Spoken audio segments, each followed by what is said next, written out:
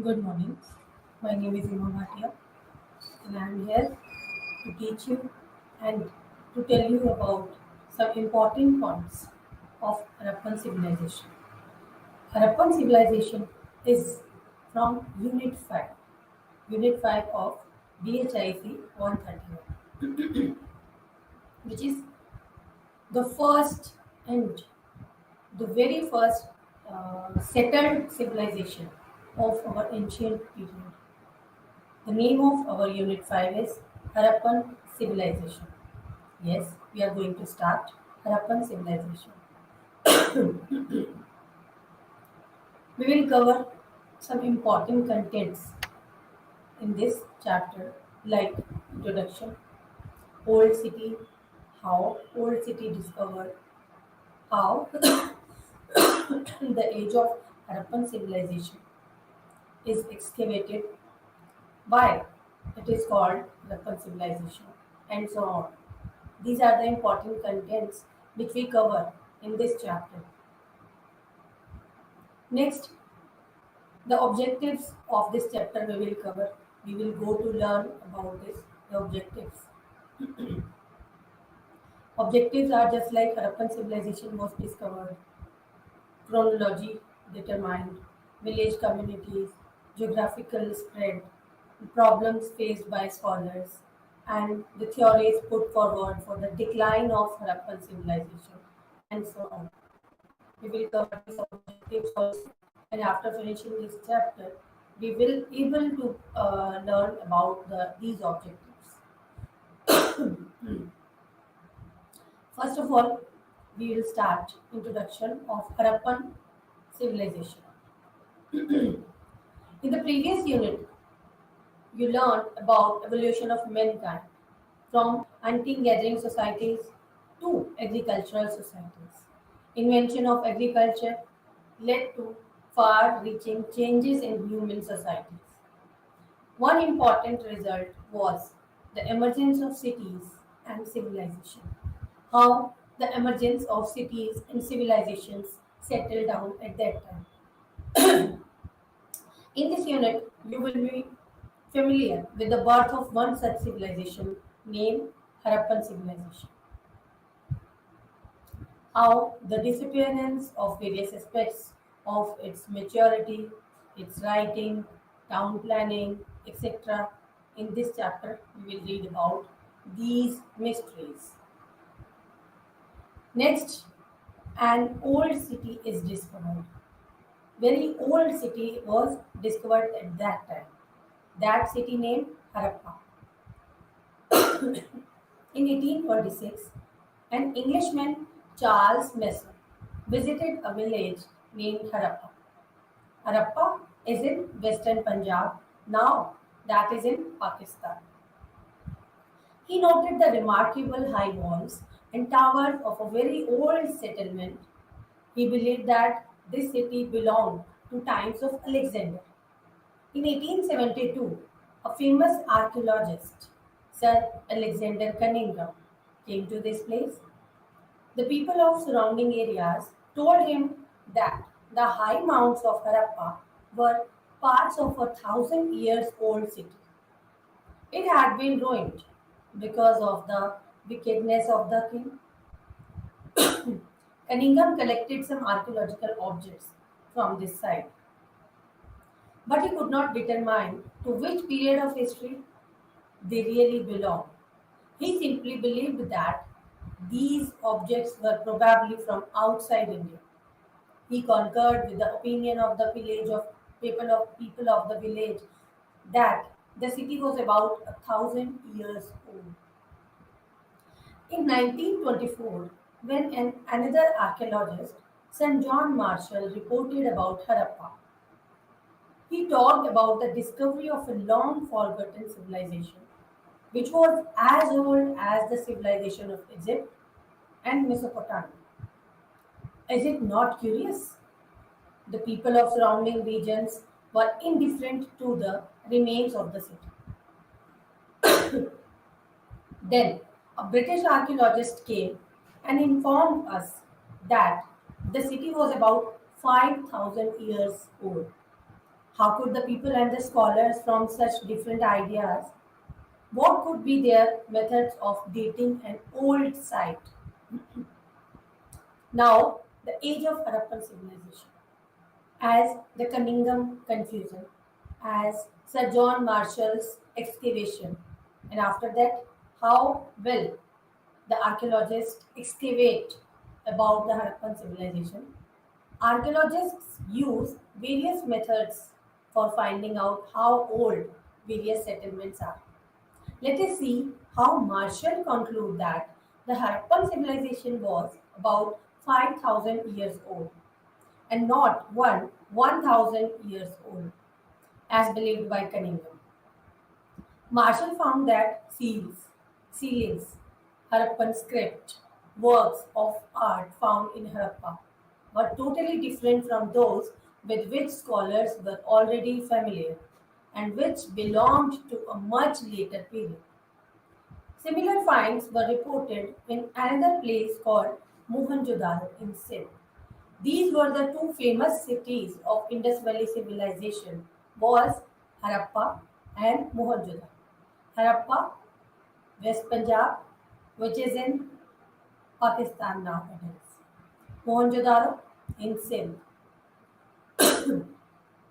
In Mohenjo-daro, the settlement lay underneath a Buddhist monastery belonging to the Kushana dynasty, Kushana period. It has been found that in ancient times, if a house was destroyed for some reason, people would generally use the brick or the mud of the house to prepare a plinth and make another house on top of it. If an archaeologist excavate an area and find remains of a house beneath another house, he can figure out that the one below is older than the one above. One below is older than the one above. That is why the deeper he digs, the earlier he moves in time scale. Thus, Marshall could find out that the houses below the Buddhist monastery must have been older than the Kushan period. There was the evidence that people living in these settlements did not know the use of iron. This means that these cities were part of an age when iron was unknown. Iron came in the use of in the beginning of second millennium BCE. When Marshall published his discoveries, some other archaeologists found objects similar to those found at Harappa and Mohenjo-daro in Mesopotamia. Mesopotamia is also connected with Harappa and Mohenjo-daro. Now, why it is called the Harappan civilization? Some archaeologists called Indus Valley civilization. Some called Harappan civilization. Beginning with the discovery of Harappa, nearly 1,000 settlements having similar traits have been discovered. Scholars name it the Indus Valley civilization because initially most of the settlements were discovered in the plains of Indus and its tributaries. Archaeologists have found the remains from where? In the plains of Indus and its tributaries also. Archaeologists prefer to call it Harappan civilization because in archaeology there is a convention that when an ancient culture is described, it is named after the modern name of the site which first revealed the existence of the nature. We do not know what those people called themselves because we have not been able to read their writing, their script. We call them Harappans after the modern place Harappa, where the evidence of the forgotten civilization was first underneath in our times. Firstly, we discovered the dead remains, the remains from that site, from Harappa. Antecedents of Harappan civilization. When we use the term Harappan civilization, we are referring to a large number of cities, towns, villages which flourished in circa 3rd century, 3rd millennium BCE.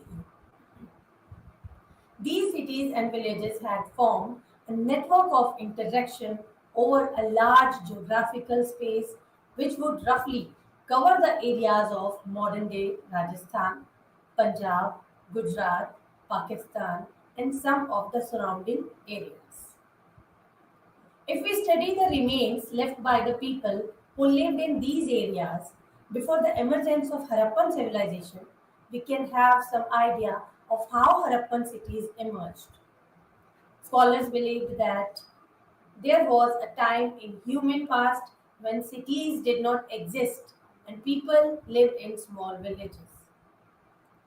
One might ask what the ancestors of Harappans were doing before they built up these cities. What were they doing before they built up these cities? There are evidences to suggest that the forefathers of Harappans were living in villages, were living in small towns. Some of them were engaged in pastoral nomadic activities. Yes, and some went in for trade. Some were involved themselves in small villages. Some were involved themselves in nomadic activities, pastoral nomadic activities, just like they have their cattle and they move their cattle from one place to another in search of fodder. And some went in for the trade. They trade with another countries, just like Oman, etc. The Harappan civilization represent the culmination of a long period of evolution of agriculture, semi-nomadic communities. So, let us review the prehistory of Harappan civilization. First of all, before studying about Harappan civilization, we will study about the geographical features of Harappan civilization, how the geography is evaluated. The areas of present-day Pakistan and northwestern India formed the core region of Harappan civilization. Present-day Pakistan and northwestern India. These areas are characterized by dry weather, scanty rainfall. There are some important variations among these areas, whereas the areas of Punjab and Sindh are dominated by alluvial plains of Indus River. Areas of Balochistan are characterized by steep, craggy hills. In northeastern Balochistan Valley, floors might provide some possibilities of agriculture, might provide some possibilities of agriculture. These areas has been inhabited by another set of people also, namely pastoral nomads, who with their herds of sheep, goat, cattle kept shifting from uplands to lowlands in search of pastures for their herd, in search of green grass, in search of fodder for their cattle. The areas of these boundaries, the areas of the borderlands, just like east, west, north, south, which cut out into the Indus plains, are a continuation of eastern Iranian plateau. These hilly regions are fractured by many passes like Khyber, Gomal, Bolan, which have acted as highways of traffic for nomads, merchants, warriors, various groups of people. The interaction among the population of uplands of Balochistan and the plains of Indus, and on the one hand, and the communities of Iran on the other hand, seems to be related to this geographical feature.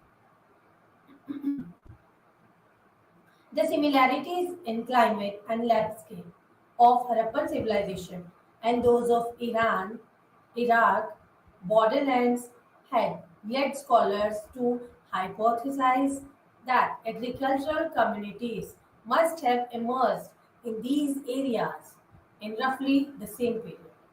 In Iran, Iraq, agriculture began around 8000 BC.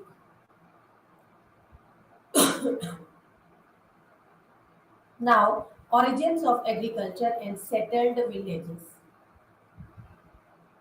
because we have studied about hunter-gatherer societies, we have studied about pastoral communities. Now we are going to study about settled villages, how they settle their villages, how they settle their homes at a particular city. The earliest evidence of emergence of agriculture communities comes from a place called Bihargarh near the Bolan Pass in the Balochistan province of Pakistan. Beginning as a seasonal camp, the place turned into a settled village in 5th century BCE. People at this place were growing wheat, barley, cotton, dates, tending sheep, goat, and cattle. Mehergarh is located at the place where alluvial plains of Indus join the uneven hilly plateau of Indo-Iranian borderland. People of Mehergarh lived in mud houses, which could sometimes have 5 to 6 rooms. Mud houses, which could sometimes have 5 to 6 rooms. By the middle of 3rd millennium BCE, many small and large villages had sprung up around the Indus, Balochistan, Afghanistan area. The better known settlements among them are Kili Gul Muhammad in Balochistan and Mundigab of Afghanistan. In Indus floodplains, villages like Jalilpur near Harappa had came into existence. Once these agriculturists learned to exploit the highly fertile floodplains of the Indus, there was a sudden expansion in size and numbers of villages. These agriculturists gradually learned to exploit the Indus plains and control the flooding of Indus. Richer returns per acre resulted in large surplus. These led to an increase in number of settlements in Sindh, Rajasthan, Balochistan, and other areas. The interaction with these groups seems to have helped agriculturists exploit resources from other regions. As the pastoral nomads are known to engage in trading activities over the areas they covered during their travels. All this led to development of small towns. The period of this new development is called early Harappan period because of uncertain uniformities found all over India. The famous river of Indus Valley civilization was Indus River. Early Harappan period. We will review the condition of some of the settlements just before the emergence of Harappan civilization. Many scholars call this period early Harappan period because they believe that this was the formative epoch of Harappan civilization when certain trends of cultural unification are perceptible. Next is southern Afghanistan. Afghanistan and the part is southern. In southern Afghanistan, there is a place called Mundiga. It seems to have been located on a trade route. That is why, in the early Indus period, the inhabitants of this place were using artifacts which show affinities with some Iranian towns on the one hand and some Balochistan towns on the other, making a humble picnic as a camping site of some nomadic groups. The place grew into a township of impressive proportions. There is evidence of a defensive wall with square bastions of sun-dried bricks, a large building with row of pillars has been identified as a palace. Archaeologists had found a big palace, a big hall, a palace type of room with several pillars. Another large structure looks like a temple. Variety of potteries has been discovered at this place. They were using naturalistic decorations showing birds, ibex, bull, and people trees. Terracotta female figurines, similar to those found at contemporary sites in Balochistan, have also been found. They were also using bronze shaft hole axes and edges. Such semi-precious stones as lapis lazuli, statite show their contacts with Iran, Central Asia, etc. Quetta Valley. To the southeast of Mundiga is Quetta Valley, or in a place called Dam Sadar, large houses having brick walls belong to beginning of 3rd millennium BCE has been discovered, same as previously. Varieties of painting, properties, potteries, similar to those of Mundiga. These people were using clay seals, copper objects. These discoveries indicate the presence of a prosperous community which had solved its food problem and established trading contacts with regions far away. Central and southern Baluchistan. In central and southern Balochistan, sites like Hanjira, Togao, Nindovari, Balakot, these cities gave us some idea of early Harappan societies. Early Harappan societies is not that much important as the mature Harappan sites are important. But if we are going to study about Harappan civilization, then we will study about early Harappan civilization also. Like early Harappan cities, early Harappan societies are the basic of this chapter. If we will study about the basic of this chapter, then we will study, then we are successfully learn about Harappan civilization, mature Harappan civilization. Many of the South's sites in this area show evidences of contact with Persian Gulf. In Balakot, the people who first inhabited the place were using potteries, similar to those used in other contemporary villages in Pakistan. They all use potteries. How they use their pots? They use their pots for cooking food, for eating food, okay, and they use potteries. However, in course of time, they started using potteries similar to the ones used in Indus alluvial plain. What is important to us is that people of entire Balochistan province were using similar kind of pottery. They show distinct influences from Persian Gulf towns on the one hand and from Indus Valley towns. On the other hand, they were using motif of their pottery like humped bull and people which continue into the mature Harappan phase. The Indus area by the middle of 4th millennium BCE. Earlier we have discussed about 3rd millennium BCE. Now we are going to discuss about middle of 4th millennium BCE. The Indus alluvial plains became the focal point of change. Many small and large settlements came into existence on the banks of Indus and Ghaggar Hakra. Ghaggar Hakra is also the name of a river which were flowing at that time also. This area became the core region of Harappan civilization.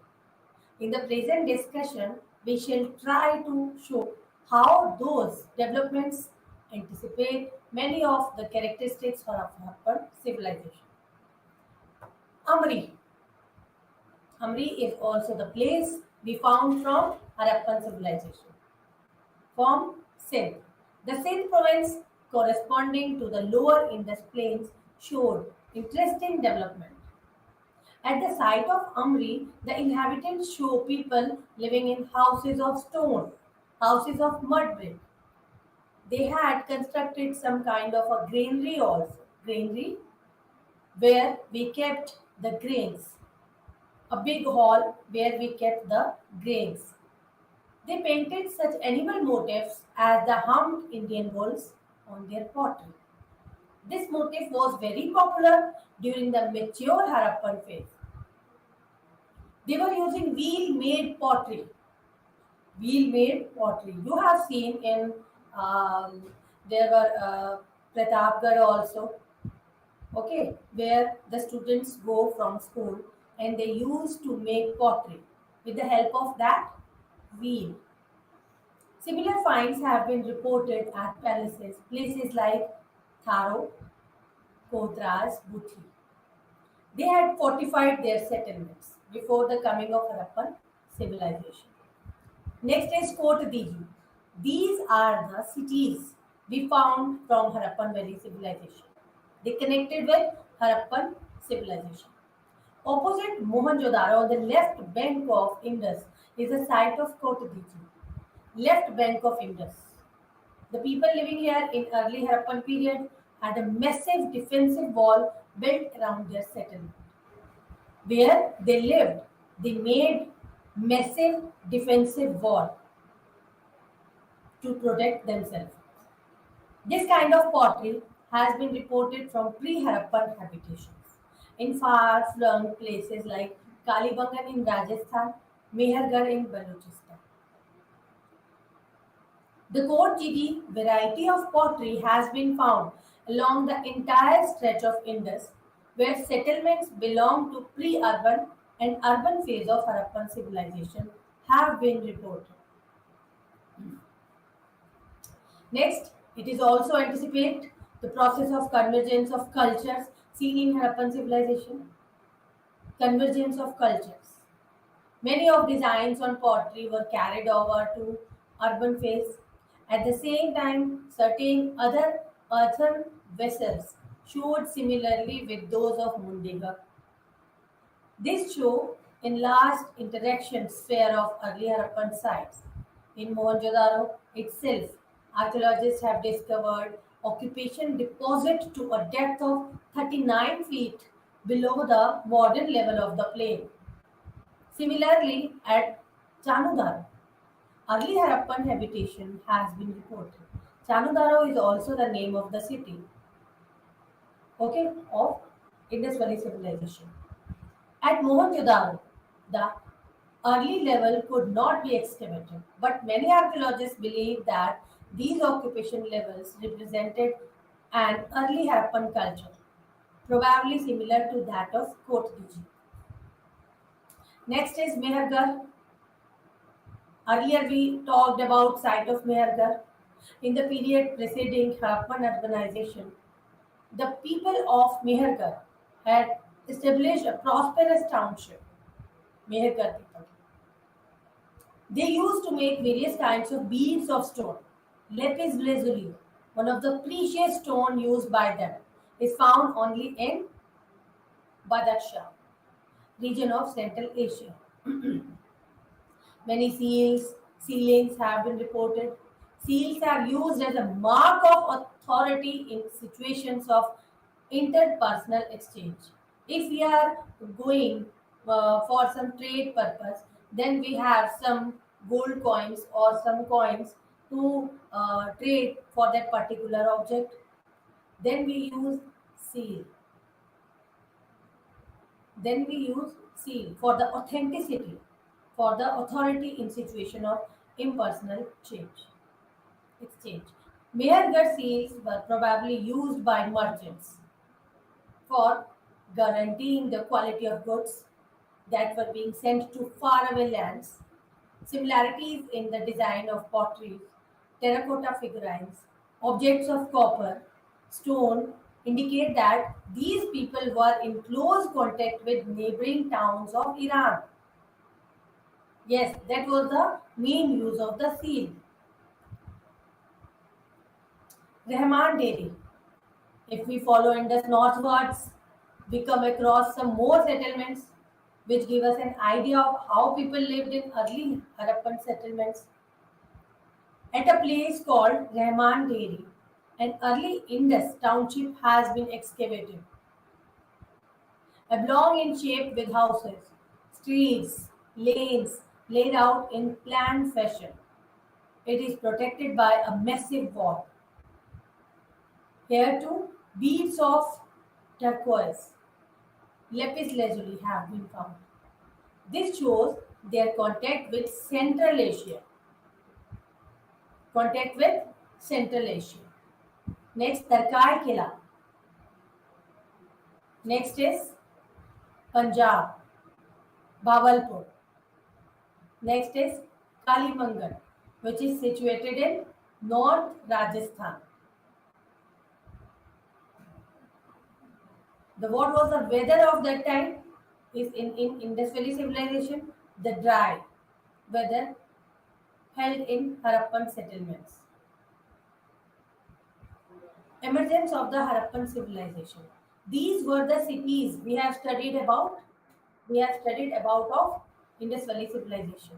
Punjab, Bawalpur, Kalibangan, Tarkai Kila, Rehman Deri, Mehergarh, and Kot Diji, Amri, Tanudaro, Lothal, Dholavira, okay, which Rakhi Gadi also, which we have found in excavation, that these were the cities of Harappan Valley civilization, which we will study about these in depth.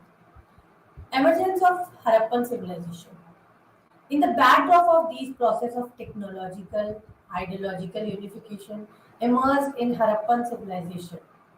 The particular mechanism of the birth of civilization are obscure because they have not read their script and many more excavations need to be carried out.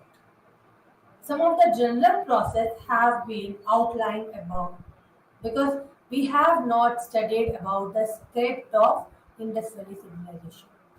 Have you seen the picture of script of Harappan Valley civilization? No. In NCRTs, it is generally given the script of Indus Valley civilization. There are some picture like and some written portion also. But with the help of the picture like pictures, we have studied about that this should was also held there. Only that things which we have studied about Harappan Valley civilization. This created the possibilities for larger surplus. It would also lead to an increase in population.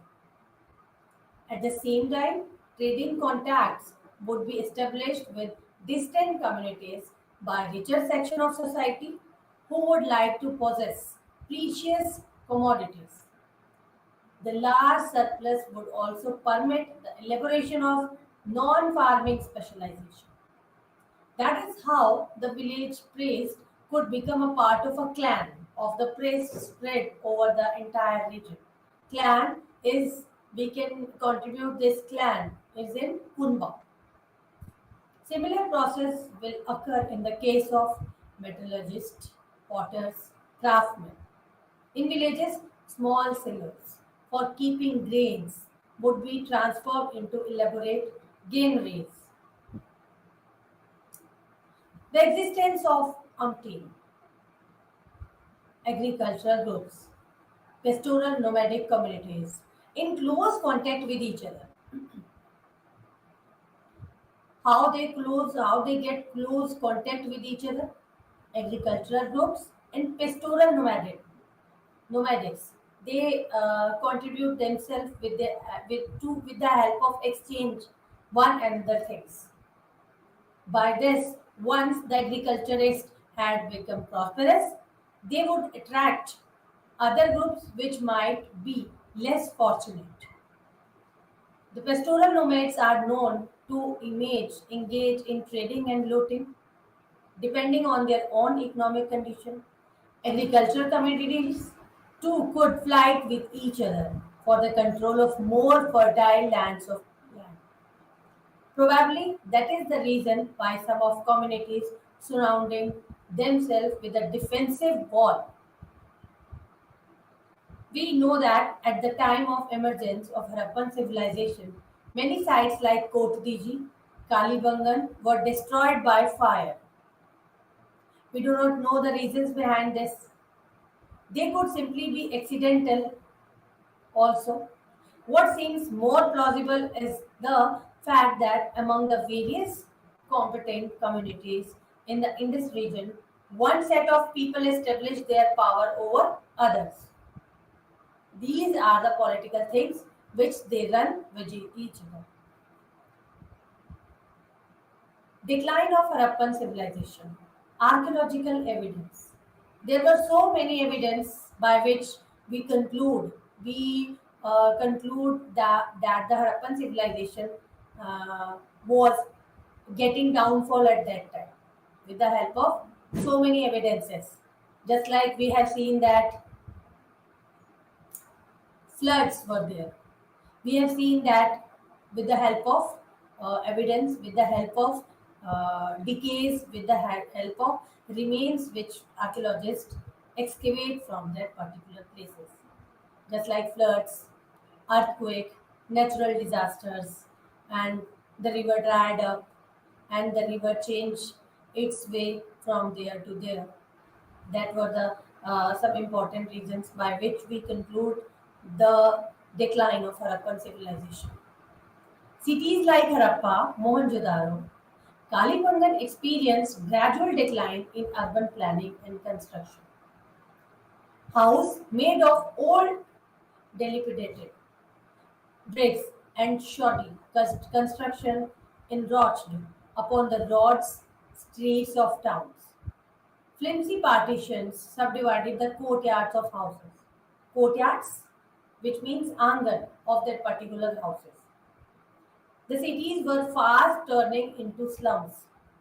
A detailed study of architecture of Mohenjo-daro shows that many entry points of Great Bath were blocked. Great Bath, you have listened about the Great Bath. Great Bath will exist in Mohenjo-daro. We have seen a lot of evidences of Great Bath in NCRTs also. If we will study, if we will study some important things just like UPSC level, okay, then the tutors or the coaching institutions have also uh, decide that we should read more and more NCRT for the basic things of this history. From NCRTs, we have seen the evidence. We have seen the evidence of Mohenjo-daro, the Great Bath, the rectangular tank by which uh, they used to take bath. Just like we went to Haridwar, we went to Varanasi for the Great Bath, for the religious bath. They went to the Great Bath, to Mohenjo-daro. Mohenjo-daro was the upper town of that time. The society has divided the population into two parts, citadel and the lower town. Yes, sometimes later the Great Bath and granary fell into total disuse. At the same time, the late levels at Mohenjo-daro showed a distinct reduction in the number of sculptures, figurines, beads, bangles, inlay works. Towards the end, the city of Mohenjo-daro shrank to a small settlement of 3 hectares from the original 85 hectares. Previously, we said that 85 hectares land, which was occupied by the Mohenjo-daro, which shrank from 85 to 3 hectares. That is very reduction of that time. Before its abandonment, Harappa seemed to have witnessed the arrival of a group of people about whom we know through their burial practices. Burial practices means by which they bury the dead bodies to a funeral grave. Okay, then with the excavation of that burial system, with the excavation of that dead body of the grave, that we came to know about the burial system of that Harappan civilization, how they divide their societies, how they live in a social place. They were using a pottery which was different from those of Harappans. Their culture is known as cemetery etch culture, processed by decline were in evidence also in places like Kalibangan and Chanudar. We find that buildings associated with power and ideology were decaying and goods related to display of prestige, splendor were becoming increasingly scarce. Later on, cities like Harappa and Mohenjo-daro. Theories of sudden decline. In the earlier classes, we have discussed about some important things about Harappan civilization, just like upper town, lower town, and Mohenjo-daro, Harappa, and Dayaram Sahni also, who excavated Harappa. Rakhal Das Banerjee, who excavated Mohenjo-daro in 1921 and 1922. We have studied about Alexander Cunningham. He thought that our Indus Valley civilization was excavated in 5,000 years ago.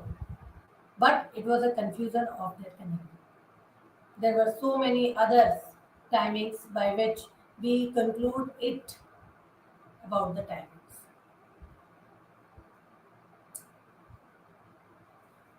Yes, the theories of sudden decline, how Indus Valley civilization was declined. Scholars have given different answers to this question. As to why did the civilization end?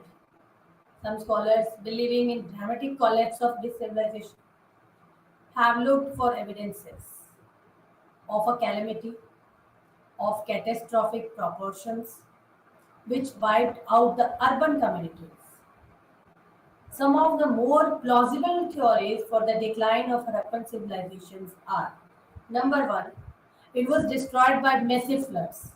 It is also said that it was destroyed by a massive floods. The floods came into Indus River, and the people who lived near Indus Valley civilization, near Indus River, they moved from that place to another place. Some moved from that place to another place, and some destroyed with the massive floods. Next is decline took place because of the shift of course of rivers and the gradual drying up of Ghaggar Hakra river system.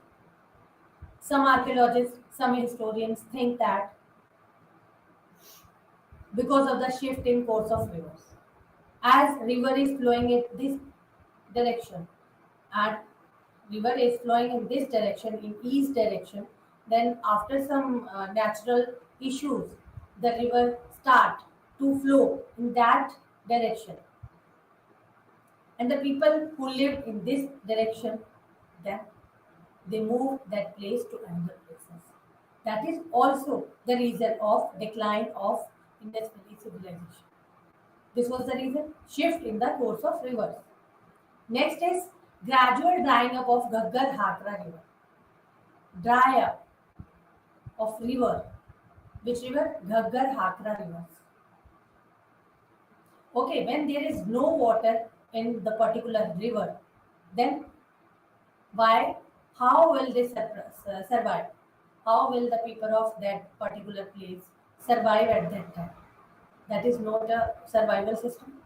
They move from that place to another place for their survival. Next is barbarian invaders destroyed the cities. Barbarian invaders means hunter-gatherer societies, means some tribal peoples came to that particular place and they destroyed the cities, just like Harappa, Mohenjo-daro, Kalibangan, Chanudaro. They destroyed their cities. And when they destroyed their cities, the people of that cities moved that place to another place. They flee out. Next is growing demands of the center's distance.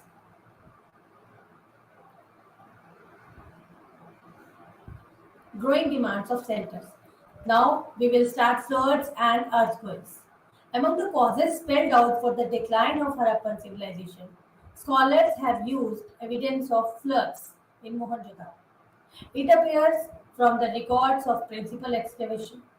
Mohenjo-daro various periods of occupation were separated by evidences of deep flooding that be inferred from the fact that the houses and streets of Mohenjo-daro were covered with silts, collapsed building material many times in its long history.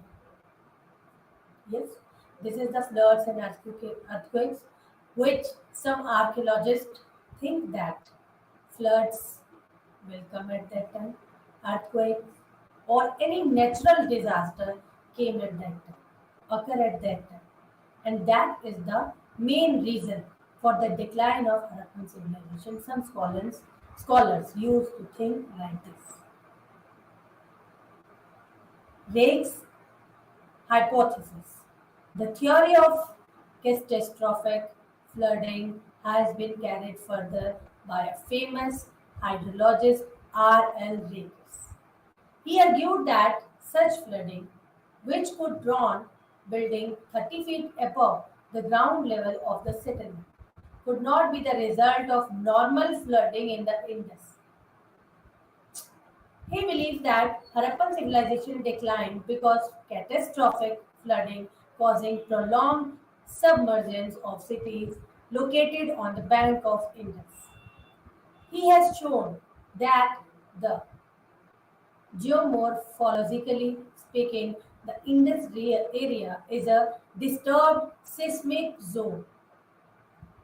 Earthquakes might have raised the level of flood plains of the lower Indus.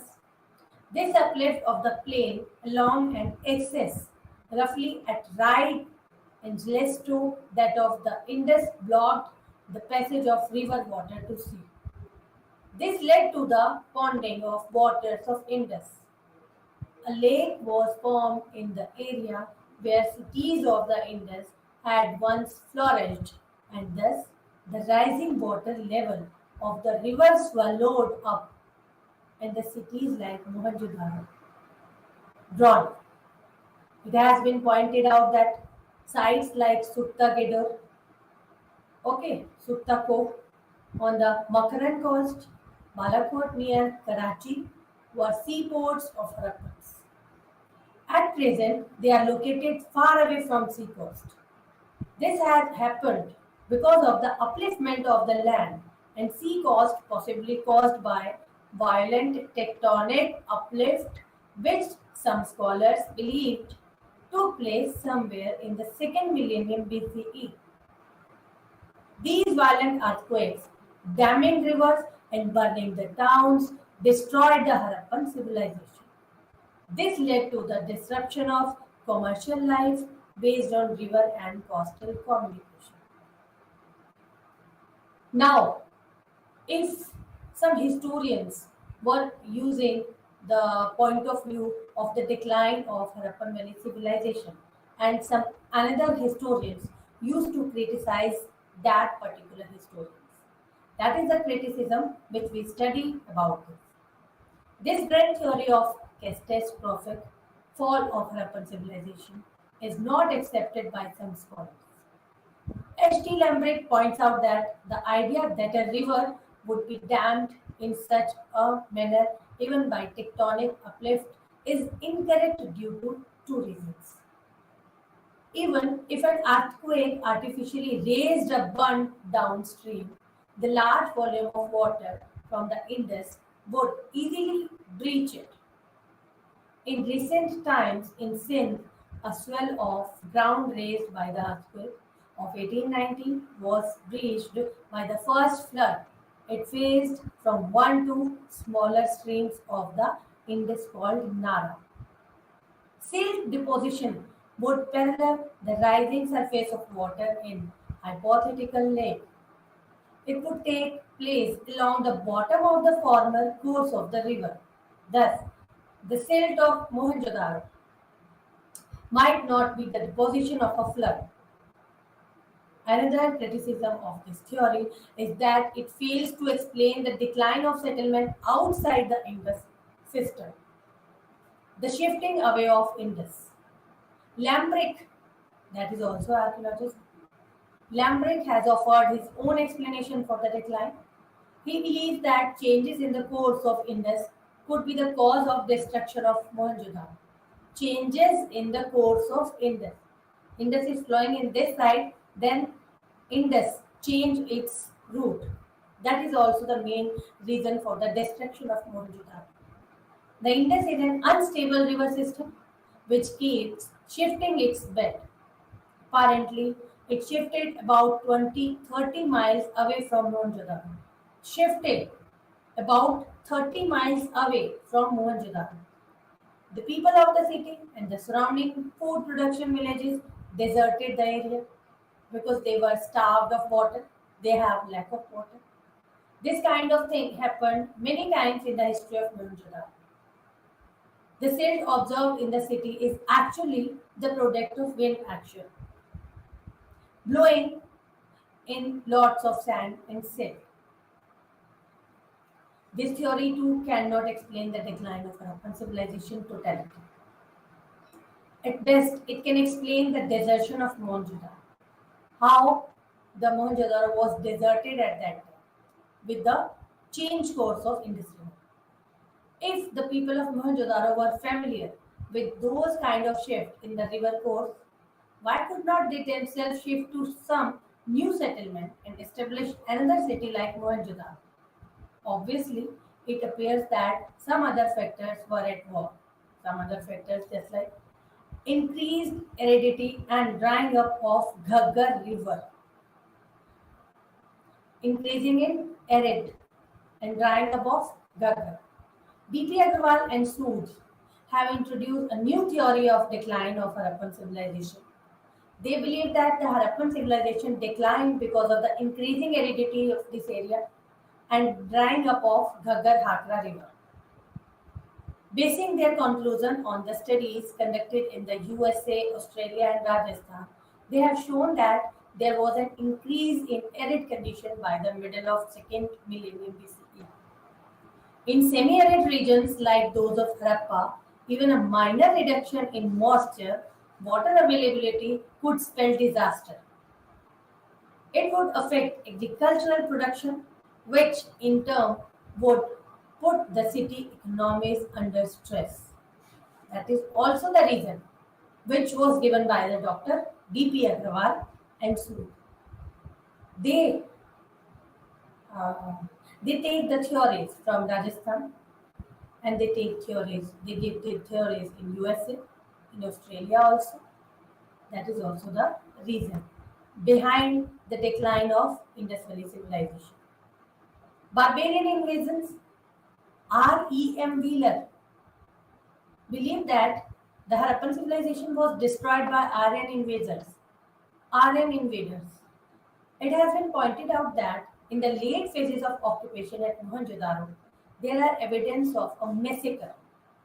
Human skeletons have been found laying on streets. The Rigveda time and again refers to the fortress of the Dasas and Dasyus. Das and Dasyus. It is written in Rigveda time. The Vedic god Indra is called Purandar, meaning the destroyers of forts.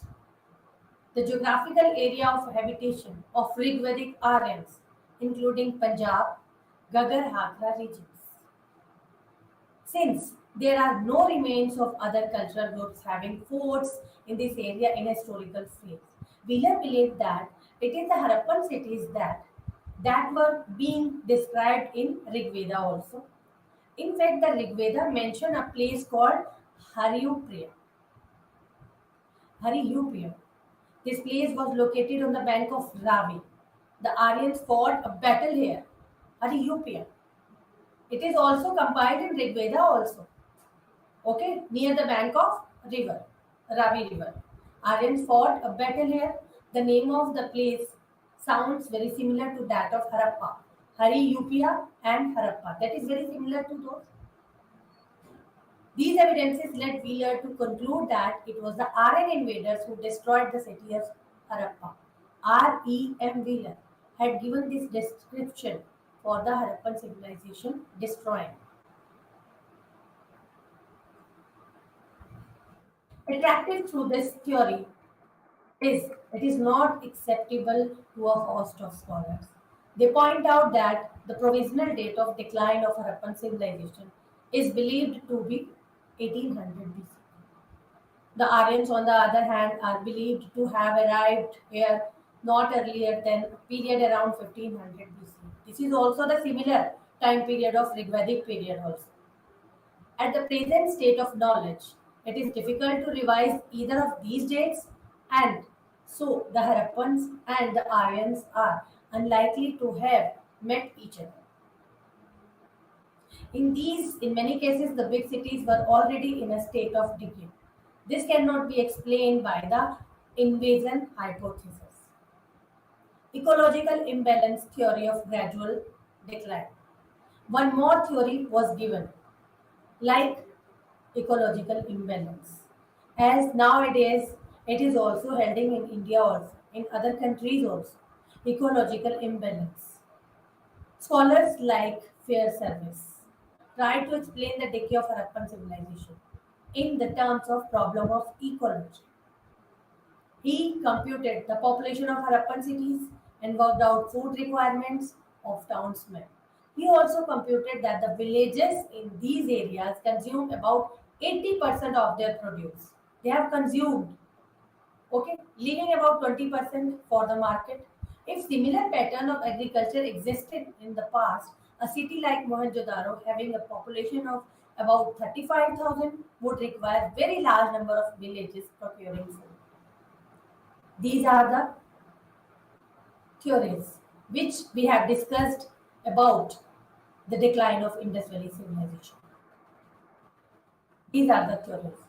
R.E.M. Wheeler, Dayaram Sani, Rakhal Das Banerjee, who have given their description about Harappan civilization.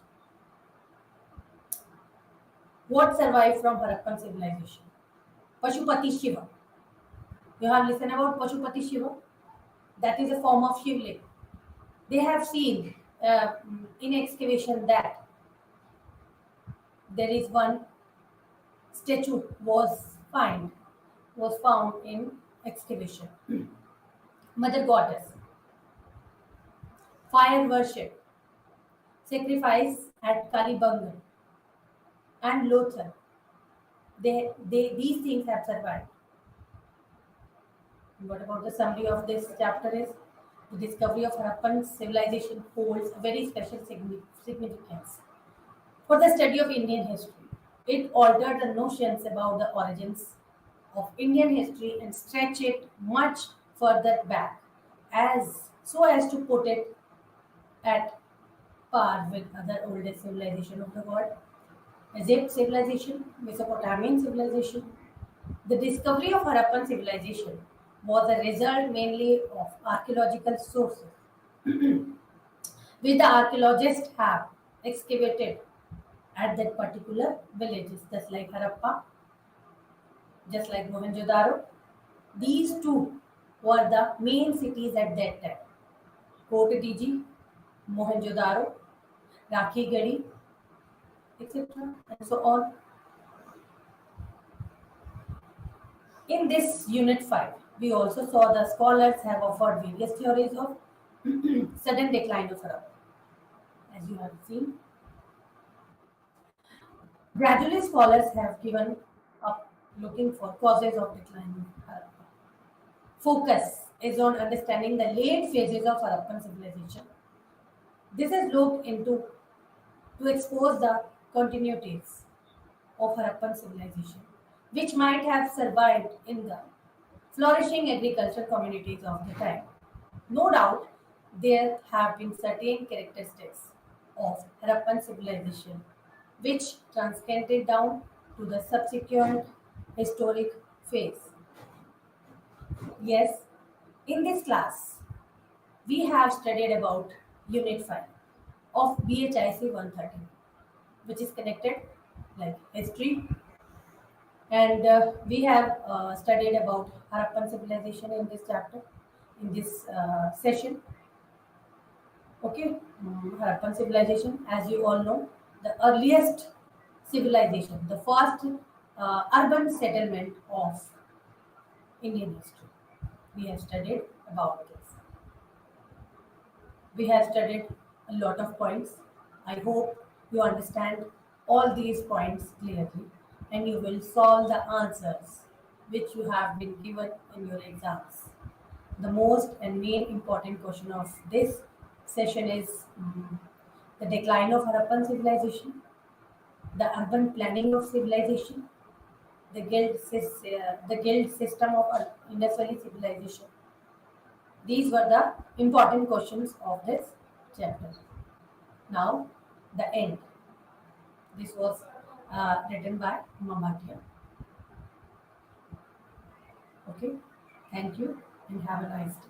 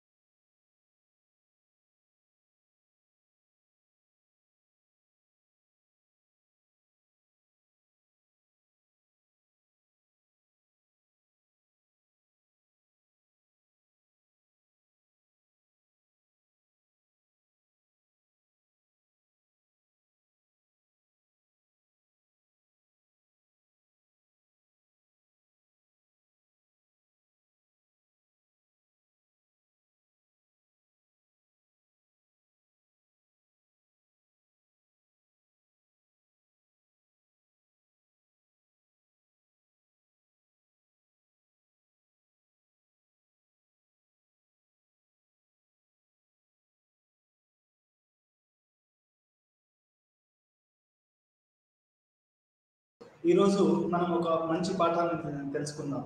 ఎలా అంటే ఈరోజు ప్రపంచీకరణలో ఈ పరిశోధన అనేది కూడా చాలా చాలా రకాలుగా మారుతూ వస్తూ ఉంది.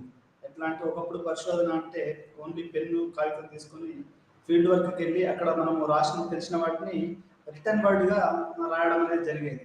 ఇప్పుడు మీరు సోషియాలజీ తీసుకోండి, ఆంథ్రోపాలజీ తీసుకోండి, పొలిటికల్ సైన్స్ తీసుకోండి, లేకపోతే ఇంకే ఏ రీసెర్చ్ తీసుకున్నా కానీ జనరల్గా ఎట్లా ఉండేదంటే రీసెర్చ్ మార్గరెట్ మీడ్ చెప్పిన దాని ప్రకారం రీసెర్చ్ ఈజ్ రిటర్న్ వర్డ్ అని చెప్పింది. ఆంథ్రోపాలజీ అంటే రిటర్న్ వర్డ్ అని చెప్పింది. సోషియాలజీ కూడా రిటర్న్ వర్డ్ గానే ఉండేది. అయితే రోజు రోజుకి ఏమవుతుందంటే పరిశోధన అనేది కొత్త కొత్త రూపాన్ని తీసుకుంటుంది. ఎలా అంటే ఇంతకుముందు కెమెరా అనేది పరిశోధనలో భాగం కాదు. దాని తర్వాత సోషియాలజీ పుట్టిన 100 సంవత్సరాలకు గాను కెమెరా సోషియాలజీలో ఒక భాగం అయింది, ఆంథ్రోపాలజీలో ఒక భాగం అయింది. అదేవిధంగా ఈ మల్టీమీడియా, హైపర్ మీడియా అనేది కూడా ఈరోజు మన పరిశోధనలో ఒక సాధనాలుగా ఉపయోగపడుతున్నాయి. ఎందుకంటే ఒకప్పుడు ఒక రిటర్న్ వర్డే పరిశోధన సాధనంగా ఉండేది. ఇప్పుడు ఉదాహరణకు చెప్తాను మీకు. మీరు ఒక మురికివాడల పైన పరిశోధన చేయాలనుకోండి. హైదరాబాద్లో మురికివాడలు ఏమున్నాయి? మీరు పటాన్ చెరువులంతా తీసుకుంటే ప్రపంచంలోనే అతిపెద్ద మురికి ప్రాంతంగా అది ధారావి తర్వాత అది అతిపెద్ద పొల్యూషన్ ఓరియంటెడ్ అంటే పర్యావరణం దెబ్బతిన్న ప్రాంతంగా మీకు తెలుస్తుంది. మనం అక్కడ కనుక మీరు పరిశోధన చేయాలనుకోండి, అక్కడ పోయిన తర్వాత ఒక పెన్ను పేపర్ తీసుకొని మీకు ఎటువంటి రసాయనాల ప్రభావం ఉంది, మీరు ఏ విధంగా ఈ యొక్క పర్యావరణ పొల్యూషన్కి మీరు గురవుతున్నారు అనేది పెన్ను పేపర్ తీసుకుని రాయడం అనేది జరిగేది. కానీ ఈ రోజులలో ఏమైంది అంటే ఈ పెన్ను పేపర్ అనేది తో పాటుగా కొత్త పరిశోధన సాధనాలు వచ్చాయి. ఇప్పుడు మీకు వాయిస్ రికార్డింగ్ వచ్చింది, ఆ తర్వాత సెల్ ఫోన్ వచ్చింది, ఆ తర్వాత వీడియో క్యామ్ వచ్చింది, ఫిల్మ్ వచ్చింది, ఆ తర్వాత రకరకాలైనటువంటి మల్టీమీడియా అనేది వచ్చింది, యూట్యూబ్ వచ్చింది, ఇన్స్టాగ్రామ్ వచ్చింది, ఫేస్బుక్ వచ్చింది. ఇట్లా రకరకాలైనటువంటి మల్టీమీడియా, ఇంటర్నెట్ వచ్చింది. ఒకప్పుడు ఇంటర్నెట్ అనేది జస్ట్ 20-30 ఇయర్స్ బ్యాక్ కూడా ఇంటర్నెట్ అనేది అసలు ఎవరికి పెద్దగా అందుబాటులో లేదు. కానీ ఈరోజు ఇంటర్నెట్ లేకపోతే మీ సేవ కానివ్వండి, హైదరాబాద్లో కానివ్వండి, పల్లెటూరులో కానివ్వండి, ఎక్కడైనా కానివ్వండి, అసలు ఇంటర్నెట్ లేకపోతే ఈరోజు అసలు జీవనం మొత్తం కూడా ఇంటర్నెట్తో ముడిపడి ఉన్నది. డబ్ల్యూడబ్ల్యూడబ్ల్యూ అంటే వరల్డ్ వైడ్ నెట్వర్క్. అది అంటే దాంతో ముడిపడి ఉన్నది. అట్లా అంటే మనకు తెలియకుండానే ఈ మల్టీమీడియా, మనకు తెలియకుండానే ఈ హైపర్ మీడియా మన జీవితాలలోకి వచ్చేసాయి. మన జీవితంలోకి రావడమే కాదు, పరిశోధనలో కూడా ఒక భాగంగా తయారయ్యాయి. ఎలా అంటే ఒకప్పుడు రిటర్న్ వర్డ్గా ఉన్నదే ఈరోజు మనము అది photography, film, camera, audio recording, video recording ఇవన్నీ కూడా మనకు పరిశోధనలో కొత్త అంశాలుగా మనకు ఈరోజు తెరపైకి వస్తున్నాయి. అయితే ఈ మల్టీమీడియా అంటే ఏంటి, అసలు హైపర్ మీడియా అంటే ఏంటి, దానికి ఉదాహరణ మనం ఏ విధంగా చెప్పొచ్చు అంటే మల్టీమీడియా అంటే మీరు అంతా గుర్తుపెట్టుకోవాల్సింది ఏంటి అంటే ఇంటర్నెట్, ఆ తర్వాత సెల్ ఫోను, వీడియో కాము, ఆ తర్వాత ఎలక్ట్రానిక్ మీడియా, ఇవన్నీ కూడా మనకు మల్టీమీడియా కిందకి వస్తాయి. ఒకప్పుడు మల్టీమీడియా ఇంతగా లేదు. ఇప్పుడు ఒక హిందూ పేపర్ ఉందని మీకు ఉదాహరణ చెప్తున్నాను. హిందూ పేపర్ ఇంతకుముందు బ్లాక్ అండ్ వైట్లో వచ్చేది, అది ఈరోజు మనకు కలర్లో మారింది. అంటే ఈ యొక్క దాని మీడియా ప్రభావం మారుతూ ఉంది. అదేవిధంగా ఈరోజు మీకు ఇంటర్నెట్ ద్వారా ఇంటర్నెట్లోనే చాలా పత్రికలు ఇంటర్నెట్లో రావడం జరుగుతుంది. మీకు ఉదాహరణ తీసుకుంటే ఆన్లైన్ మ్యాగజైన్స్ అనేటివి చాలా ఉంటాయి. వాటికి ఐఎస్బిఎన్ నెంబర్లు ఉంటాయి. అంటే మీరు ఒక మ్యాగజైన్ని, ఒక పుస్తకాన్ని మీరు కొనవలసిన అవసరం లేదు. మీరు ఇంటర్నెట్ నుంచి మీరు అక్కడనే చదవచ్చు, అక్కడనే కొనవచ్చు, అక్కడనే దాన్ని సబ్స్క్రైబ్ చేసి చదవచ్చు, ఇట్లాంటివి ఉంటుంది. అంటే ఇదేంటి, ఇది మల్టీమీడియా. మనకు ఇంతకుముందు ఒక అంశాన్ని చదవాలి అంటే అది పుస్తక రూపంలోనే రావాలి. కానీ ఈరోజు పరిస్థితి ఏంటి అంటే మీరు బైజూస్ అని వినే ఉంటారు. బైజూస్ అనేవాడు ఈరోజు యూపీఎస్సికి కోచింగ్ ఇస్తూ ఉంటాడు. వాడు బైజూస్ ఆన్లైన్ అని పెట్టాడు. అంటే ఏంటండి, వాడు ఢిల్లీలో ఉండి ఎక్కడో క్లాసులు రికార్డ్ చేస్తాడు. ఒక టీచర్, నాలాంటి టీచరు, ఇంకెవరో ఒక ఎక్సెల్ లాంటి టీచర్ అనేవాడు పాఠాలు చెప్తుంటే వాటిని వీడియోలుగా తీసేసేసి పెడతాడు. పెడితే అదేంటి, దాంట్లో మనం డబ్బులు పెట్టి దాంట్లో మనం సబ్స్క్రైబ్ అయితే వాడు మనకు కొన్ని పాఠాలు చెప్తున్నాం, మనకు ఆ వీడియోస్ డౌన్లోడ్ అవుతాయి. దీన్ని మనం మల్టీమీడియా అని చెప్పుకోవచ్చు. అంటే ఎక్కడో ఒక గ్రామంలో ఉన్నటువంటి మీరు కానీ నేను కానీ ఇప్పుడు దీక్షకుటలని మాలాంటి ఊర్లోని వాళ్ళు కూడా బైజూస్లో కనుక మనం కనుక డబ్బులు పే చేస్తే వారి యొక్క పాఠాలు మన ఊరికి వస్తాయి. అంటే ఎక్కడో ఢిల్లీలో చెప్పినటువంటి ఒక పాఠము లేకుంటే ఎక్కడో అమెరికాలో చెప్తున్నటువంటి ఒక పరిశోధకుని వ్యాసము మనం అనేది మన గ్రామీణ ప్రాంతాలలో హైదరాబాద్లో ఇట్లాంటి వాటి చోట్లలో మనం వినొచ్చు, చూడొచ్చు, రాయొచ్చు. అంటే దీన్ని ఏమంటారంటే మల్టీమీడియా అంటారు. ఇప్పుడు ఇంతకుముందు నేను 10th క్లాస్ పాస్ అయినప్పుడు అది ఎట్లా ఉండేది అంటే ఒక న్యూస్ పేపర్లో వచ్చేది. అది రిజల్ట్ ఎట్లా వచ్చేది అంటే మా మండలానికి వెళ్ళి 10th క్లాస్లో మొత్తం ఇట్లా లిస్ట్ వచ్చేది. ఎవరెవరు 10th క్లాస్ పాస్ అయ్యారనే ఆ నెంబరింగ్ ఉంటుంది. అది ఫస్ట్ క్లాస్ ఎంతమంది, సెకండ్ క్లాస్ ఎంతమంది, థర్డ్ క్లాస్ ఎంతమంది అనేది ఆ నెంబరింగ్ వచ్చేది. ఒక న్యూస్ పేపర్ మాత్రమే ఉండేది. కానీ ఈరోజు మీరు రిజల్ట్ ఎట్లా వస్తుందంటే ఈరోజు మీరు ఒక్కసారి వెబ్సైట్ వల్ల అప్లోడ్ చేసేస్తారు. అప్లోడ్ చేస్తే ఏంటి, నువ్వు ఇంట్లో ఉండి నువ్వు పాస్ అయ్యావా, ఫెయిల్ అయ్యావా, నువ్వు ఏ డిస్టింక్షన్లో పాస్ అయ్యావా, నువ్వు ఎక్కడ పాస్ అయ్యావా అనేది చూడడానికి ఈరోజు మీకు వీలు అవుతుంది. అంటే సెల్ ఫోన్ ఒకటి మంచి సెల్ ఫోన్ నీ చేతిలో ఉంటే ఈరోజు మొత్తం మీడియా మొత్తం నీ చేతిలో ఉన్నట్టు. అంటే దాని అర్థం ఏంటి అంటే ఒక మీడియా యొక్క ప్రభావం మారింది, సమాజం మారింది. ఈ రోజు మనం ఉదయం లేవగానే ఏం చేస్తాం, సెల్ ఫోన్ చూస్తాం. అంటే మల్టీమీడియా అనేది అంటే ఏం జరుగుతుంది, ఎవరు విష్ చేశారు, మనం ఎవరైనా అర్జెంట్ కాల్స్ వచ్చాయి, ఇవన్నీ కూడా మనం సెల్ ఫోన్, వాట్సాప్, ఫేస్బుక్ల ద్వారా చూస్తూ ఉంటాం. ఇదంతా ఏమంటారంటే మల్టీమీడియా. అదేవిధంగా హైపర్ మీడియా అంటే ఏంటంటే, హైపర్ మీడియా అంటే మీరు అందరూ గుర్తుపెట్టుకోండి, మనము గ్లోబలైజేషన్లో ఉన్నాము, మనము ప్రపంచీకరణ నేపథ్యంలో ఉన్నాము. ఈ నేపథ్యం అనేది ఎట్లాంటిదంటే కొన్ని 100 కోట్ల మంది ఉన్నాం మనం. ఒక ఆధార్ కార్డ్ డాటా తీసుకున్నారు అనుకోండి మీరు, ఆధార్ కార్డ్ డాటా అనేది బిగ్ డాటా. బిగ్ డాటా అంటే ఏంటంటే అందరి యొక్క వివరాలు మొత్తం కంప్యూటర్లో చెప్తూ ఉంటాయి. దీన్ని ఏమంటారు అంటే బిగ్ డాటా అని చెప్తారు. అంటే మనకు ఇంతకుముందు మన గ్రామీణ ప్రాంతాలలో మీరు చూసి ఉంటారు, లేకుంటే హైదరాబాద్లో కూడా చూసి ఉంటారు. ఒక వ్యక్తి పేరు నమోదు చేయాలి అంటే ఆ ఊరి పంచాయతీ ఆఫీస్లో లేకుంటే అక్కడ మన పేరు నమోదై ఉంటుంది అన్నట్టు. అంటే గ్రామ ఓటర్ కార్డులోనో లేకపోతే గ్రామ పంచాయతీకి సంబంధించిన వేరే విషయాలలోనో మన ఇంటి పేరు, మన పేరు మొత్తం అక్కడ రికార్డ్ అయి ఉంటుంది. అది పుస్తకాల రూపంలో ఉంటుంది. ఈ రోజు ఎట్లా ఉంది అంటే మొత్తము డిజిటలైజేషన్ అయిపోయింది. అంటే ప్రతి వాళ్ళ పేరు డిజిటల్, అంటే అది మనకు ఇంటర్నెట్లో స్టోర్ అయి ఉంటుంది, కంప్యూటర్లో స్టోర్ అయి ఉంటుంది, ఈ రకంగా స్టోర్ అయి ఉంటుంది.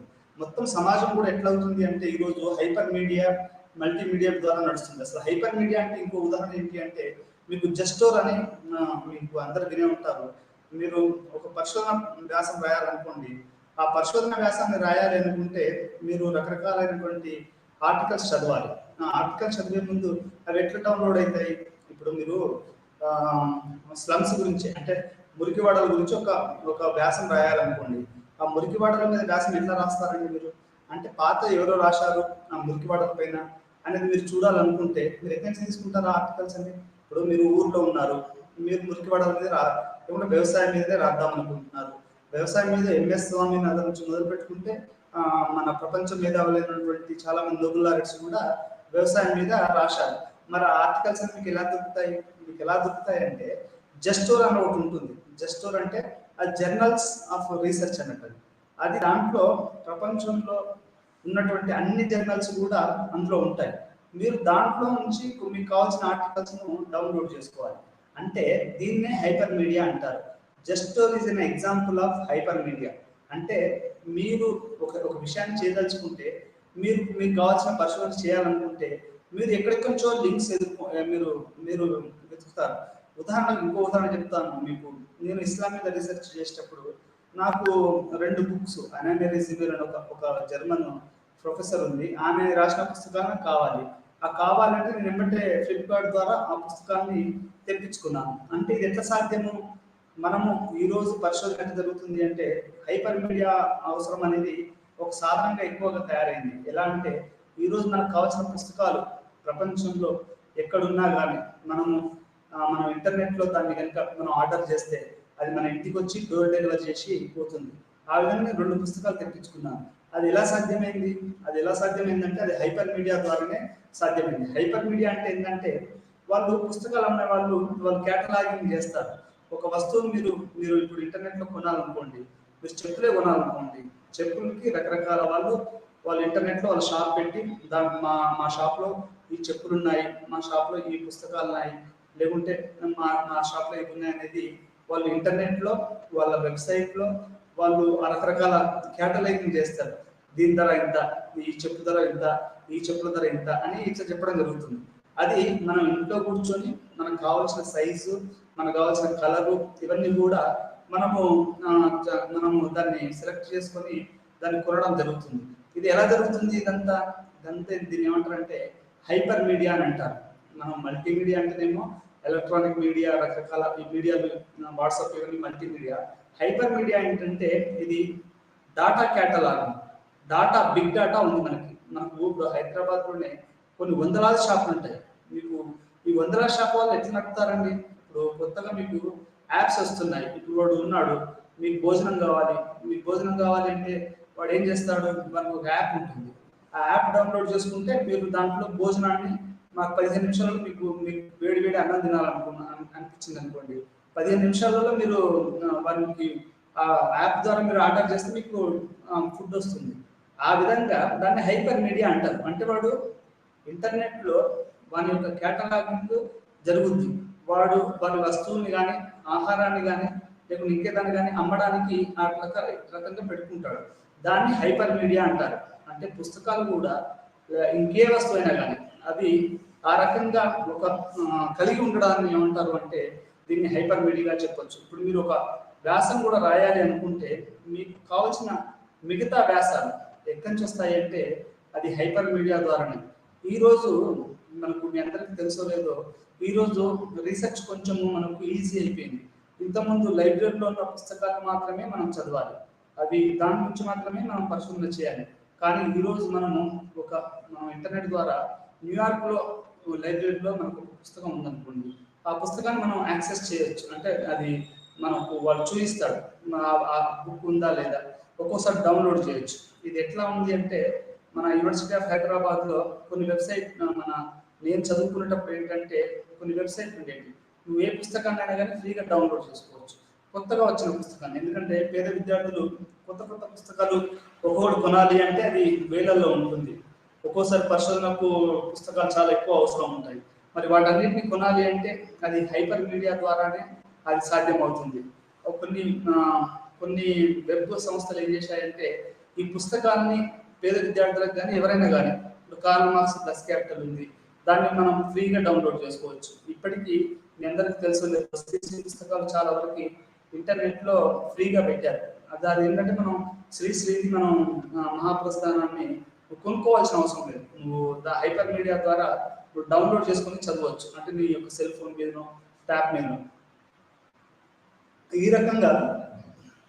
రకంగా మల్టీమీడియా, హైపర్ మీడియా అనేది ఈరోజు ప్రపంచాన్ని మొత్తం కుదిపేస్తుందని చెప్పుకోవచ్చు. ఆ రకంగా ఇప్పుడు వికీ లీక్స్ అని దాన్ని ఉదాహరణ చెప్తున్నాను. అసాంజ్ అనేవాడు అమెరికాలో వాళ్ళు చేసినటువంటి దారుణాలని, వాడు చేసినట్టు అమెరికా ప్రభుత్వం చేసినటువంటి కుట్రలు, అంటే వేరే దేశాల ప్రజాస్వామ్యాన్ని వాళ్ళు ఏ విధంగా వాళ్ళు చూడాలనుకున్నారు, ఇట్లాంటివన్నీ కూడా వాడు అమెరికా చేసిన కుట్రల్ని అసాంజీ గాడు వాడు బయట పెట్టడం అది ఎట్లా అంటే అది ఒక హైపర్ మీడియా. వాడు ఇంటర్నెట్లో వదిలాడు అవన్నీ. దాన్ని హైపర్ మీడియా అంటారు. అంటే ప్రపంచంలో ఎవరైనా కానీ దాన్ని మనం యాక్సెస్ చేయవచ్చు అన్నట్టు. దీన్ని హైపర్ మీడియా అంటారు. ఇప్పుడు ఉదాహరణకి మీకు ఇంకొక ఉదాహరణ చెప్తాను. మ్యూజియంస్ ఉన్నాయండి. ఇప్పుడు సాలార్ కింగ్ మ్యూజియం ఉంది. అది సాలార్ కింగ్ మ్యూజియం అనేది హైపర్ మీడియాని వాడుతుంది. ఎందుకంటే ఏ వస్తువు ఎప్పటిది ఏంటి అనేది మొత్తం ఇంటర్నెట్ చేసి దాన్ని కేటలాగింగ్ చేసి దాన్ని వాళ్ళు లైబ్రరీస్, మ్యూజియంస్, ఆ తర్వాత ఈ షాప్ కీపర్స్, ఆ తర్వాత బిజినెస్ నడిపే వాళ్ళు, ఇప్పుడు బ్యాంకులు ఉన్నాయనుకోండి, బ్యాంకు ప్రతి ఒక్కరికి ఒక వెబ్సైట్ ఉంటుంది. ఆ వెబ్సైట్లోకి వెళ్తే మనం వారి వివరాలు మనకు కావాలనుకుంటే మనం చేయొచ్చు. ఉదాహరణకి ఇంకొక ఉదాహరణ చెప్తాను. ఇప్పుడు నా బ్యాంక్ అకౌంట్ నేను యూనివర్సిటీ ఆఫ్ హైదరాబాద్లో చేరేటప్పుడు ఒక 20 సంవత్సరాల క్రితం అక్కడ ఉండేది. నేను ఒక 4-5 సంవత్సరాల క్రితం బయటకు వచ్చిన తర్వాత అది అయిపోయిందేమో అనుకున్నాను. నేను అకౌంట్కు నా ఏటీఎం ఆగిపోతే నేను మళ్ళీ అప్లై చేస్తే అది పాత అకౌంట్ క్లోజ్ చేయాలని చెప్తుంది. అంటే 20 సంవత్సరాల క్రితం అకౌంట్ కూడా అది డాటా, అట్లా డాటా నువ్వు అనేది అది అక్కడ నీకు స్టోర్ అయి ఉంటుంది. మనదే కాదు, ఎన్ని అకౌంట్స్. ఇప్పుడు ఎస్బీఐ వాళ్ళకి కొన్ని కోట్ల మంది కస్టమర్స్ ఉంటారు. బిఎస్ఎన్ఎల్ కూడా కొన్ని కోట్ల మంది కస్టమర్స్ ఉంటారు. ఆ తర్వాత మనకి ఏ ప్రభుత్వ రంగ సంస్థ తీసుకున్నా వాళ్ళకి చాలా కోట్ల మంది సంఖ్యలో సబ్స్క్రైబర్స్ ఉంటారు. మరి వీటన్నిటిని ఎట్లా మేనేజ్ చేస్తారు? ఇప్పుడు మన పరిశోధనకు కావాల్సింది ఎట్లా తెలుసుకోవచ్చు అంటే ఇవన్నీ కూడా ఇంటర్నెట్లో డేటాబేస్లో అవన్నీ కూడా నిక్షిప్తమై ఉంటాయి. ఆ రకంగా మనము ఇప్పుడు పరిశోధనకు ఏం కావాలండి? ఉదాహరణకి ముస్లింల మీదనో లేకపోతే క్రిస్టియన్ల మీదనో లేకపోతే దళితుల మీదనో పరిశోధన చేసి ఒక దళిత విద్యార్థి అతను అసలు భారతదేశంలో ఎంతమంది దళితులు ఉన్నారో తెలుసుకోవాలనుకున్నారు అనుకోండి, అతను డైరెక్ట్ సెన్సస్ ఆఫ్ ఇండియా వెబ్సైట్కి వెళ్ళి దాంట్లో ఏ కమ్యూనిటీ ఎంతమంది ఉన్నారు, ఏ సంవత్సరంలో జనాభా పెరిగింది, అసలు భారతదేశం వచ్చిన కాంచి దళితుల జనాభా ఎంత ఎంత పెరిగింది, ఎంత తగ్గింది, దాంట్లో వాళ్ళ చదువు పరిశోధన ఎంత చదువుకున్నారు, ఎంతమంది ఉద్యోగాలు చేస్తున్నారు, అసలు వాళ్ళ స్త్రీలు ఎంతమంది చదువుకున్నారు, పుస్తకాలు చదవాల్సిన అవసరం లేదు. ఈరోజు అతను సెన్సస్ ఆఫ్ ఇండియా దానికి వెళ్ళి అక్కడ అతను కావాల్సిన డేటాని డౌన్లోడ్ చేసుకొని అతని రీసెర్చ్ కావాల్సిన మెటీరియల్ని ఆయన తీసుకోవచ్చు. దీన్ని మనం హైపర్ మీడియా అని చెప్తాం. లేకుంటే ఒక రెండు ఫ్లాప్లు ఒక పెన్ డ్రైవ్ తీసుకెళ్తే చాలు, దాంట్లో అసలు మొత్తం సెన్సస్ ఆఫ్ ఇండియా అసలు మొత్తం భారతదేశం స్వతంత్రం పొందిన కాంచి దళిత జనాభా పెరిగిందా లేదా తగ్గిందా అనేది తెలుసుకోవడానికి దీన్ని మనం హైపర్ మీడియాని ఉపయోగించవచ్చు. ఇంతకుముందు అట్లా కాదు. ఇంతకుముందు ఏంటంటే లైబ్రరీకి వెళ్ళాలి, పాత పుస్తకాలు చూడాలి, ఇట్లా చాలా చాలా మనము పుస్తకాల మీద ఆధారపడి ఉండవచ్చు వచ్చింది. కానీ ఈరోజు మనకేంటి అంటే వాతావరణం మారింది. అంటే ఎట్లా మారింది అంటే ఈరోజు హైపర్ మీడియా వచ్చిన తర్వాత మనకి ఇవి ఎక్కువగా ఈ ఇంటర్నెట్ సౌలభ్యం వచ్చిన తర్వాత ఇది మనకు ఈజీ అయిపోయింది. అంటే ఎవరి సంఖ్య ఏంటి, పరిశోధకులకి హైపర్ మీడియా అనేది చాలా చాలా ముఖ్యం. ఇప్పుడు మిగతా వాళ్ళకి బిజినెస్ పీపుల్కి, ఆ తర్వాత మాస్ కమ్యూనికేషన్ పీపుల్కి కూడా, అంటే ఈ మాస్ కమ్యూనికేషన్ పీపుల్కి సినిమా, ఇంటర్నెట్, ఆ తర్వాత జర్నలిజం, వీళ్ళకి కూడా ఈ hyper media maintaining the database ఇవన్నీ కూడా చాలా చాలా ముఖ్యమని మనం చెప్పుకోవచ్చు. ఎందుకంటే మాస్ మీడియా కానివ్వండి, రీసెర్చ్ కానివ్వండి, ఇప్పుడు ఏ రీసెర్చ్ అయినా, సైన్స్ రీసెర్చ్ అయినా, సోషల్ సైన్స్ అయినా, హ్యుమానిటీస్ అయినా, ఎవరికైనా కానీ ఈ హైపర్ మీడియా మీదనే ఒక సాధనంగా.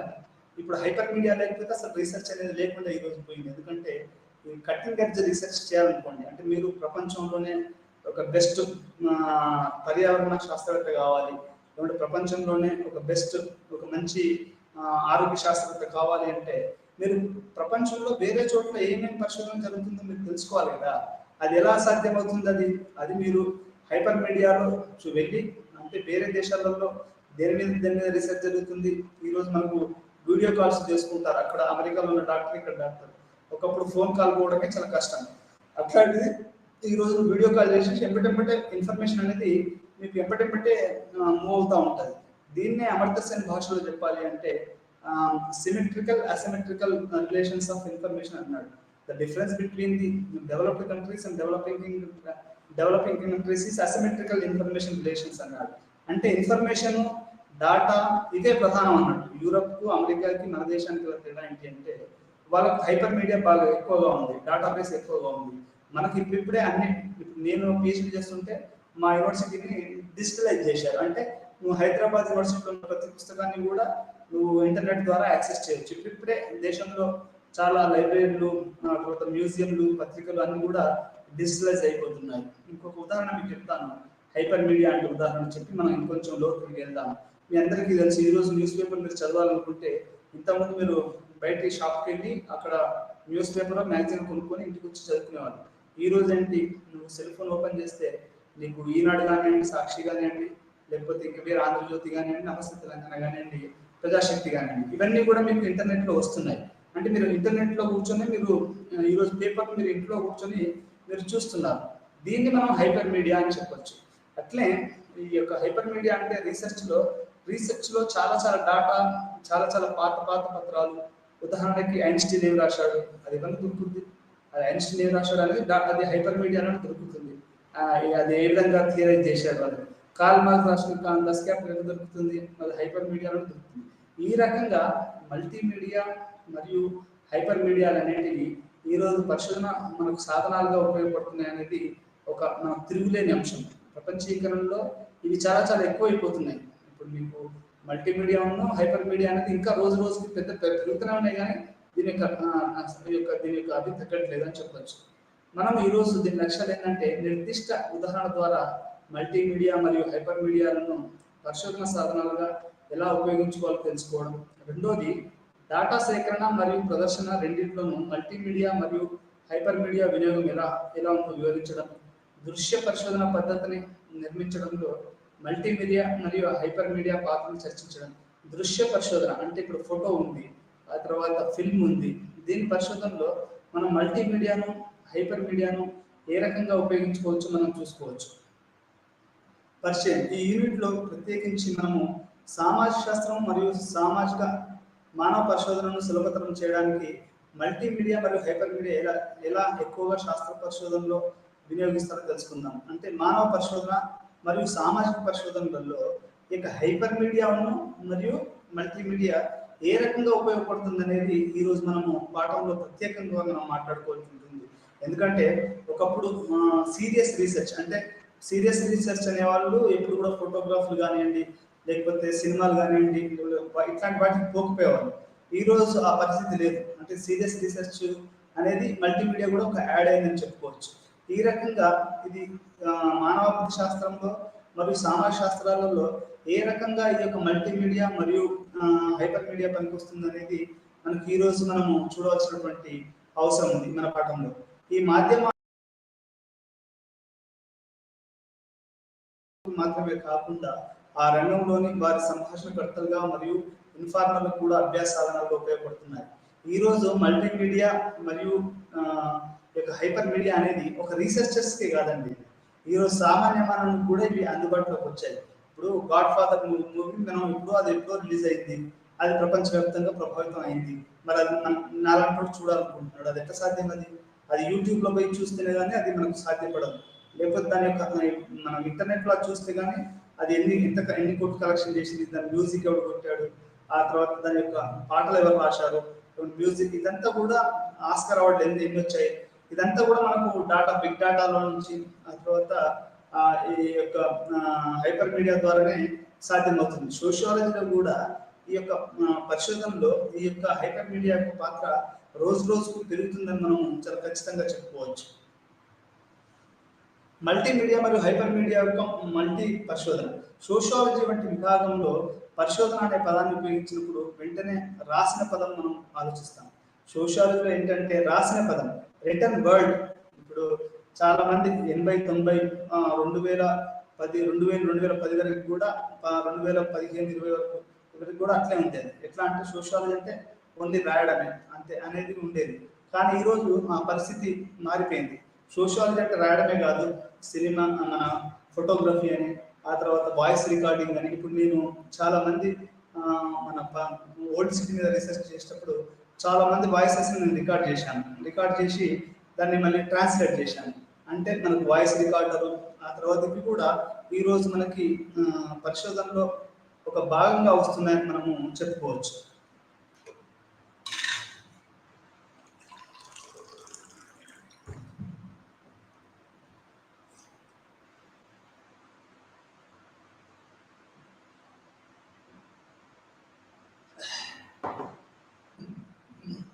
సో ఈ రకంగా పరిశోధన అనేది చాలా సర్వే, పరిశీలన, ఇంటర్వ్యూ, కేస్ స్టడీ వంటి మొదలైనవి ఊహించుకునేవాళ్ళం. మనం ఇంతకుముందు పరిశోధన అంటే ఒక సర్వే చేయాలి, అంటే సర్వే అంటే ఒక 100 మందికి మనం సర్వే తీసుకోవాలి. ఒక మురికివాడ గురించి మనం సర్వే చేయాలంటే ఎంతమందికి చదువుకున్నారు, ఎంతమందికి అసలు ఆహారం లేదు, లేకుంటే ఎంతమందికి ఇల్లు లేవు అనేది మనం సర్వే చేయాలనుకుంటే ఒక మురికివాడలో ఫస్ట్ సర్వే చేసేవాళ్ళం. ఆ తర్వాత ఇంటర్వ్యూ చేసేవాళ్ళం, వాళ్ళు ఎప్పటి నుంచి ఉంటున్నారు అక్కడ, ఆ తర్వాత వాళ్ళ జీవన పరిస్థితి ఏంటి, ఎన్ని రోగాలు ఎట్లా వస్తున్నాయి. ఎందుకంటే మురికివాడలు అనేటివి ఈ యొక్క రోగాలకు అది పుట్టినిల్లు అని చెప్పుకోవచ్చు. ఎందుకంటే అన్ని రోగాలు అక్కడి నుంచే ఉంటాయి. ఆ మురికి నీరు రావడం, రకరకాల రోగాలు రావడం అనేది మనకు స్లమ్స్ నుంచి మొదలవుతాయి. అంటే ఇట్లాంటి ఇంటర్వ్యూ చేయడము, ఆ తర్వాత పరిశీలన చేయడము, ఆడవాళ్ళని ఇంటర్వ్యూ చేయడము, ఆ తర్వాత కేస్ స్టడీ చేయడం. అంటే ఉదాహరణకి ఒక కేసు తీసుకొని దాని గురించి రాయడం, ఇట్లాంటి అన్ని కూడా మనకు పద్ధతులు ఉండేవి. సోషియాలజీ కానీ, ఆంథ్రోపాలజీ కానీ, లేకుంటే పొలిటికల్ సైన్స్ కానివ్వండి, ఇంకా సోషల్ సైన్సెస్లో వేరే రీసెర్చ్ కూడా ఈ రకంగా ఉండేది. దీంట్లో సంభాషణ అంటే మనం వేరే వాళ్ళతో మాట్లాడడం, ఆ తర్వాత వాళ్ళు మనకు సమాధానం ఇవ్వడం. ఇది సంభాషణ మరియు చర్చలు అనేటివి ఉండేవి. అంటే ఈ యొక్క సంభాషణ మరియు చర్చలు అనేటివే ఒకప్పుడు సోషియాలజీలో మరియు ఆంథ్రోపాలజీలో చాలా ప్రముఖమైనటువంటి పాత్ర వహించాయి. కానీ ఈరోజు పరిస్థితులు మారుతున్నాయి. ఎట్లా అంటే ఒక సర్వేలు, లేకపోతే ఇంటర్వ్యూలు, పరిశీలన చేయడము, కేస్ స్టడీ చేయడమే ఈరోజు పరిస్థితి కాదు. నువ్వు కరెక్ట్గా కనుక ఒక స్లమ్ని ఒక కరెక్ట్ ఫోటోగ్రాఫ్ తీసాం అనుకో, దాని కనుక మనం పేపర్లను పరిశోధన పత్రంగా వాడితే ప్రపంచం మొత్తం మారిపోవచ్చు. ఎందుకంటే వాళ్ళంతా ఫండింగ్ దాని మీద గొడవ జరగవచ్చు, మానవ హక్కుల ఉద్యమాలు రావచ్చు. మనం మనిషికి కావాల్సినటువంటి ప్రాథమిక గౌరవము, డిగ్నిటీ అంటారు. డిగ్నిటీ అనేది లేకుండా ఎలా బతుకున్నా ఈ రకంగా అసలు మొత్తం మార్చవచ్చు. అంటే పరిశోధన అనేది ఓన్లీ సర్వేలు చేయడము, ఇంటర్వ్యూ చేయడము, పరిశీలన చేయడము, కేస్ స్టడీ చేయడము ఇది ఒకటే కాదు. ఇప్పుడు కొత్త దాని ప్రకారము ఫోటోజెనిక్ రికార్డింగ్, వాయిస్ రికార్డింగ్, ఆ తర్వాత కెమెరా, ఆ తర్వాత మల్టీమీడియా, ఆ తర్వాత హైపర్, ఇవన్నీ కూడా వచ్చాయి మనకి. రావడం వల్ల సోషియాలజీ కూడా చాలా వరకు తన యొక్క పరిశోధన సాధనాన్ని అది మార్చుకుంటూ పోతూ ఉందని మనం చెప్పుకోవచ్చు. ఇప్పుడు మనం ఈరోజు ఉదాహరణ తీసుకుంటే వ్యవసాయం గురించి మాట్లాడేటప్పుడు మనం పీపీటీ తయారు చేసాం అనుకోండి. పీపీటీలో ఒక వ్యవసాయదారుడు అది ఎట్లా పనిచేస్తున్నాడు అనేది కూడా మనం ఆయన వీడియో తీసేసి అతని వీడియోలో డైరెక్ట్గా అతను ఏం మాట్లాడుతున్నాడో మనము మన ఫీల్డ్ వర్క్ నుంచి వాయిస్ రికార్డింగ్ తీసుకుని మనం సెమినార్లో ప్రజెంట్ చేయొచ్చు. అంతకుముందు అవకాశం లేకుండా ఇది మన వాయిస్ రికార్డర్స్, లేకుంటే ఫిల్మ్, వీడియోగ్రఫీ ఇవన్నీ కూడా పెద్దగా లేకుండా. సోషియాలజీ డిపార్ట్మెంట్లో కూడా ఒక కెమెరా ఉండేది. అది రీసెర్చర్స్ అంటే కొంచెం మంచి కెమెరా, అది రీసెర్చర్స్ ఏమైనా మంచి ఫోటో తీయాలనుకుంటే అది ఫోటో కెమెరా అనేది ఆంథ్రోపాలజీ డిపార్ట్మెంట్ మరియు సోషియాలజీ డిపార్ట్మెంట్లో ఒక భాగంగా ఉండేది. కెమెరాలు మళ్ళీ వేరే డిపార్ట్మెంట్లో ఉండవు. పొలిటికల్ సైన్స్, హిస్టరీ ఈ డిపార్ట్మెంట్లో తక్కువ, నాకు తెలిసి తక్కువ ఉంటాయి. ఎందుకంటే సోషియాలజీ మరియు ఆంథ్రోపాలజీలోనే కెమెరా, ఫిల్మ్, వీటి యొక్క వీటిని సాధనాలుగా ఉపయోగించుకొని పరిశోధన చేయడం అనేది జరుగుతుంది. నేను కూడా ఓల్డ్ సిటీ చేసేటప్పుడు చాలా ఫోటోలు తీశాను. అక్కడ ఉన్నటువంటి చార్మినార్ ఏరియాలో, అక్కడ పక్క ఏరియాలో ఎలా ఉంది ఆ సిటీ, అక్కడ ఎట్లాంటి పరిస్థితులు ఉన్నాయి, అక్కడ మత ఎట్లా ఉంది, ప్రజలు ఎలా జీవిస్తున్నారు, ఇట్లాంటివన్నీ కూడా నేను ఫోటోలు కొన్ని తీశాను. ఆ తర్వాత వాటి గురించి రాశాను. అక్కడ చాలా మందితో నేను వాళ్ళతో మాట్లాడాను. అంటే ఈ రకంగా మనకు ఈరోజు ఎందుకు చెప్తున్నాను అంటే ఫోటోలు మరియు వీడియోలు ఇవన్నీ కూడా మనకు ఈరోజు పరిశోధనలో భాగంగా మొదలయ్యాయి. వీటిని టూల్స్గా కూడా ఈరోజు మనకు ఉపయోగపడుతున్నాయని చెప్పుకోవచ్చు. పరిశోధన సాధనాలు అంటే ఇవి పరిశోధన సాధనాలుగా తయారయ్యాయి. ఇప్పుడు ఒక టూల్గా ఈ రెండు కూడా మనకు మల్టీమీడియా మరియు హైపర్ మీడియాలు అనేటివి ఈరోజు మనకు ఒక పరిశోధన సాధనాలుగా మనకు ఇవి ఉపయోగపడ్డాయని చెప్పుకోవచ్చు. మల్టీమీడియా మరియు హైపర్ మీడియా పరిశోధన సాధనాలుగా ఎలా ఉపయోగించబడుతున్నాయనే దానికి వెళ్ళే ముందు పరిశోధన సాధనాలు ఏమిటో మనం కొంచెం తెలుసుకుందాం. పరిశోధన అనేది జ్ఞానాన్ని పెంపొందించడానికి సృజనాత్మకంగా మరియు క్రమ పద్ధతిలో చేపట్టే పని. అంటే పరిశోధన అంటే మీరు అడగవచ్చు, ఇప్పుడు మనం స్కూల్లో చదువుకున్నాం కదా సార్, మనం మళ్ళీ ఎందుకు చదువుకోవాలి, ఈ ఇంటర్మీడియట్లు, డిగ్రీలు, పీజీలు పరిశోధన ఎందుకు చేయాలి అంటే, పరిశోధన అంటే ఏంటంటే పరిజ్ఞానాన్ని పెంచుకొని సృజనాత్మకంగా మరియు క్రమ పద్ధతిలో పెట్టేది.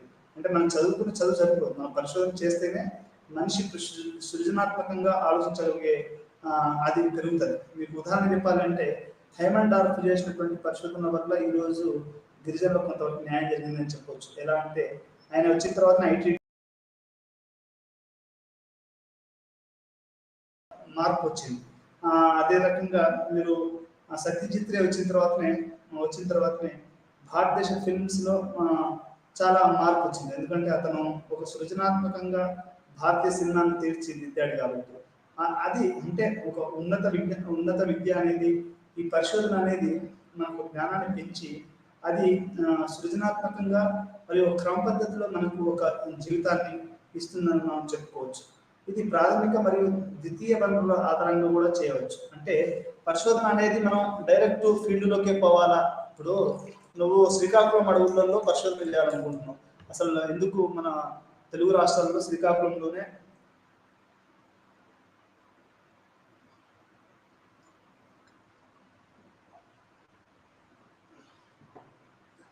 ఈ యొక్క శ్రీకాకుళంలో పుట్టింది అనేది మీరు పరిశోధన చేయాలనుకున్నారు అనుకోండి, ఇంతమంది డైరెక్ట్ ఇక్కడికి వెళ్ళవలసినటువంటి అవసరం ఉంది. అంటే ఇప్పుడు కూడా అవసరం ఉంది. కాకపోతే చెప్పేది ఏంటంటే మనము ఇది ఏ రకంగా మనకు మల్టీమీడియా, హైపర్ మీడియా ఉపయోగపడుతుందంటే మనము కెమెరాలు ఇవి, ఆ తర్వాత ఈ మల్టీమీడియా ఉపయోగించేసి మనం కొంచెం ఈ యొక్క పరిశోధనను ఈజీ చేయొచ్చు అనేది మనం చెప్పుకోవాల్సినటువంటి ఇక్కడ అవసరం ఉంది. అది ఇప్పుడు ఇది ఈ యొక్క పరిశోధన అనేది ఇక్కడ చెప్పాల్సిన విషయం ఏంటంటే, మనము ఫీల్డ్ వర్క్ ద్వారా పరిశోధన చేయొచ్చు. దాని ప్రాథమిక ఆధారంగా అంటారు. ద్వితీయ వనరుల ఆధారంగా అంటే, ఇప్పుడు మీరు ఒక వేశ్య వృత్తి పైన పరిశోధన చేయాలనుకున్నారు అనుకోండి. మీరు డైరెక్ట్ వేశ్యల దగ్గర పోయి అసలు వాళ్ళ జీవితం ఎట్లా ఉందనేది చూడొచ్చు. ఒక పద్ధతి. లేదు, వేశ్య వృత్తి అసలు ప్రాచీనంగా ఎట్లొస్తుంది ప్రపంచవ్యాప్తంగా అనేది పుస్తకాలను అనుకోండి. అసలు ఇప్పుడు వాత్సాయనుడు కామసూత్ర రాశాడు. వాత్సాయనుడు కామసూత్ర రాసిన తర్వాత ఆయన తర్వాత డెవలప్ అయింది. అంటే రకరకాలుగా మనకు ఈ యొక్క తెలుసుకోవడం, అంటే దాని లైబ్రరీలో మనం కూర్చొని చదవాలి. చదివితే కానీ దాన్ని సెకండరీ అంటారు. అంటే పరిశోధన అనేది మనం ప్రాథమికంగా ఒకటేమో సర్వే ద్వారా చేయొచ్చు, రెండోదేమో సెకండరీ రీడింగ్స్, అంటే మనకు లైబ్రరీ పుస్తకాలు కానివ్వండి, ఇంటర్నెట్ పుస్తకాలు కానీ, ఇంటర్నెట్ దొరికే సమాచారం కానివ్వండి, యూట్యూబ్లో చాలా దొరుకుతూ ఉంటాయి. అట్లాంటి వాటిని ఆధారంగా చేసుకుని కానీ, లేకపోతే ఆర్టికల్స్ డౌన్లోడ్ చేయడం జెస్టోర్లో, ఇట్లాంటి అన్నిటి ద్వారా కూడా మనం పరిశోధన చేయొచ్చు. దీన్ని రెండో పద్ధతి అంటారు. దీన్ని ద్వితీయ వనరుల ఆధారంగా పరిశోధన చేయడం అనేది జరుగుతుంది. చాలా మంది ఫీల్డ్ వర్క్ పోలేరు, ఎందుకంటే ఫీల్డ్ వర్క్ అనేది కొంచెం డబ్బులతో కూడుకున్నటువంటి పని. అంటే ఇప్పుడు మీరు శ్రీకాకుళం పోవాలంటే, అప్పుడు శ్రీకాకుళం అడవుల్లో చేయాలంటే అక్కడ కొన్ని డబ్బులు తీసుకుని తెచ్చి ట్రైన్ ఛార్జీలు పెట్టుకుని అక్కడ పోయి చేయాలి. అది కొంత సాధ్యం కాదు.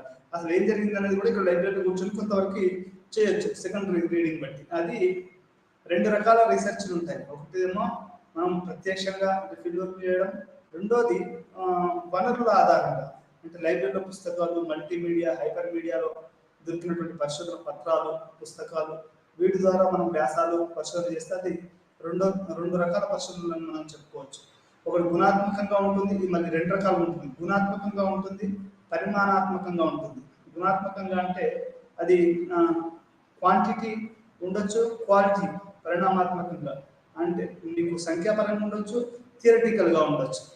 థియరీ అండ్ ప్రాక్టీస్ ఈ రెండు రకాలుగా కూడా మనకు ప్రతి పరిశోధనలో థియరిటికల్ థింగ్స్ ఉంటాయి, ప్రాక్టికల్ థింగ్స్ ఉంటాయి. ఇప్పుడు కమ్యూనిస్ట్ సిద్ధాంతం ఉంది, అదొక సిద్ధాంతం. ఆ తర్వాత మావోయిజం ఉంది, అదొక సిద్ధాంతం. స్త్రీవాదం ఉంది, అదొక సిద్ధాంతం. పూలే గారు ఉన్నారు, ఆయన అదొక సిద్ధాంతం. అంబేద్కర్ గారిది అదొక సిద్ధాంతం. అది ఎట్లా అంటే అనిహిలేషన్ ఆఫ్ కాస్ట్ అని మన అంబేద్కర్ గారు చెప్తారు. ఇవన్నీ కూడా సిద్ధాంతాలు. ఈ సిద్ధాంతాలు ఎలా ఉన్నాయనేది ఒకటైతే అది థియరీ అని చెప్పుకోవచ్చు. ఇంకోటి ప్రాక్టికల్గా ఏంటి అంటే అది సమాజంలో ఎట్లా ఉంది, అది ఎలా పనిచేస్తుంది అనేది కూడా తెలుసుకోవడం అనేది అది ఉంటుంది. ఈ రెండు రకాలైనటువంటి గుణాత్మకంగా ఉంటుంది మరియు పరిణామాత్మకంగా ఒక పరిశోధన అనేది ఉంటుంది. మల్టీమీడియా మరియు హైపర్ మీడియాలో ఎలా ఉపయోగించాలి? హైపర్ మీడియాను వివిధ కార్యకలాపాలలో అనేక రకాలుగా ఉపయోగించవచ్చు. అవి రికార్డింగ్ మరియు మాన్యువల్ లెవెల్ నిర్వహించడం దీని అత్యంత సాధారణ ఉపయోగాల్లో ఒకటి. అంటే మాన్యువల్ వల్లనే నిర్వహించడం అంటే హైపర్ మీడియాని మరియు ఈ యొక్క రికార్డింగ్ని మాన్యువల్ లెవెల్లో నిర్వహించడం. అంటే దీన్ని మనం ఒక మనిషిని పెట్టి, ఒక డాటాను పెట్టి దాన్ని మనము స్టోర్ చేయడం ఇట్లాంటిది అనేది జరుగుతుంది. నిఘంటు ఇప్పుడు ఉదాహరణకు మీరు ఏదైనా వర్డ్కు తెలియకపోతే ఏమంటే దాన్ని గూగుల్లో కొట్టగానే అది ఆన్సర్ ఇస్తుంది. అంటే ఈ యొక్క ఇంటర్నెట్ ఏం చేస్తుంది అంటే ఆన్లైన్ లైబ్రరీ అనేది అది హైపర్ మీడియా అనేది ఆన్లైన్ లైబ్రరీని, ఆన్లైన్ డాటాని, ఆన్లైన్ ఇమేజెస్ని, ఇప్పుడు మీకు ఎప్పుడో ఒక పాత బ్రిటిష్ రాణి ఎట్లా ఉండేది చూడాలనుకున్నాను అనుకోండి, అది ఏమంటే మీకు డాటా మొత్తం జనరేట్ అయిపోయి మీకు ఆ ఇమేజ్ వస్తుంది. లేకపోతే మీ ఊరు గురించి మీరు తెలుసుకోవాలి. ఇప్పుడు దీక్షకుంటాను ఇక్కడ నుంచి హైదరాబాద్లో కొడితే అది మా ఊరు డీటెయిల్స్ చూపిస్తుంది. అంటే ఎందుకు అంటే డాటా జనరేట్ చేస్తుంది హైపర్ మీడియా అనేది. ఇమేజెస్ కావాలంటే ఇమేజెస్ కూడా చూపిస్తుంది, లేకుంటే టెక్స్ట్ కావాలంటే టెక్స్ట్ చూపిస్తుంది. ఇప్పుడు ఈ మధ్యలో ఏఐ వచ్చింది. ఆ ఏఐ అంటే ఆర్టిఫిషియల్ ఇంటెలిజెన్స్. అది మనం ఒకటి కొట్టగానే అది మొత్తం డాటా మొత్తం చేసి అది ఒక వ్యాసం రాస్తుంది. అది ఇప్పుడు జీచాట్ అంటున్నారు. అది రాబోయే మానవ మేధస్సుకి మరియు కృత్రిమ మేధస్సుకు జరగబోయే ఒక యుద్ధంగా దాన్ని మనం చెప్పుకోవచ్చు. కృత్రిమ మేధస్సు ఒక్కోసారి బాగుంటుందని కూడా కొంతమంది మాట్లాడుతున్నారు, కానీ అది చాలా డేంజర్ అని, అది చాలా ప్రమాదకరం అనేది కూడా ఇంకొంతమంది సైంటిస్టులు మాట్లాడుతున్నారు. రాబోయే రోజులు మొత్తం ఈ కృత్రిమ మేధస్సు సంబంధించిందే, అంటే ఆర్టిఫిషియల్ ఇంటెలిజెన్స్ అంటారు దాన్ని ఇంగ్లీష్లో. అది ఆర్టిఫిషియల్ ఇంటెలిజెన్స్కి సంబంధించింది అని కొంతమంది అనుకుంటారు. మీరు కంప్యూటర్ ఓపెన్ చేయగానే ఇటు పక్క ఏఐ చాట్ అని వస్తుంది. మనం ఒకటి అడిగితే దాని సమాధానం చెప్తానే ఉంటుంది అన్నట్టు ఆ రకంగా. అది దాన్ని ఆర్టిఫిషియల్ ఇంటెలిజెన్స్ అంటారు. అంటే ఇవన్నీ కూడా నేను ఎందుకు చెప్తున్నాను ఇక్కడ అంటే, ప్రపంచం అనేది శరవేగంగా మారుతుంది. ఈ యొక్క మనం పరిశోధన పద్ధతులు కూడా అంటే ఒక ప్రపంచీకరణ ఈ యొక్క ఈ ఈ భూమండలీకరణ అనేది మొత్తం పరిశోధనను కూడా సమూలంగా మార్చేస్తుంది ఈ రోజుల్లో మనం చెప్పుకోవచ్చు. సమూలంగా అంటే రిటర్న్ వర్డ్ అయితే ఉంది, కాకపోతే ఏంటంటే camera, cinema, film, video recording, audio recording ఇవన్నీ కూడా పరిశోధనలో భాగమై ఈరోజు పీపీటీ ప్రజెంటేషన్స్, స్లైడ్ ప్రజెంటేషన్స్, ఆ తర్వాత డైరెక్ట్ వెబ్ ఇంటర్వ్యూలు. ఇప్పుడు డైరెక్ట్ ఇప్పుడు మనం ఇంటర్వ్యూ చేయొచ్చు. ఇక్కడి నుంచి మనం కాల్ ఉన్న వాళ్ళకి వెబ్ ఇంటర్వ్యూ చేస్తారు. ఎందుకంటే మనం వాళ్ళ నెంబర్ నుండి మనం ఇంటర్నెట్ ఇంటర్వ్యూ చేయొచ్చు. మనం హైపర్ మీడియాను ఉపయోగించి మనం పరిశోధన చేయొచ్చు. ఈ రకంగా అనేది హైపర్ మీడియా మరియు మల్టీమీడియా అనేది మొత్తం పరిశోధన రంగాన్ని పూర్తిగా సమూలంగా మారుతుందని చెప్పుకోవచ్చు. ఎందుకంటే అమెరికాలో కూడా నేను విన్నది ఏంటి అంటే, చాలా మంది అంటే సైంటిస్టులు యొక్క పెద్ద పెద్ద కంప్యూటర్లు వాడతారు. మీకు ఇంకొక ఉదాహరణ చెప్తాను. మనకు కోవిడ్ వచ్చినప్పుడు ఏం జరిగింది, దాని యొక్క వ్యాక్సిన్ కనుక్కోవాలని ప్రతి ఒక్కరు ప్రయత్నం చేస్తూ ఉన్నారు. ప్రయత్నం చేస్తూ ఉంటే ఇప్పుడు మనకు కరోనా అనేది ఒక కొత్త రోగం అని మనం చెప్పుకున్నాం.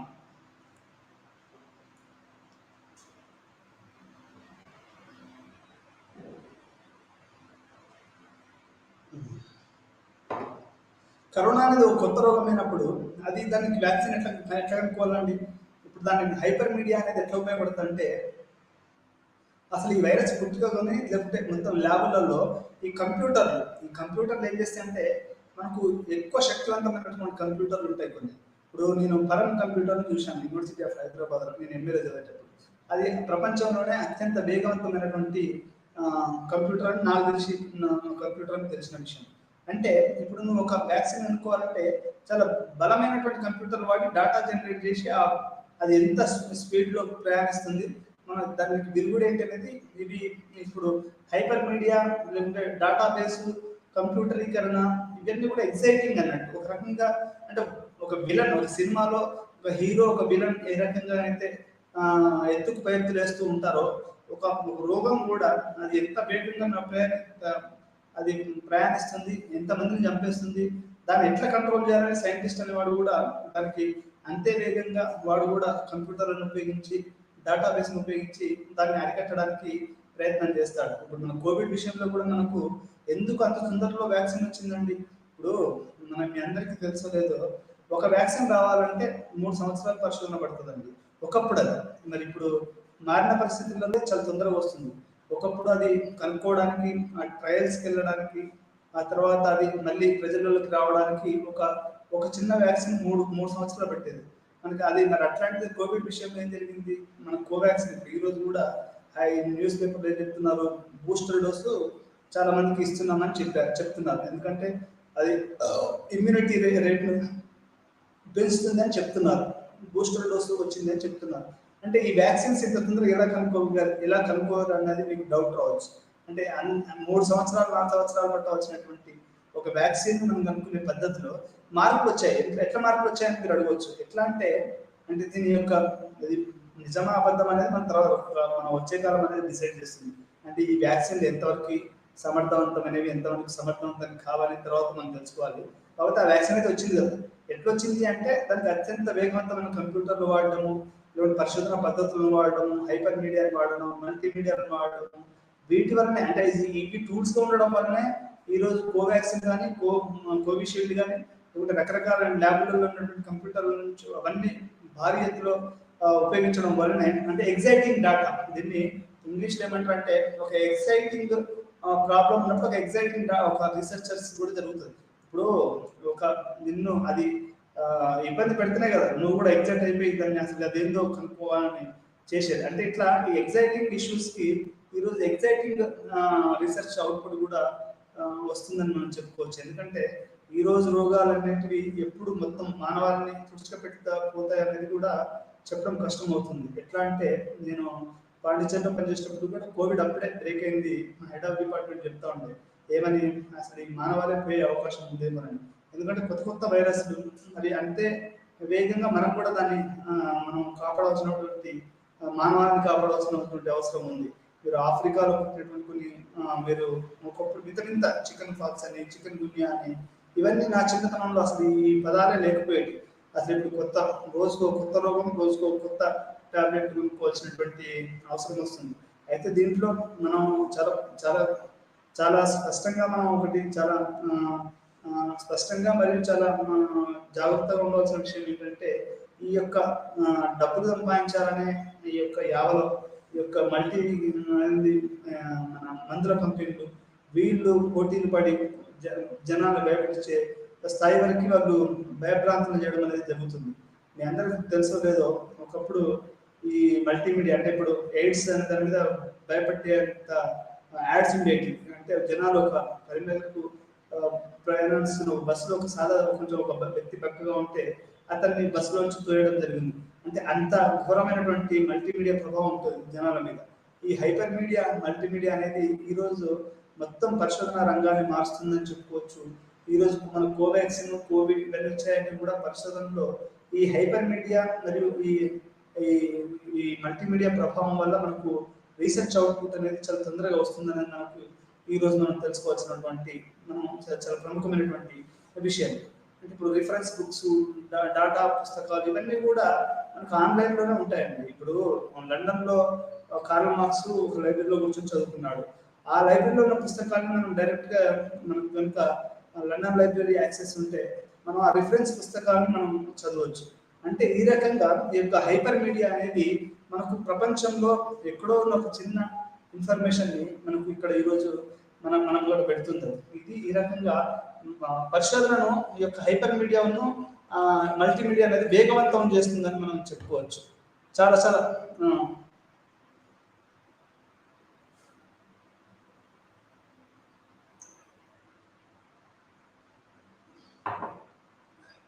చాలా చాలా వేగవంతం చేస్తుందని మనం చెప్పుకోవచ్చు. ఆన్లైన్ పుస్తకాలు, నిఘంటువులు, రిఫరెన్స్ పుస్తకాలు, డేటాబేస్లను నిలబెట్టుకోవడం కూడా ఉపయోగపడుతుంది. ఈ యొక్క హైపర్ మీడియా అనేది మనం అన్ని రకాలైనటువంటి డేటా, ఇప్పుడు ఉదాహరణకి బ్యాంకే తీసుకుందాం, ఎస్బీఐ ఉంది, లేకుంటే ఇండియన్ బ్యాంకింగ్ సిస్టమ్ ఉంది.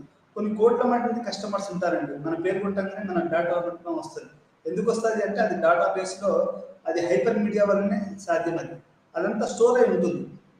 మన జరిగిన ఒక డిజిటల్ టెక్నాలజీస్, ఈ హైపర్ మీడియా మీద జరిగినటువంటి ఉన్నత విద్య మరియు ఈ డిజిటల్ టెక్నాలజీస్ మీద జరిగిన ఒక జాతీయ సదస్సులో university of Hyderabad vice chancellor మాట్లాడుతూ ఏం చెప్పాడంటే రాబోయే యుగం అనేది కూడా డాటా ఎంతంటే అంత స్టోర్ చేసుకునే కెపాసిటీ కంప్యూటర్లు కంప్యూటర్లు వస్తాయి. అంటే ఇప్పుడు మన కంప్యూటర్కి ఇంత డేటా మాత్రమే సేవ్ చేసేంత దమ్ము ఉంటుంది. దాన్ని మనం ఎక్కువగా చేయలేము. అంటే రాబోయే కంప్యూటర్లో అదేంటంటే నువ్వు ఎంతైనా డేటా సేవ్ చేసుకోవచ్చు, నువ్వు ఎంతైనా లైబ్రరీ పుస్తకాలు పెట్టుకోవచ్చు. ఈ స్పేస్ పెరుగుతుంది అనేది మనకు కొత్తగా చెప్తున్నటువంటి పరిశోధకులు ఏం చెప్తున్నారంటే ఈ యొక్క బేస్ పెరుగుతుంది. అంటే ఈ యొక్క సైబర్ స్పేస్ అనేది పెరుగుతుంది. హైపర్ మీడియా అనేది కూడా చాలా పెరుగుతుందని వాళ్ళు చెప్పారు. ఎందుకంటే ఇప్పుడు స్వయం పోర్టల్ ఉంది. స్వయం పోర్టల్ అదేంటి అంటే అది హైపర్ మీడియా. ఎట్లా అంటే ఈరోజు 30 గ్రాస్ ఎన్రోల్మెంట్ రేషియో పెంచాలనుకుంటున్నారు ప్రభుత్వం. అంటే మనకు ఎక్కువ 100లో 30 మంది ఉన్నత విద్యను సాధించాలనుకుంటున్నారు. మరి వాళ్ళు ఇప్పుడు అన్ని యూనివర్సిటీలు లేవు, అన్ని కాలేజీలు లేవు. మరి వాళ్ళంతా ఎట్లా చదువుకోవాలి? వాళ్ళంతా ఎట్లా చదువుకోవాలంటే స్వయం అనే ఒక పోర్టల్ ఉంటుంది. అంటే ఇప్పుడు మా టీచర్లు ఎవరు చెప్తారు, మీరు గ్రామాలలో కూడా చదువుకొని వచ్చే ఎగ్జామ్ రాయొచ్చు. దీంట్లో చాలా ప్రాబ్లమ్స్ ఉన్నాయి. అంటే టీచర్కి స్టూడెంట్స్కు సజీవ సంబంధం ఉండాలి, కానీ ఈ యొక్క సాంకేతిక సంబంధం ఏంటి అనేది కూడా నేను నారాయణ వాళ్ళని అడిగిన ప్రశ్న, దానికి సరైన సమాధానం రాలేదనుకోండి, కానీ చెప్తున్నాను. అంటే ఈ రకంగా ఈ యొక్క హైపర్ మీడియా మల్టీమీడియా అనేది ఈ యొక్క డేటాబేస్ రోజు రోజుకి పెరుగుతుందని మనం చెప్పుకోవచ్చు. అంటే దాని యొక్క స్పేస్ పెరుగుతూ ఉంది. కొత్త కొత్త పరిశోధనలు, కొత్త కొత్త టెక్నాలజీ తెలుసుకోవడం వల్ల డేటాబేస్ పెరుగుతుందనేది మనకు ఇక్కడ అర్థమవుతుంది. ఆడిటింగ్ రంగంలో కూడా హైపర్ మీడియాను ఉపయోగించుకోవచ్చు. ఆడిటింగ్ అంటే ఇప్పుడు మనం ఫోటోను మనం వాట్సాప్ స్టేటస్లో పెట్టేటప్పుడు అది ఆడిట్ అడుగుతుంది. ఆడిట్ అంటే మనం ఫోటోను కొంచెం తగ్గించవచ్చు, పెంచవచ్చు, లేకపోతే మనం చల్లగా కూర్చున్నట్టు చూపించవచ్చు, ఎండలో కూర్చున్నట్టు చూపించవచ్చు, కలర్ఫుల్గా చూడవచ్చు. అంటే ఆడిటింగ్ ఒక ఫోటోను ఒకప్పుడు మనం తీయడమే కష్టం, అట్లాంటి ఈరోజు మన ఫోటోను మనమే ఎడిటింగ్ చేసుకొని మనమే ఫేస్బుక్లో కానీ ట్విట్టర్లో కానివ్వండి, లేకపోతే వాట్సాప్ స్టేటస్ పెట్టుకోవడం కానీ, లేకపోతే ఫ్రెండ్స్ పంపించడం కానీ జరుగుతుంది. అంటే ఈ యొక్క మల్టీమీడియాలో మనకు ఎడిటింగ్ అనేది చాలా చాలా సులువు. దానికి మ్యూజిక్ కూడా పెట్టుకోవచ్చు. ఇప్పుడు మీరు వాట్సాప్ ఒక స్టేటస్ పెట్టుకొని వెనకాల ఒక మ్యూజిక్ ఏదో ఏదో మంచి ఒక ఆమిర్ ఖాన్ సాంగ్ పాట, ఇంకేదో పాట వెనకాల బ్యాక్గ్రౌండ్ గా పెట్టుకోవచ్చు. అంటే ఈ రకంగా మనకు వాట్సాప్ మల్టీమీడియాలో ఏంటంటే అది ఆడిటింగ్ చేసుకోవడానికి డెమోక్రటైజింగ్ అనేది జరుగుతుంది. అంటే ఈ యొక్క టెక్నాలజీ కూడా ప్రజాస్వామ్యీకరణ జరుగుతుంది అనేది మనం ఇక్కడ చెప్పుకోవచ్చు. అంటే టెక్నాలజీ ఉండడం గొప్ప కాదు, దాన్ని ప్రజాస్వామీకరించడం అంటే ఒక సాదా సీదా చదువురాని పిల్లలు కూడా, లేకపోతే పొలంలో మా ఊర మా లాంటి ఊర్లో పనిచేసే, పొలంలో పనిచేసే, పరిచయాలలో పొలంలో పనిచేసే ఆడపిల్లలు కానీ కూడా వాటిని ఈజీగా ఉపయోగించు. అంటే అది డెమోక్రటైజేషన్. అంటే ఒక టెక్నాలజీ వస్తే దాన్ని ప్రజాస్వామీకరించడం, అందరికీ అందుబాటులో చేయడం. ఒకప్పుడు సెల్ ఫోన్ అంటే అది బాగా డబ్బున్న వాళ్ళు, ఉన్నత కులాల వాళ్ళు, ఉన్నత వర్గాల వాళ్ళే వాడేవాళ్ళని, సిటీ వాళ్ళు హైదరాబాద్లో బతికే వాడే సెల్ ఫోన్ వాడుతారు, అంటే బిజినెస్ చేసేవాళ్ళు. ఇప్పుడు ఈ రోజు అది ఏమైంది, ప్రతి సాదా సీదా వ్యక్తికి కూడా సెల్ ఫోన్ అనేది ఈ రోజు చేతిలోకి వచ్చింది. అంటే దీన్ని ప్రజాస్వామీకరణ అని చెప్తారు. అంటే ఇక్కడ మల్టీమీడియా, హైపర్ మీడియా అనేది ఇక్కడ ఎడిటింగ్ లో కూడా మనకు ఇది ఉపయోగపడుతుందని మనకు ఇక్కడ అర్థమవుతుంది. ఇది బహుళ మూలాల నుండి సమాచారాన్ని మనకు రిలేట్ చేయగల సామర్థ్యాన్ని కలిగి ఉంటుంది. అంటే ఇప్పుడు రెండు పదాలని మనం అది సిమిలేట్, అది ఒకదానికొకటి దగ్గర సంబంధం ఉన్న వాటిని కూడా అది మొత్తం డాటా మనకి ఇస్తుంది. మీరు ఉదాహరణకి ప్రోటీన్ అని కొట్టారు, లేకుంటే కమ్యూనిజం అని కొట్టారు అనుకోండి. కమ్యూనిజం అంటే దానికి సోషలిజం, ఆ తర్వాత క్యాపిటలిజం, ఇట్లాంటి పదాన్ని కూడా అది దానికి రిలేటెడ్ వర్డ్స్ అన్నింటినీ కూడా అది హైపర్ డాటా లాగుతుంది అది. అందుకని మన సెర్చింగ్లో కీవర్డ్స్ని చాలా జాగ్రత్తగా కొట్టాలి. అప్పుడు ఏమవుతుందంటే మనకు కరెక్ట్ రావాల్సిన ఇన్ఫర్మేషన్ అనేది వస్తుంది, లేకపోతే ఏదేదో వస్తుంది. అందుకనే ఎవరో ఒక పెద్ద సైంటిస్ట్ అన్నారు ఏమని, ఈరోజు మనం వీఆర్ లివింగ్ ఇన్ ఎట్లాంటి హీప్ ఆఫ్ ఇన్ఫర్మేషన్. ఒక పెద్ద ఇన్ఫర్మేషన్ కుప్ప అనేది మన తలక మీద బయట వచ్చి పడుతుంది, మన బుర్రల్ని, మన మెదడుని ఖరాబ్ చేస్తున్నాం, ఉదయాన్ని కూడా దెబ్బతీస్తుంది. అంటే అట్లా ఎంత ఇన్ఫర్మేషన్ ఈరోజు మనకు కావాల్సింది పెద్ద ఇన్ఫర్మేషన్ కదా, అంటే క్వాలిటీ ఇన్ఫర్మేషన్. ఏది కరెక్ట్, ఏది నిజం, ఏది అబద్ధం, ఏదో వాళ్ళ వస్తువులు అమ్ముకోవడానికి, వాళ్ళ రాజకీయ ప్రయోజనాలు పొందడానికి, లేకపోతే ఇంకెవరిలో బర్ణం చేయడానికి అట్లా దాన్ని వాడటం అనేది చాలా చాలా తప్పు. ఈరోజు సోషల్ మీడియాలో ఒకరిలో తిట్టుకోవడం ఇవన్నీ కదా జరుగుతుంది, ఇంక్లూడింగ్ అసెంబ్లీలలో అక్కడ ఇక్కడ. ఏం జరుగుతుంది అంటే ఈ సోషల్ మీడియాని ఇట్లా, లేకపోతే హైపర్ మీడియాని ఇట్లా దుర్వినియోగపరుస్తున్నారు. దాని మీద ఒక కంట్రోల్ అంటే ఏం లేదు. సరే ఏమైనా కానీ మనకి ఇక్కడ అర్థమవుతుంది ఏంటి అంటే ఈ యొక్క హైపర్ మీడియా అనేది ఒకదానికొకటి కనెక్ట్ చేయగలుగుతుంది. అంటే ఒక పదాన్ని మనం కనుక టైప్ చేస్తే దానికి సంబంధించిన వేరే పదాలు, రిలేటెడ్ టర్మ్స్ అనేది కూడా మనకు ఈ హైపర్ మీడియాలో అనేది రావడం జరుగుతుంది. దానివల్ల ఏమవుతుందంటే ఈ పరిశోధకులకి అది చాలా ఈజీ అయిపోయింది పరిశోధన. ఇప్పుడు మీరు ఒక పదానికి, మీకు కావాల్సిన ఒక పదాన్ని కొడితే దానికి దగ్గరగా ఉన్న పదాలు కూడా తీసుకొస్తుందంటే మీకు మంచిదే కదా. అది ఇక్కడ జరుగుతున్నటువంటి విషయం. మల్టీమీడియా మరియు హైపర్ మీడియా పరిశోధన సాధనాలు. పరిశోధన ఆలోచన, ఉత్పత్తి మరియు రచన రెండింటిని కలిగి ఉంటుంది. ఒకటేమో ఆలోచన, అంటే ఏం జరుగుతుంది అనేది, దానికి రచన. ఇప్పుడు నేను అనుకున్న విధంగా చేయలేదు, రచన చేశాను దానికి. ఆ తర్వాత పరిశోధకుడు తాను కూడా పరిశోధన ప్రక్రియలో భాగం. అందువల్ల మల్టీమీడియా మరియు హైపర్ మీడియా ఉపయోగం పరిశోధకులకు వారి డేటాను సేకరించడం మరియు ప్రదర్శించడం సులభతరం చేస్తుంది. ఈ మల్టీమీడియా, హైపర్ మీడియా అనేది రీసెర్చర్స్కి అయితే అది ఒక నోట్లు నాలుగలాగా అనుకోండి. నాలుగ లేకపోతే మనం ఏ రకంగా మాట్లాడలేము. ఇప్పుడు జరుగుతున్నటువంటి రీసెర్చ్కి ఎట్లా అయిపోయింది అంటే ఈ హైపర్ మీడియా, మల్టీమీడియా నాలుగు అని చెప్పింది, కానీ అది ఒక ప్రధానమైనటువంటి ఒక సాధనంగా అవి తయారయ్యాయి, మల్టీమీడియా, హైపర్ మీడియా. ఇవి కేవలం పద్ధతులు లేదా సాంకేతికత కాదు, కానీ రెండింటి కలయిక. విజువల్స్ రీసెర్చ్ అనేది వివిధ రకాల మూలధారాల యొక్క ప్రస్తుత దృశ్య డేటాను అధ్యయనం చేస్తుంది. అంటే విజువల్ రీసెర్చ్ అనేది రకరకాల మూలాధారాలు, అంటే దాని యొక్క పాత డేటా అనేది మొత్తం కూడా అది చేస్తూ ఉంది.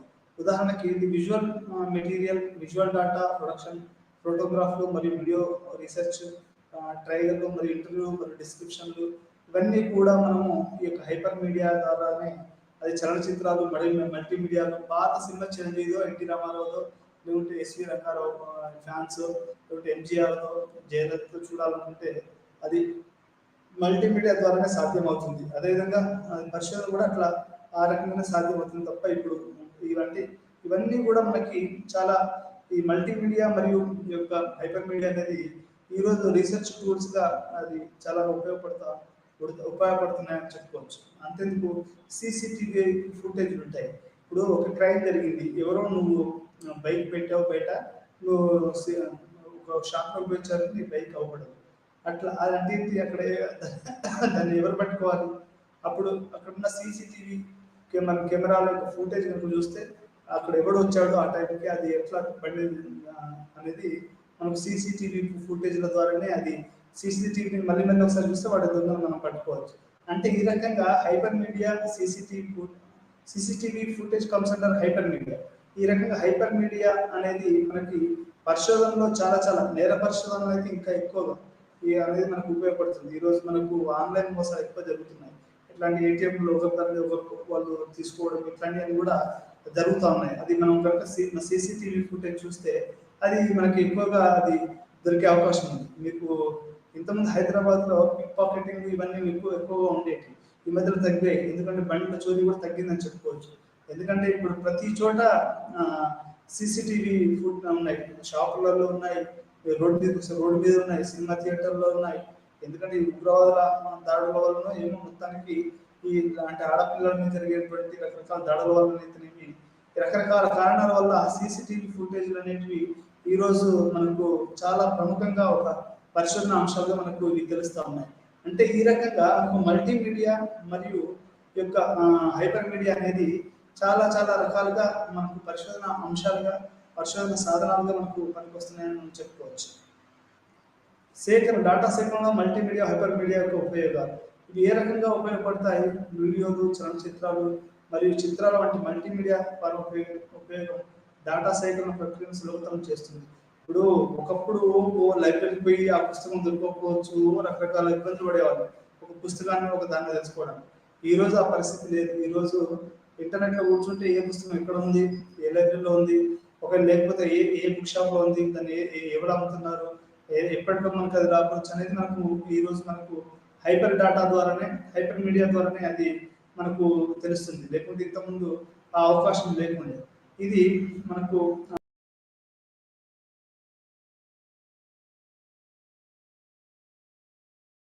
ఫాస్ట్ అన్నట్టు చాలా ఫాస్ట్గా హైపర్ మీడియాలో ఏంటంటే ఒక్కోసారి కంప్యూటర్ మీద కూర్చుంటే ఏమైందంటే నేనే ఎదుర్కొన్నాను అట్లాంటి సమస్యలు. మనకు రోజులు, సంవత్సరాలు అసలు కొన్ని అవి గడిచిపోతూ ఉంటాయి. కానీ మనకు అవి ఉత్తేజకరంగా అవపడుతుంటాయి. మనం అనుకున్నల్లో వస్తూనే ఉంటుంది. నేను కంప్యూటర్ కొత్తగా ఉన్నప్పుడైతే అసలు మనం సినిమాలు ఆన్లైన్లో చూడొచ్చా, ఎక్కడ పడితే అక్కడ చూడొచ్చా, ఇట్లాంటి ఉత్తేజకరమైనటువంటి అది మనం నడిపిస్తుంది. ఇది ఎట్లాంటి మల్టీమీడియా హైపర్ మీడియా ఏం చేస్తుందంటే మనుషుల్ని అంటే పరిశోధకుల్ని ఒక ఉత్తేజకరమైనటువంటి పరిస్థితులకు నెట్టివేస్తుంది. మనకు సంవత్సరాలు గడిచిపోతూ ఉంటాయి ఆ పరిశోధనలో. అంటే అంత హైపర్ మీడియా అంటే అది ఒక సాదాసీదా ప్రజలకు అది సాధ్యపడకపోవచ్చు. ఎందుకంటే రైతులు, కార్మికులు వీళ్ళందరూ కూడా అవపడకపోవచ్చు.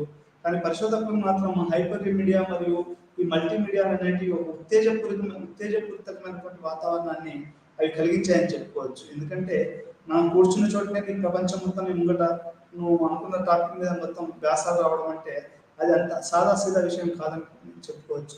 అది అంత ఈజీ కాదు. ఎందుకంటే ఈరోజు మన పరిశోధన అవసరాలు పెరిగాయి, పరిశోధన దాని కెపాసిటీ పెరిగింది, చేసే వాళ్ళ సంఖ్య పెరిగారు.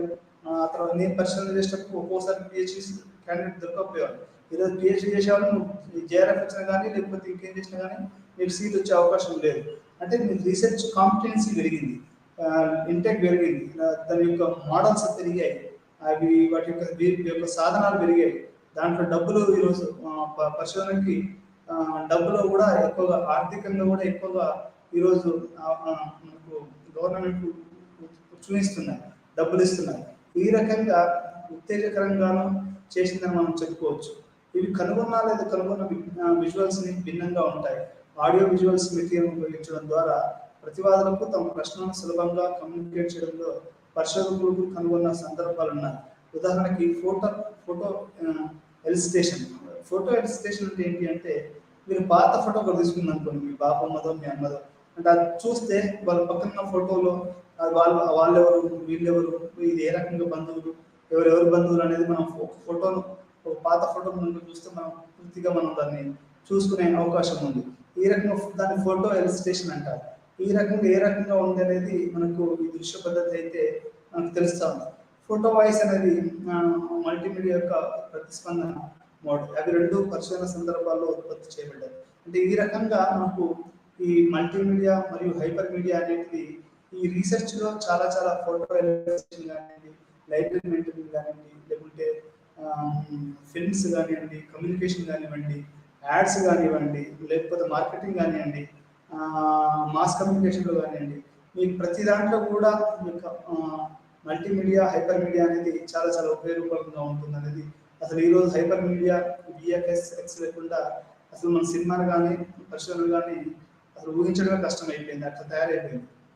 డిజిటల్ ఎథ్నోగ్రఫీ అంటే ఏం లేదండి, మొత్తం మనం చేసినటువంటి ఫిల్మ్ ఒక ఒక ఒక దాంట్లో ఉండిపోవడం అది, దాన్ని మనం డిజిటల్ ఎథ్నోగ్రఫీ అని మనం చెప్పుకోవచ్చు. అది ఇప్పుడు మనం మార్గరెట్ మీడ్ తీసినటువంటి ఫిల్మ్స్ కానివ్వండి, మాల్లోస్ తీసిన ఫిల్మ్స్ కూడా ఇప్పుడు మనం చూడొచ్చు. అది ఎట్లా సాధ్యమంటే డిజిటల్ ఎథ్నోగ్రఫీ ద్వారానే అది సాధ్యమని మనం చెప్పుకోవచ్చు.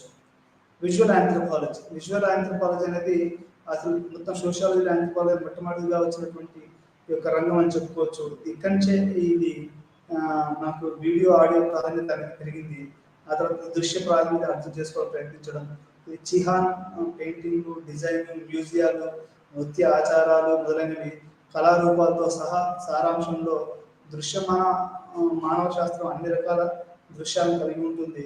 సాంస్కృతిక సందర్భాల్లో మరియు సెట్టింగ్లలో ప్రాతినిధ్యం దృశ్యమాన శాస్త్రజ్ఞులు ఎథ్నోగ్రఫిక్ ఫిల్మ్ మరియు డిజిటల్ టెక్నాలజీల విస్తరణ మరియు ఆవిష్కరణలో వచ్చిన కొత్త మీడియా ఫార్మాట్లు నిర్మాణంపై కూడా ఆసక్తి ఉన్నాయి. అంటే మీరు ఉదాహరణకి ఈ మధ్య రామగోపాల్ వర్మ చెప్తా ఉన్నాడు, మన చిన్న ఫోన్ ద్వారా అతనే ఈ యొక్క టెక్నాలజికల్ సౌండ్ ఇంజనీర్ వాళ్ళ నాన్న. ఆ తర్వాత అతను కూడా ఆ సౌండ్కు వచ్చినటువంటి అంటే అతను వాళ్ళ నాన్న ఆయన ఈ యొక్క మొత్తం సినిమా టేకింగ్లోనే శివాలో ఆ సౌండ్ తోటే అది ఆ సినిమా అనేది అంటే సౌండ్ మిక్సింగ్లోనే మొత్తం అసలు ఆ సినిమా నడిచిందని చెప్పుకోవచ్చు. ఎట్లా అంటే అప్పటి వరకు రానటువంటి సౌండ్స్, బ్యాక్డ్రాప్ మ్యూజిక్స్ ఇవన్నీ కూడా మార్చాయి మొత్తం అసలు తెలుగు పరిశ్రమని పూర్తిగా. లేకపోతే అదే పాత మూసలో కాకుండా రామ్ గోపాల్ వర్మ శివ అనేది ఒక దృశ్యమాన చిత్రంగా మనకు అది మిగిలిపోయిందని చెప్పుకోవచ్చు. అంటే ఇది ఎందుకు చెప్తున్నానంటే శివ అనేది అది ఒక బెంచ్ మార్క్ సినిమా అని చెప్పుకోవచ్చు. తెలుగు టేకింగ్లో కానీ, సౌండ్లో కానీ, మేకింగ్లో కానీ, డైలాగ్ డెలివరీలో కానివ్వండి, దీనికి అన్నిటికీ కూడా అది ఒక ఒక ఒక ఒక కొత్త సంస్కృతిని అది ప్రవేశపెట్టింది తెలుగు పరిశ్రమలో అని చెప్పుకోవచ్చు. ఎందుకు చెప్పాలి అంటే ఇట్లా ఈ యొక్క మనం ఫిల్మ్ మరియు డిజిటల్ టెక్నాలజీ మొత్తం చాలా చాలా మారిపోయి అది ఈరోజు పరిశోధకులకి, మానవ శాస్త్ర వాళ్ళకి, సామాజిక శాస్త్రవేత్తలకు అది ఉపయోగపడుతుందని మనం చెప్పుకోవచ్చు. పారిశ్రామిక వలసవాదం కూడా చాలా మార్చేసింది. ఇప్పుడు వలసవాదాల వల్ల మనకు ఈ రైల్వేస్ ఈ యొక్క ఇవన్నీ కూడా వచ్చాయి. అండ్ లేకుంటే హాస్పిటల్స్, ఈ కాలేజీలు, యూనివర్సిటీలు కూడా అది బ్రిటిష్ కలోనియల్ ఇంపాక్ట్. 200-300 సంవత్సరాలు పరిపాలించిన బ్రిటిషర్స్ యూనివర్సిటీలు, కాలేజీలు, మెడికల్ కాలేజీలు ఇవన్నీ వాళ్ళ కాలంలో స్థాపించబడ్డాయని చెప్పుకోవచ్చు. హైపర్ మీడియా మరియు చలనచిత్రం యొక్క అంశాలను ప్రతిబింబించే అనుకరించే మన పునర్నిర్మిత సామర్థ్యం ఉంది. చలనచిత్రాలు మరియు రాతపూర్వక మానవ శాస్త్ర గ్రంథాలు రెండింటితోనూ సంబంధించడానికి హైపర్ మీడియా సామర్థ్యాన్ని అన్వేషించవచ్చు.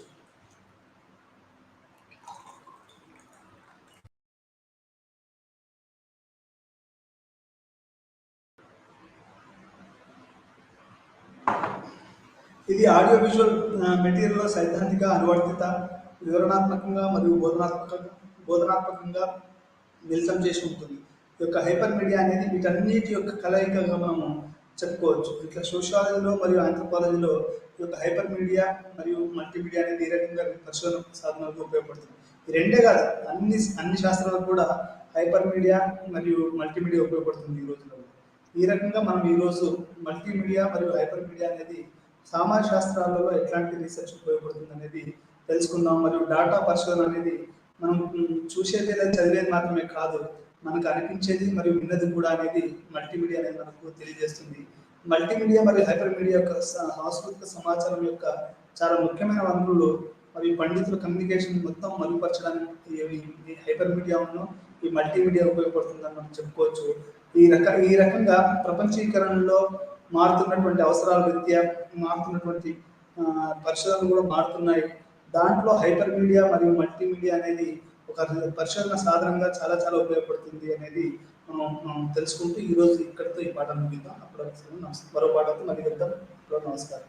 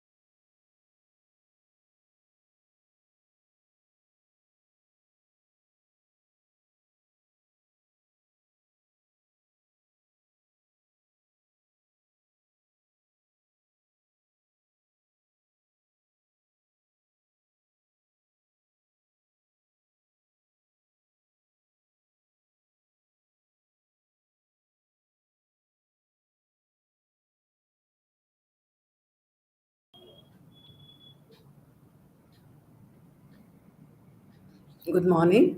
আজি মই তোমালোকৰ লগত আলোচনা কৰিম চেণ্টাৰ ষ্টেট এডমিনিষ্ট্ৰেটিভ ৰিলেশ্যন, কেন্দ্ৰীয় আৰু ৰাজ্যৰ মাজত প্ৰশাসনীয় সম্পৰ্ক কেনেকুৱা ধৰণৰ।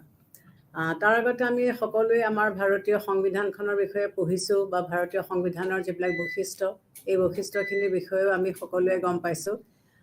ভাৰতীয় সংবিধানৰ মূল কথাটো কি আছিলে যে আমি ভাৰতবৰ্ষৰ এখন ডেম'ক্ৰেটিক গণতন্ত্ৰ ৰাজ্য হিচাপে আমি প্ৰতিপন্ন কৰিব বিচাৰিছোঁ, আৰু য'ত মেইন আমি কনচেনট্ৰেট কৰিছোঁ কি যে আমি জনসাধাৰণক ক্ষমতা দিছোঁ। আমি এখন গণতান্ত্ৰিক ৰাজ্য, ডেম'ক্ৰেচি। চ' গণতন্ত্ৰত কি হয়, জনসাধাৰণৰ সকলোবিলাক সুবিধা যাতে তেওঁলোকে পায়।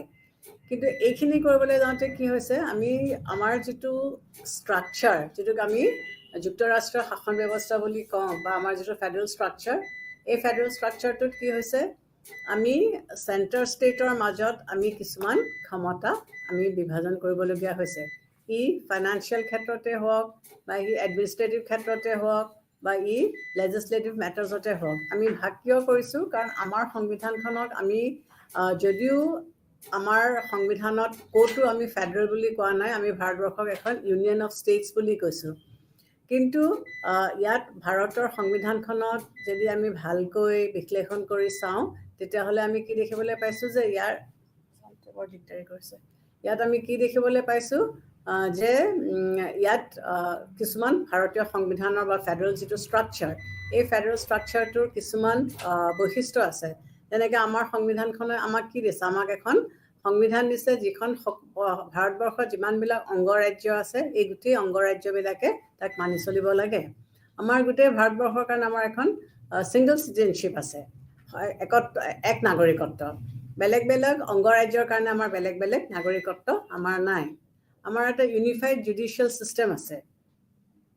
গতিকে আৰু আমাৰ চেণ্ট্ৰেল ডিউৱেল গভৰ্ণমেণ্ট, তাৰমানে চেণ্ট্ৰেল গভৰ্ণমেণ্ট, ষ্টেট গভৰ্ণমেণ্ট, আৰু এই গভৰ্ণমেণ্ট, চেণ্ট্ৰেল গভৰ্ণমেণ্ট আৰু ষ্টেট গভৰ্ণমেণ্টৰ মাজত ক্ষমতাবিলাক সুন্দৰকৈ ডিভিজন কৰা হৈছে। আমাৰ 3খন লিষ্ট আছে। সেই 3খন লিষ্ট অনুযায়ী কেন্দ্ৰীয় চৰকাৰে কেন্দ্ৰীয় লিষ্টখনত যিমানবিলাক আছে আৰ্টিকলছ, সেইবিলাকৰ ওপৰত তেওঁলোকে আইন প্ৰণয়ন কৰিব, আৰু ষ্টেট লিষ্টৰ ওপৰত কৰিব। আৰু সমৱৰ্তী সূচী যিখন আছে বা কনকাৰেণ্ট লিষ্ট যিখন আছে, এই কনকাৰেণ্ট লিষ্টখনৰ ওপৰত ষ্টেট গভৰ্ণমেণ্ট আৰু চেণ্ট্ৰেল গভৰ্ণমেণ্ট দুয়ো আইন প্ৰণয়ন কৰিব পাৰে। কিন্তু কেতিয়াবা কি দেখা গৈছে যে যদি কিবা কাৰণে কেন্দ্ৰীয় লিষ্ট বা কেন্দ্ৰীয় আইন বা ষ্টেট আইনে যদি কিবা কাৰণে কনফ্লিক্ট হয় দুটাৰ মাজত, তেতিয়াহ'লে এইটো কেন্দ্ৰীয় আইনখনহে বলবৎ হৈ থাকিব।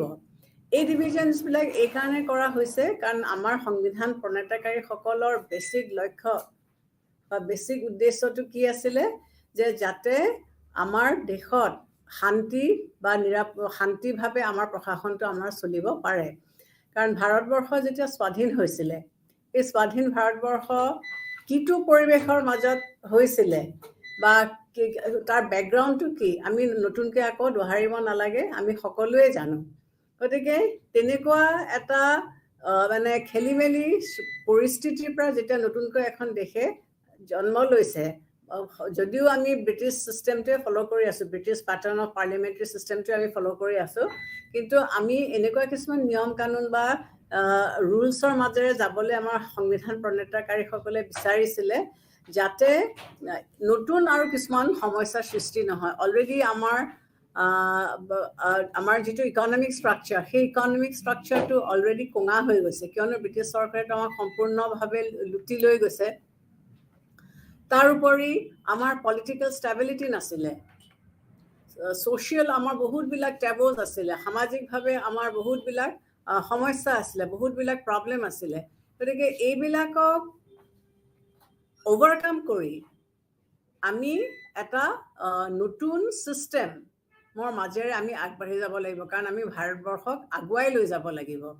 গতিকে সেইকাৰণে আমাৰ সংবিধান প্ৰণয়নকাৰীসকলে যেতিয়া সংবিধানখন ৰচনা কৰিছিলে, তেতিয়া তেওঁলোকে এটা ফেডাৰেল ষ্ট্ৰাকচাৰৰ ব্যৱস্থা তেওঁলোকে কৰিছিলে। কিন্তু এনে কিছুমান বৈশিষ্ট্য আছে যিবিলাক অলৰেডি তোমালোকে আগতে পঢ়িছিলা, যে যদিও সেই ধৰণৰ ব্যৱস্থাবিলাক আছে, আমি কি কৰিব বিচাৰিছোঁ যে আমাৰ সংবিধানখনে কি দিছে যে যদি দৰকাৰ পৰে তেতিয়াহ'লে সময় আৰু পৰিৱেশ সাপেক্ষে সংবিধানখন কিন্তু এখন একাত্মক কনষ্টিটিউশ্যনলৈ ৰূপান্তৰিত হয় পৰিৱেশ পৰিস্থিতি চাই পেলাই। গতিকে এনে পৰিৱেশত আমি আমাৰ সংবিধানখনে আমাক কেনেকুৱাকৈ সুবিধা দিছে যে আমি কি ধৰণেৰে আমি আগবাঢ়ি আমি যাব পাৰোঁ। গতিকে তাত আমি যেনেকৈ এজন মানুহে এটা কাম নিয়াৰিকৈ কৰিবৰ কাৰণে কিছুমান ভাগ কৰি দিয়ে, মানুহৰ প্ৰত্যেকখন ঘৰৰ আমি যদি এখন ঘৰৰ কথা আলোচনা কৰোঁ তেতিয়া আমি কি দেখিম যে ঘৰ এখনৰ যিটো প্ৰক্ৰিয়াৰ মাজেৰে ঘৰ এখন চলিব, সেই ঘৰখন চলাৰ কাৰণে কিছুমান ৰীতি নীতি নিয়ম কানুন থাকিব আৰু সেই ৰীতি নীতি বা সেই নিয়ম কানুনখিনিৰ মাজেৰে আমাৰ প্ৰশাসনটো ঘৰখনৰ প্ৰশাসনটো চলি যায় চ' ডেট কোনো মানুহৰ বা কাৰো অসুবিধা নহয় আৰু প্ৰত্যেকজন ব্যক্তিয়ে নিজৰ নিজৰ এলটেড যিখিনি ডিউটিজ দিয়া হৈছে সেই এলটেড ডিউটিজখিনি তেওঁলোকে কৰি গ'লে কোনো ধৰণৰ খেলি মেলি নহয়। আমি চেণ্টাৰকো এখন ঘৰৰ দৰে ধৰিব পাৰোঁ আৰু ষ্টেটবিলাকক সেই ঘৰখনৰ সদস্য বুলি ধৰিব পাৰোঁ আৰু ষ্টেটবিলাকক কি দিয়া হৈছে যে তেওঁলোকক নিজৰ নিজৰ কামখিনি কৰিবলৈ দিয়া হৈছে, কিন্তু এজনটো অভিভাৱক লাগিব যোনে গোটেই বস্তুখিনি চোৱা চিতা কৰিব। গতিকে এই অভিভাৱকৰ ৰোলটো আমি ক'ব পাৰোঁ যে চেণ্টাৰে প্লে কৰিছে। গতিকে আমাৰ লেজিছলেটিভ ক্ষেত্ৰতে হওক বা এডমিনিষ্ট্ৰেটিভ ক্ষেত্ৰতে হওক বা ফিনান্সিয়েল ক্ষেত্ৰতে হওক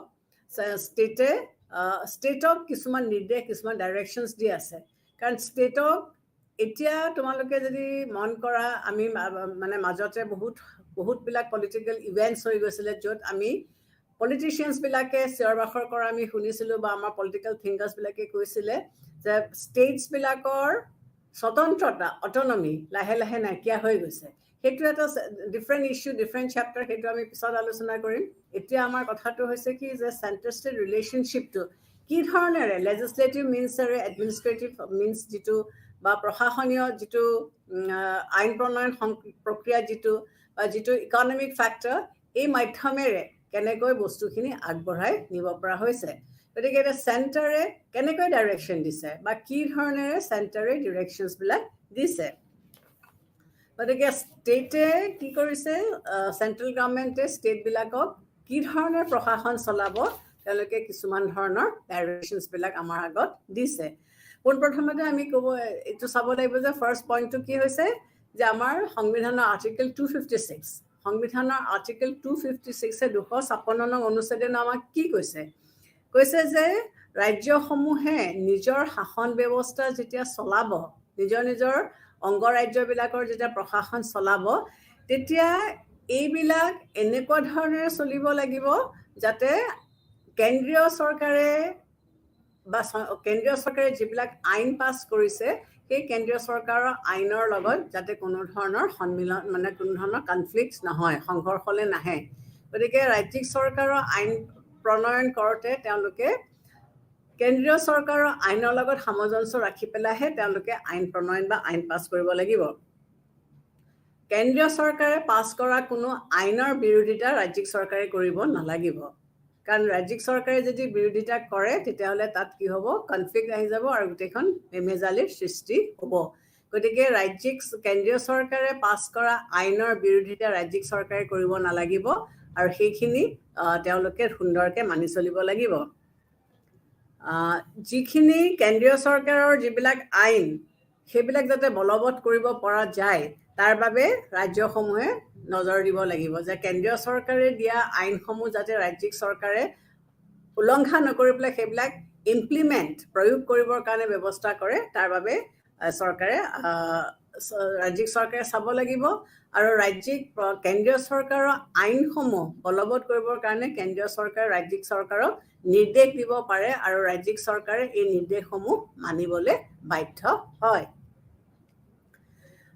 আৰ্টিকেল 257 নং অনুচ্ছেদত কি কৈছে যে ৰাজ্যিক চৰকাৰৰ যিবিলাক প্ৰশাসনীয় নীতি আছে এই প্ৰশাসনীয় নীতিবিলাকে ৰাজ্যিক চৰকাৰৰ প্ৰশাসনীয় নীতিবিলাক যাতে কোনো কাৰণতে কেন্দ্ৰীয় চৰকাৰৰ প্ৰশাসনীয় নীতিৰ লগত কোনো ধৰণৰ কনফ্লিক্টলৈ নাহে, যে ৰাজ্যিক চৰকাৰে প্ৰণয়ন কৰি পেলাই কিবা নীতি যদি পাছ কৰিছে আৰু কেন্দ্ৰীয় চৰকাৰেও যদি পাছ কৰিছে, তেতিয়াহ'লে সেই নীতিবিলাকৰ মাজত কোনো ধৰণৰ সংঘৰ্ষ বা কোনো ধৰণৰ কনফ্লিক্ট বা ক্লাছ যাতে নহয় তাৰ বাবে চাব লাগিব।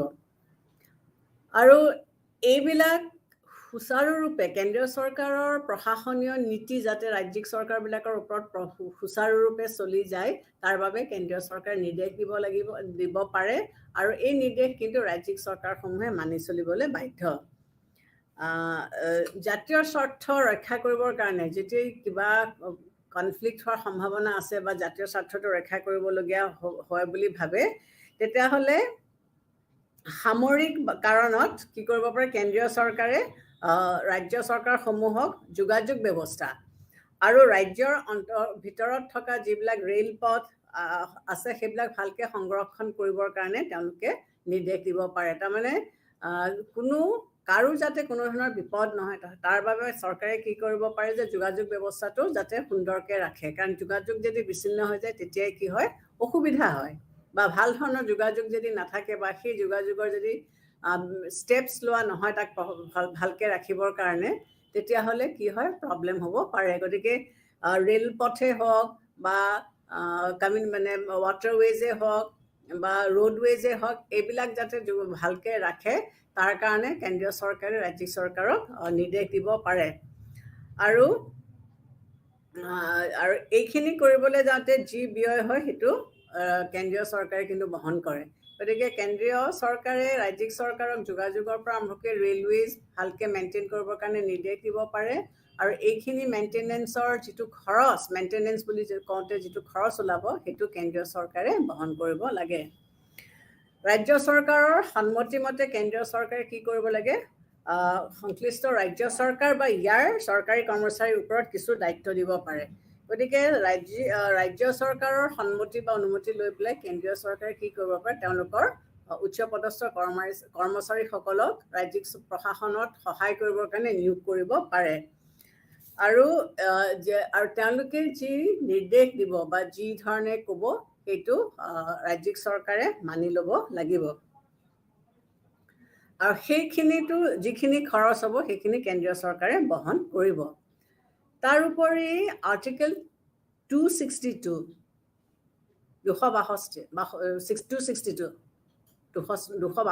নং অনুচ্ছেদত কি কোৱা হৈছে যে যদি দুখন বা তাতোতকৈ বেছি অংগৰাজ্যৰ মাজত নদীলৈ বা উপত্যকা বা নদীৰ পানীলৈ যদি কিবা কাৰণে বিবাদ হয়, দুখন অংগৰাজ্যৰ মাজতো হ'ব পাৰে বা তাতোধিক অংগৰাজ্যৰ মাজতো বিবাদ হ'ব পাৰে, পানী লৈ, নৈ লৈ, উপত্যকা লৈ পেলাই যদি কিবা বিবাদ হয়, তেতিয়াহ'লে ৰাজ্যিক চৰকাৰে কেন্দ্ৰীয় চৰকাৰে কি কৰিব পাৰে, তেওঁলোকে কিছুমান ট্ৰাইব্যুনেলছ গঠন কৰি দিব পাৰে।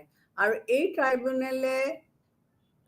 ট্ৰাইব্যুনেলক সকলোখিনি ক্ষমতা দি দিয়া হৈছে, আৰু তেওঁলোকৰ আল্টিমেট যিটো ইনকুৱাৰী, তেওঁলোকৰ ট্ৰাইব্যুনেলৰ যিটো ৰিজাল্ট হ'ব, সেই ৰিজাল্টটো কিন্তু ষ্টেট গভৰ্ণমেণ্টবিলাকে মানিব লাগিব।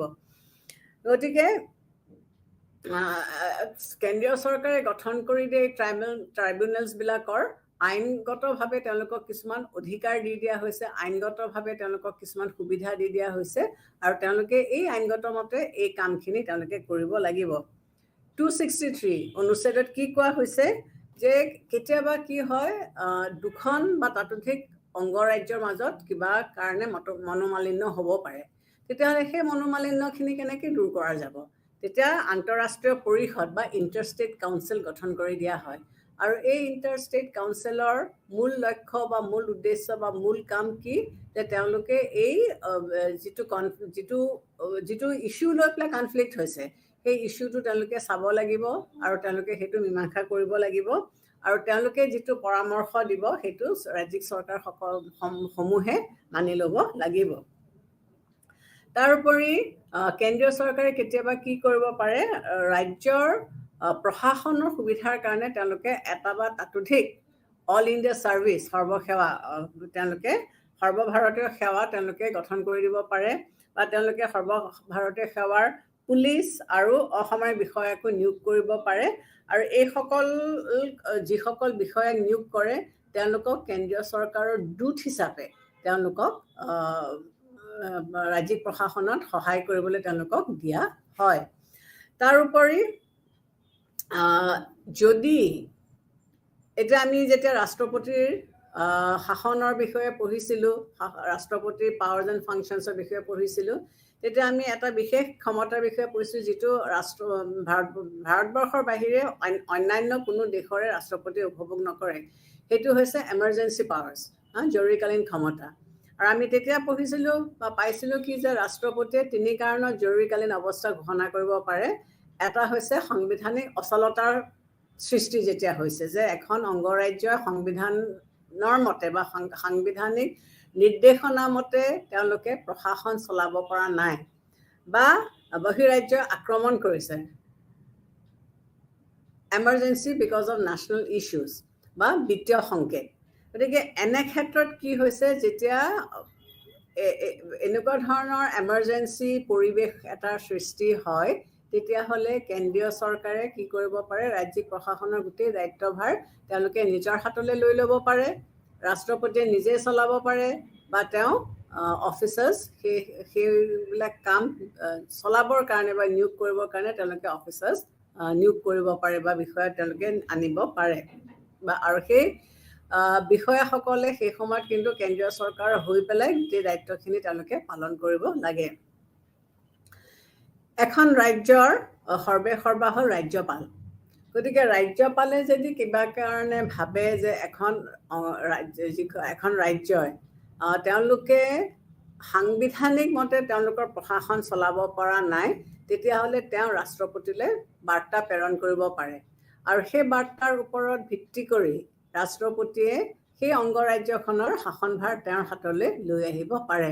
গতিকে কেন্দ্ৰীয় চৰকাৰৰ দূত হিচাপে গভৰ্ণৰসকল, ৰাজ্যপালসকল ৰাজ্যবিলাকত থাকে আৰু তেওঁলোকে ৰাজ্যবিলাকৰ চোৱা চিতা কৰি পেলাই ৰাজ্যপালে অংগৰাজ্যবিলাক কি ধৰণে চলিছে সেইটোৰ ওপৰত ভিত্তি কৰি তেওঁলোকে কি কৰিব পাৰে, তেওঁ ৰিপৰ্ট পঠিয়াব পাৰে।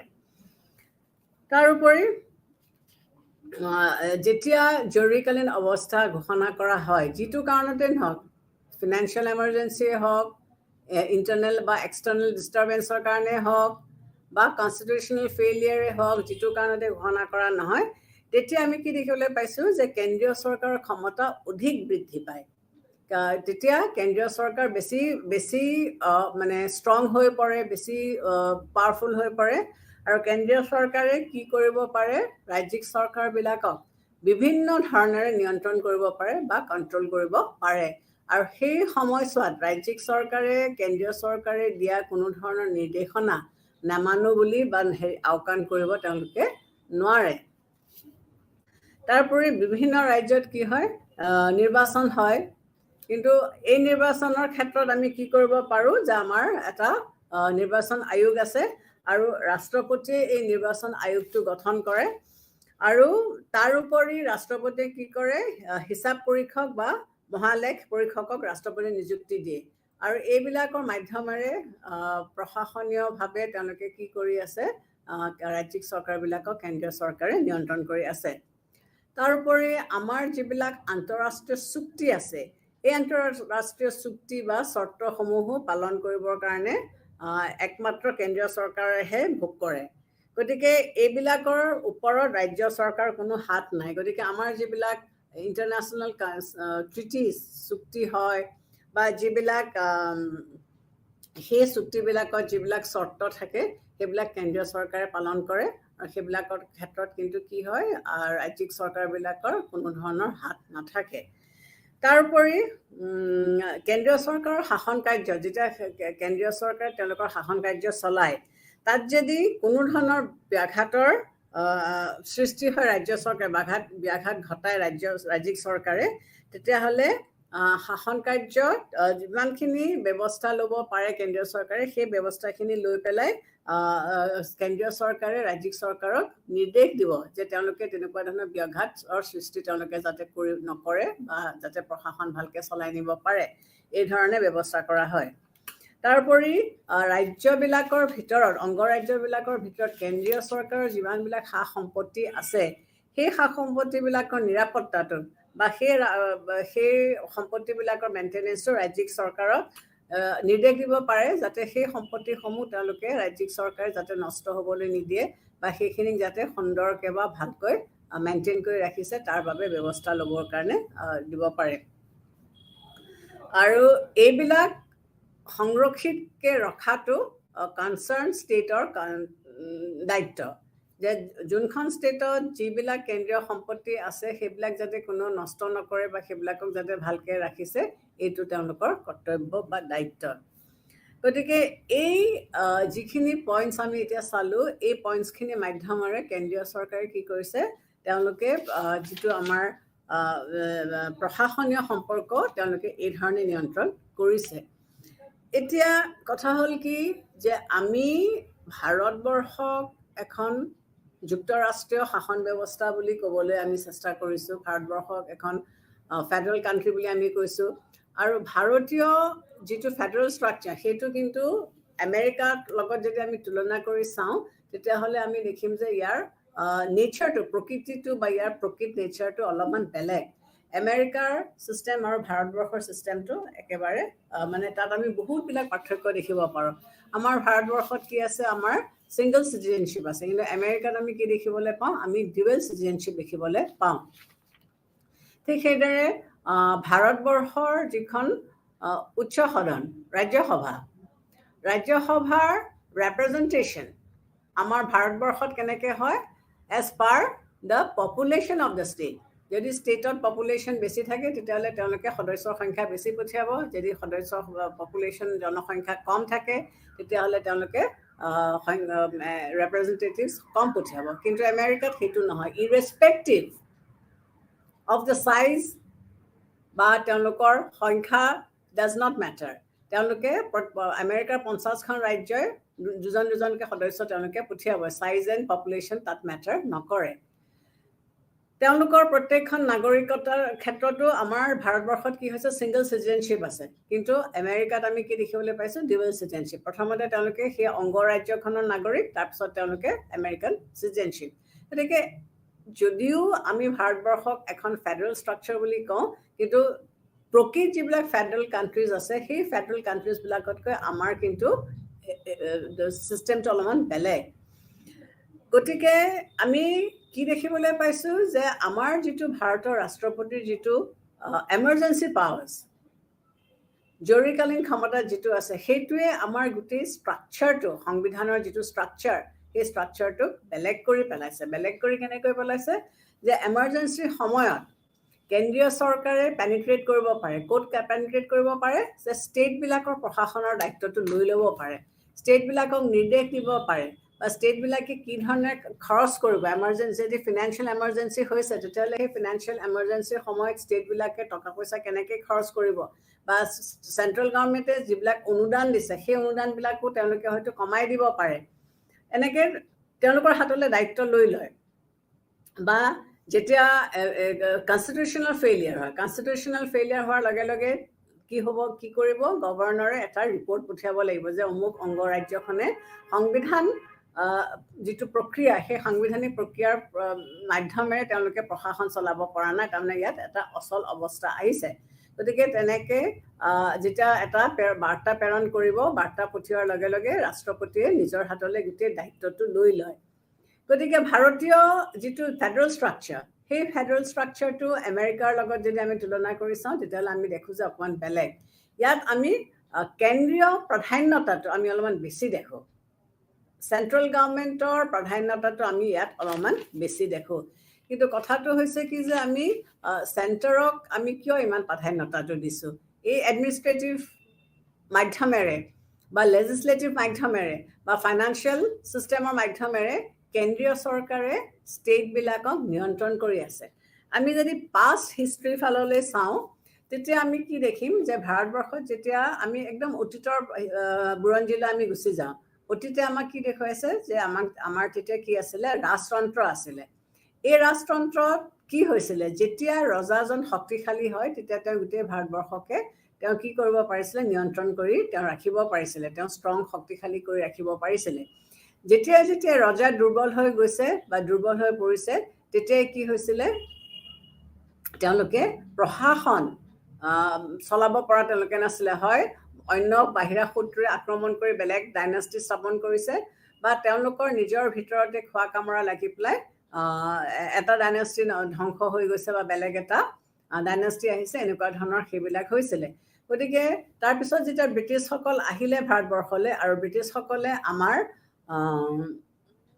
শাসনভাৰ তেওঁলোকৰ হাতলৈ লৈ ল'লে, তেতিয়া তেওঁলোকে কিন্তু বহুত কথাই বুজিছিলে যে ভাৰতবৰ্ষৰ মানুহবিলাকৰ মাজত বহুতবিলাক প্ৰব্লেমছ আছিলে। এটাটো হৈছে ছ'চিয়েলি আমি খুব বেকৱাৰ্ড আছিলোঁ, আমি অন্ধবিশ্বাসী আছিলোঁ। গতিকে এইবিলাকে আমাক আমাৰ গ্ৰ'থত মানে আমাৰ বিকাশত কিছুমান বাধাৰ সৃষ্টি কৰিছিলে।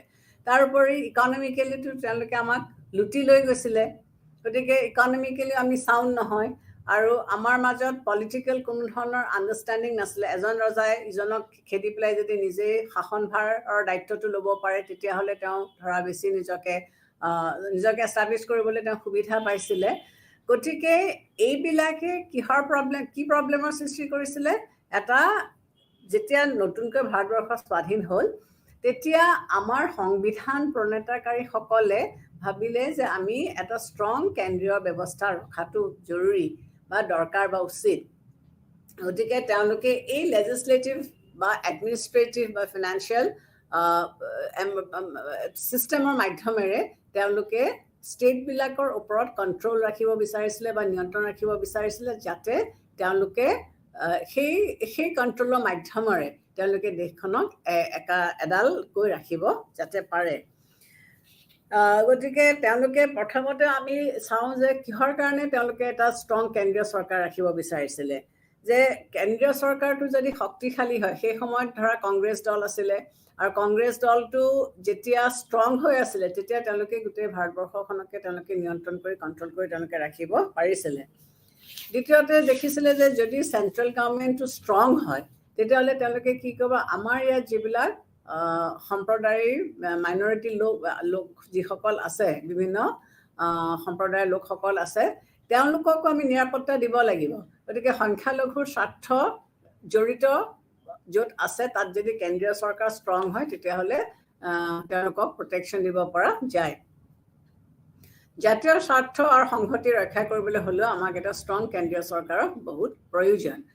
তাৰোপৰি আমাৰ ভাৰতবৰ্ষত আমি সেই স্বাধীনতা আন্দোলনৰ পৰা আজি বৰ্তমান দিনলৈকে আমি কি দেখিবলৈ পাইছোঁ, যে সময়ে সময়ে আমাৰ কি হৈছে, আমাৰ যিসকল এক্সট্ৰিমিষ্ট, যিসকল বিচ্ছিন্নতাবাদী গ্ৰুপ, এইবিলাকে ভাৰতবৰ্ষৰ অখণ্ডতা বা ভাৰতবৰ্ষৰ সংহতি বিনিষ্ট কৰিবৰ কাৰণে বহুত চেষ্টা কৰি আছে। তেনে ক্ষেত্ৰত কিন্তু অংগৰাজ্যবিলাকে নোৱাৰে। গতিকে অংগৰাজ্যবিলাকে নোৱাৰাৰ কাৰণে আমি কি কৰিব লাগে, কেন্দ্ৰীয় চৰকাৰক, আমাৰ সংবিধান প্ৰণেতাকাৰীসকলে তেওঁলোকে কেন্দ্ৰীয় চৰকাৰক অকণমান বেছি শক্তিশালী কৰি তুলিছে।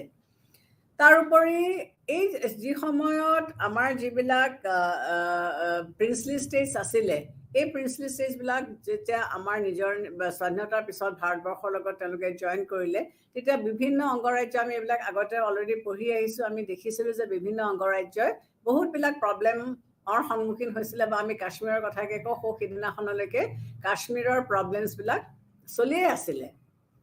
এতিয়া 370 আৰ্টিকল এব্ৰগেট কৰি দিয়াৰ পিছত, গুচাই দিয়াৰ পিছত আমি ক'ব পাৰোঁ যে কাশ্মীৰত এতিয়া বিকাশ আহিছে। গতিকে এইবিলাক কেতিয়া পাৰিব, যেতিয়া কেন্দ্ৰীয় চৰকাৰটো ষ্ট্ৰং হয়। এতিয়া এইখিনিতে বহুতে ক'ব বিচাৰিছে যে কেন্দ্ৰীয় চৰকাৰক ষ্ট্ৰং কৰিবলৈ গৈ পেলাই, কেন্দ্ৰীয় চৰকাৰক শক্তিশালী কৰিবলৈ গৈ পেলাই আমি ষ্টেটবিলাকৰ অটনমি, ষ্টেটবিলাকৰ ক্ষমতা আমি নাইকিয়া কৰি দিছোঁ নেকি। গতিকে ইয়াত বহুত ধৰণৰ প্ৰব্লেমছ আহি পৰে, বহুত ধৰণৰ প্ৰশ্ন আহি পৰে যে কেন্দ্ৰীয় চৰকাৰৰ এই যিটো especially emergency power of the president, সেই এমাৰ্জেঞ্চি পাৱাৰ বা ক্ষমতা প্ৰয়োগ কৰি পেলাই কেন্দ্ৰীয় চৰকাৰ, ৰাজ্যিক চৰকাৰৰ যিটো ডমেইন, ৰাজ্যিক চৰকাৰৰ যিটো পৰিহাৰ, তাত সোমাই পৰিছে নেকি। গতিকে সেইটো এটা বেলেগ ইছ্যু, আমি আকৌ পিছৰ ক্লাছত কেতিয়াবা সময় থাকিলে আলোচনা কৰিম। ইয়াত আমাৰ মূল কথাটো হৈছে কি, যে কেন্দ্ৰীয় চৰকাৰৰ প্ৰশাসনীয় যিটো সম্পৰ্ক ৰাজ্যিক চৰকাৰৰ লগত, সেই সম্পৰ্কটোৰ মাধ্যমেৰে আমি কি দেখিবলৈ পাইছোঁ, যে কেন্দ্ৰীয় চৰকাৰে ৰাজ্যিক চৰকাৰক বিভিন্ন ক্ষেত্ৰত নিৰ্দেশ আদেশ দিব পাৰে আৰু এই নিৰ্দেশনাসমূহ বা এই আদেশসমূহ ৰাজ্যিক চৰকাৰে মানিব লাগিব বা মানিবলগীয়া হয় কাৰণ যদি সংঘাত হয় বা কনফ্লিক্ট হয় তেতিয়াহ'লে কিন্তু তেওঁলোকৰ মাজত বহুত ধৰণৰ সমস্যাৰ সৃষ্টি হ'ব গতিকে ভাৰতৰ অখণ্ডতা বা ভাৰতৰ ইউনিটি বা ইণ্টিগ্ৰিটি ৰক্ষা কৰিবৰ কাৰণে এই ধৰণেৰে মনাটো কেন্দ্ৰীয় চৰকাৰে যিটো ডাইৰেকশ্যনছ দিছে যিটো ইনষ্ট্ৰাকশ্যনছ দিয়ে কেন্দ্ৰীয় ৰাজ্যিক চৰকাৰসমূহে সেই ইনষ্ট্ৰাকশ্যনছসমূহ বা সেই নিৰ্দেশনাসমূহ কিন্তু মানি চলিব লাগে নেক্সট আৰু এটা বিষয় আমি আজি আলোচনা কৰিম যে আমাৰ যিটো থাৰ্ড টায়াৰ অফ এডমিনিষ্ট্ৰেশ্যন প্ৰথমটো হ'লগে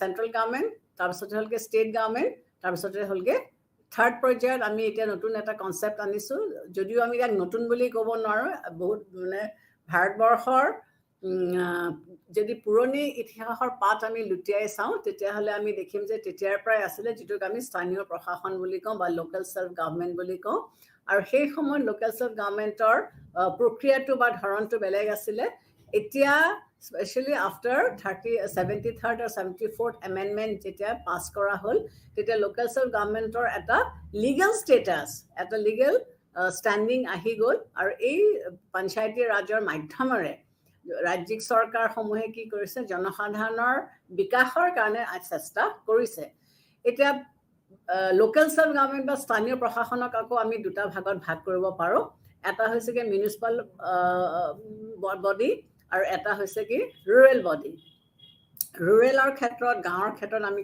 কি পাইছোঁ পঞ্চায়তী ৰাজ চিষ্টেম আৰু লোকেল আৰ্বান ফিল্ডখনত আমি কি পাইছোঁ মিউনিচিপালিটিজ বা কৰ্পৰেশ্যনছ এতিয়া এই মিউনিচিপালিটি বডিজ বা এই কৰ্পৰেশ্যনছবিলাকৰ কাম কি বা ইয়াৰ লক্ষ্য কি বা ইয়াৰ উদ্দেশ্য কি এতিয়া কি হয় আমি অলৰেডি দেখিছোঁ যে আমাৰ এটা ফেডাৰেল ষ্ট্ৰাকচাৰ আছে এই ফেডাৰেল যুক্তৰাষ্ট্ৰৰ যিটো ষ্ট্ৰাকচাৰ এই যুক্তৰাষ্ট্ৰীয় ছিষ্টেমটোত কি হৈছে কেন্দ্ৰীয় চৰকাৰ আৰু ৰাজ্যিক চৰকাৰ আছে ঠিকেই কিন্তু তেওঁলোকৰ মাজত কামবিলাক ভাগ ভাগ কৰি দিয়া হৈছে আৰু এই কামবিলাক ভাগ ভাগ কৰি দিওঁতে কেন্দ্ৰীয় চৰকাৰে নিজৰ যিখন চেণ্ট্ৰেল লিষ্ট সেই লিষ্টখনৰ ওপৰত তেওঁলোকে কাম কৰে আৰু ৰাজ্যিক চৰকাৰে নিজৰ লিষ্টখনৰ ওপৰত কাম কৰে আৰু যিখন আমি সমৱৰ্তী সূচী বা কেন্দ্ৰীয় সূচী বুলি মানে সমৱৰ্তী সূচী বুলি কওঁ সেই কনক্ৰেণ্ট লিষ্টখনৰ ওপৰত কেন্দ্ৰীয় চৰকাৰ আৰু ৰাজ্যিক চৰকাৰ আমি কি দেখিছোঁ যে দুয়ো আইন প্ৰণয়ন কৰিব পাৰে তাৰপিছত যিখিনি অৱশিষ্ট ক্ষমতা ৰৈ যায় ৰেচিডুৰী পাৱাৰ বুলি যিটো কওঁ অৱশিষ্ট ক্ষমতা যিখিনি ৰৈ যায় সেইখিনি কেন্দ্ৰীয় চৰকাৰে তাক ইউজ কৰে এতিয়া তাৰ ওপৰত আইন প্ৰণয়ন কৰে এতিয়া ঘটনাটো হৈছে কি যে এনে পৰিস্থিতিত পঞ্চায়তটো ক'ত খাপ খায় বা আৰ্বান এডমিনিষ্ট্ৰেশ্যনটো ক'ত খাপ খায় আৰ্বান এডমিনিষ্ট্ৰেশ্যনৰ কথাটো হৈছে কি যে কেন্দ্ৰীয় চৰকাৰে যেনেকৈ নিজৰ পৰিসীমাত তেওঁলোকে কাম কৰি থাকিব লাগে কাৰণ তেওঁলোকে বহুত ধৰণৰ আন্তঃৰাষ্ট্ৰীয় সমস্যাৰ সন্মুখীন হ'বলগীয়া হয় বা তেওঁলোকে বিভিন্ন ধৰণৰ সমস্যাৰ সন্মুখীন হয় ঠিক সেইদৰে ষ্টেট গভৰ্ণমেণ্ট এটাৰো বহুতখিনি কাম থাকে ষ্টেট গভৰ্ণমেণ্টবিলাকে সেই কামখিনি কৰিবলৈ যাওঁতে কিন্তু জনসাধাৰণ হিত যিবিলাক কাম সেইবিলাক হয়তো বহুত সময় তেওঁলোকে জনসাধাৰণৰ কাষ চাপিবই নোৱাৰে এতিয়া ধৰা আজি বা কালি হঠাৎ খুব গৰম পৰিছে গতিকে এই গৰম পৰা সময়ছোৱাত যদি আমাৰ খোৱা পানীটোপা নাহে বা বিজুলী নাথাকে তেতিয়াহ'লে আমাৰ কেনেকুৱা পৰিস্থিতি হ'ব এতিয়া দিছপুৰত বহি থকা ৰাজ্যিক চৰকাৰে বহুত দূৰত থকা শদিয়াত থকা গাঁও এখনত পানী আছেনে নাই সেইটো তেওঁলোকে চাব নোৱাৰে কিন্তু এইটোতো লাইফ লাইন পানী বা বিজুলীটো লাইফ লাইন এইটো নহ'লে আজিৰ যুগত মানুহ কেনেকৈ থাকিব গতিকে সেই আটাইতকৈ আৱশ্যকীয় যিখিনি বস্তু সেইখিনি কোনে দিব গতিকে চেণ্ট্ৰেল গভৰ্ণমেণ্ট নিজৰ এৰিয়াত নিজৰ কাম কৰি আছে ৰাজ্যিক চৰকাৰে নিজৰ এৰিয়াত নিজৰ কামখিনি কৰি আছে গতিকে এইখিনি দিব এই লোকেল ছেল্ফ গভৰ্ণমেণ্টে কেন্দ্ৰীয় আমাৰ যিটো স্থানীয় প্ৰশাসন এই স্থানীয় প্ৰশাসনে আমাৰ এই দৈনন্দিন কিন্তু অতি গুৰুত্বপূৰ্ণ অতি জৰুৰী এই বস্তুখিনি তেওঁলোকে আমাক দিব কিন্তু এই বস্তুখিনি দিবলৈ যাওঁতে এতিয়া কথা হ'ল কি যে মই আগতেও কৈছোঁ যে আগৰে পৰাই আমাৰ লোকেল ছেল্ফ গভৰ্ণমেণ্টৰ ব্যৱস্থা আছিলে কিন্তু তেতিয়া ই লিগেলাইজ বা ইনষ্টিটিউশ্যনেলাইজ হোৱা নাছিলে গতিকে তেতিয়া কি হৈছে আমি ভাৰতবৰ্ষৰ কথা কওঁ যে আমাৰ যিবিলাক মঠ মন্দিৰ বা আমি অসমৰ কথাকে কওঁ নামঘৰ আছিলে এপিচেণ্টাৰ মানে কি, য'ত সকলোবিলাক মানুহ লগ লাগে আৰু তাত এজন মানুহে ধৰ্মৰ নীতি, সামাজিক নীতি, ৰাজনৈতিক কথা আলোচনা কৰে। গতিকে তেনেকৈ এই কিছুমান বস্তু কাষ্টমাৰী লজ বুলি কওঁ, কিছুমান ট্ৰাইবেল বেল্টত আমি পাওঁ যে কাষ্টমাৰী ল মানে তেওঁলোকৰ যিবিলাক কাষ্টম, যিবিলাক নীতি নিয়ম, এইবিলাকেৰে চলি আহি পেলাই তেওঁলোকে আল্টিমেটলি প্ৰশাসন চলাইছিলে। কিন্তু এটা সময়ত কি দেখা গ'ল যে লোকেল সেল্ফ গভৰ্ণমেণ্টবিলাকক যদি আমি এটা লিগেলাইজ বা ইনষ্টিটিউচনেলাইজ কৰিবলৈ আমি বিচাৰিছোঁ, তেতিয়াহ'লে তেওঁলোকক আইনৰ আওতালৈ আনিব লাগিব। আৰু এই ব্যৱস্থাটো কৰোঁতে 73rd আৰু 74th, 73rdটো হৈছে পঞ্চায়ত আৰু 74thটো হৈছে মিউনিচিপাল বৰ্ডছ। এওঁলোকক লৈ পেলাই যেতিয়া নতুনকৈ আকৌ আইন পাছ কৰা হ'ল, তেতিয়া এই আৰ্বান বডিজবিলাকক কিন্তু বহুতখিনি ক্ষমতা দিয়া হৈছিলে। তেওঁলোকক পঞ্চায়তী ৰাজক 29টা দপ্তৰ তেওঁলোকক দিয়াৰ কথা আছিলে বা দিয়া হৈছে, এইবিলাকৰ মাধ্যমেৰে যাতে তেওঁলোকে কি কৰিব পাৰে, তেওঁলোকে প্ৰশাসন চলাব পাৰে। কিন্তু এতিয়া আমি দেখিছোঁ যে লোকেল সেল্ফ গভৰ্ণমেণ্টৰ মেইন কামটো হৈছে কি, যে স্থানীয় যিবিলাক সমস্যা আছে মানুহৰ, যিবিলাক প্ৰব্লেমছ হয়, সেই স্থানীয় সমস্যাসমূহৰ সমাধানটো উলিওৱাটো হৈছে তেওঁলোকৰ মেইন কাম। কিন্তু এই সমাধানবিলাক কৰিবলৈ যাওঁতেতো পইচা পাতিৰ কথা আহিল। গতিকে এইবিলাকতো ছেল্ফ ছাফিচিয়েণ্ট নহয়। গতিকে এইবিলাক কেনেকৈ টকা পইচা ক'ৰ পৰা আহিব, তাহাঁতৰ ৰোল কি হ'ব, ফাংচনছ কি হ'ব, তেওঁলোকৰ প্ৰব্লেমছবিলাক কি ধৰণে সমাধান কৰা হ'ব, এইবিলাকৰ কাৰণে তেওঁলোক ষ্টেট গভৰ্ণমেণ্টৰ ওপৰত ডিপেণ্ডেণ্ট, নিৰ্ভৰশীল। গতিকে ষ্টেট গভৰ্ণমেণ্টৰ লগত নিৰ্ভৰশীল হোৱাৰ লগে লগে ষ্টেট গভৰ্ণমেণ্টৰ কণ্ট্ৰল আহি গ'ল। যেনেকৈ কেন্দ্ৰীয় চৰকাৰে ৰাজ্যসমূহক নিয়ন্ত্ৰণ কৰিলে বিভিন্ন আইনৰ মাধ্যমেৰে, ঠিক তেনেকৈ আমি যদি লোকেল সেল্ফ গভৰ্ণমেণ্টৰ ফাললৈ আঙুলিয়াই দিওঁ বা আমি লোকেল সেল্ফ গভৰ্ণমেণ্টৰ ফালে চাওঁ, তেতিয়া আমি কি দেখিম যে বিভিন্ন ধৰণৰ উপায়েৰে, মিনছেৰে কেন্দ্ৰীয় ৰাজ্যিক চৰকাৰে পঞ্চায়তী ৰাজ বা আৰ্বান লোকেল সেল্ফ গভৰ্ণমেণ্টক নিয়ন্ত্ৰণ কৰি আহিছে। কাৰণ নিয়ন্ত্ৰণ নাথাকিলে কেনেকৈ হ'ব, যিহেতু তেওঁলোক, গতিকে এই নিয়ন্ত্ৰণৰ মাধ্যমেৰে পঞ্চায়তী ৰাজসমূহে কাম কৰে। কিয়নো এতিয়া আমাৰ যিটো থাৰ্ড ষ্ট্ৰাটা অফ গভৰ্ণমেণ্ট, এই থাৰ্ড ষ্ট্ৰাটাটোক আমি পঞ্চায়ত বা লোকেল সেল্ফ গভৰ্ণমেণ্ট বুলি কওঁ বা স্থানীয় প্ৰশাসন বুলি কওঁ। এইকাৰণে স্থানীয় প্ৰশাসন বুলি কওঁ যে এইটো হৈছে এটা প্লেটফৰ্ম। এই প্লেটফৰ্মত যিসকল সদস্য খেলুৱৈ বা যোনে ইয়াত খেল খেলিছে, তেওঁলোকে কিন্তু ভৱিষ্যতে ৰাজ্যিক লেভেললৈ যাবলৈ তেওঁলোকে ইয়াত এইটো এটা ট্ৰেইনিং গ্ৰাউণ্ড, তেওঁলোকে গোটেই সুবিধাখিনি পাইছে। গতিকে ভৱিষ্যতে হয়তো এইবিলাকে আমাৰ ফিউচাৰ ৰুলাৰ্ছ হ'ব। গতিকে এই যে লোকেল সেল্ফ গভৰ্ণমেণ্টটো কেনেকৈ চলিছে, তেওঁলোকে পইচা পাতি ক'ত পায়, তেওঁলোকে কামবিলাক নকৰিলে তেওঁলোকক কোনোবাই শাস্তি দিবনে? ঘৰত যদি তুমি কিবা এটা তোমাক দায়িত্ব দিছে, মই একদম ক্লাছটোৰ আৰম্ভণিতে কৈছিলোঁ যে এখন ঘৰ চলিবলৈ হ'লে প্ৰত্যেকজন সদস্যৰ কিছুমান এলটেড কাম থাকে। মাকে বা দেউতাকে সেই কামখিনি দি দিয়ে, আৰু যদি দিনটোৰ শেষত সেই কামখিনি নহয়, তেতিয়াহ'লে তেওঁ কিন্তু কাৰোবাৰ ওচৰত দায়বদ্ধ। তেওঁক কোনোবাই শাস্তি দিব যে এই কামটো কেলেই নহ'ল বা এই কামটো কৰিব লাগিছিল, কিয় কৰা নহ'ল। ঠিক তেনেকৈ ৰাজ্যিক চৰকাৰেও কি কৰিছে, কেন্দ্ৰীয় লোকেল সেল্ফ গভৰ্ণমেণ্টক বা স্বায়ত্ত শাসনক কিছুমান দায়িত্ব কৰিবলৈ দিছে। গতিকে সেই কামখিনি হৈছেনে নাই তেওঁলোকেতো চোৱা চিতা কৰিব লাগিব। তেওঁলোককতো টকা পইচা দিয়া হৈছে, গতিকে সেই টকা পইচাখিনি তাৰ পৰীক্ষা নিৰীক্ষণ কৰা হৈছেনে নাই, যিমানখিনি টকা দিছে খৰচ কৰিছেনে, খৰচ কৰা হৈছেনে, বা এই টকাখিনি অন্য কোনোবাই অপব্যয় কৰিছে নেকি, এই গোটেই দিশটো তেওঁলোকে চোৱা চিতা কৰে। এতিয়া আমি ইয়াত আলোচনা কৰিম যে কি ধৰণেৰে লোকেল সেল্ফ গভৰ্ণমেণ্টক নিয়ন্ত্ৰণ কৰা হৈছে, যে ষ্টেট গভৰ্ণমেণ্ট আৰু স্থানীয় প্ৰশাসনৰ যিটো বান্ধোন বা যিটো নিয়ন্ত্ৰণ, সেইটো কেনেকৈ হৈছে। তো প্ৰথমতে আমি ক'ব লাগিব যে প্ৰথমতে হৈছে কি, যে এই লোকেল সেল্ফ গভৰ্ণমেণ্ট বা স্থানীয় প্ৰশাসন কি ধৰণে চলিছে। গতিকে তাত কিছুমান ৰীতি নীতি, আইন, নিয়ম কানুন কিছুমান থাকিব। গতিকে এই আইন কানুনসমূহ কোনে বনাব? ৰাজ্যিক চৰকাৰে বনাই দিব। ইয়াৰ উপৰিও এতিয়া ৰাজ্যিক চৰকাৰে বনাই দিয়াৰ উপৰিও কেতিয়াবা কি হয় লোকেল সেল্ফ গভৰ্ণমেণ্টে নিজৰ সুবিধাৰ অৰ্থে তেওঁলোকে কিছুমান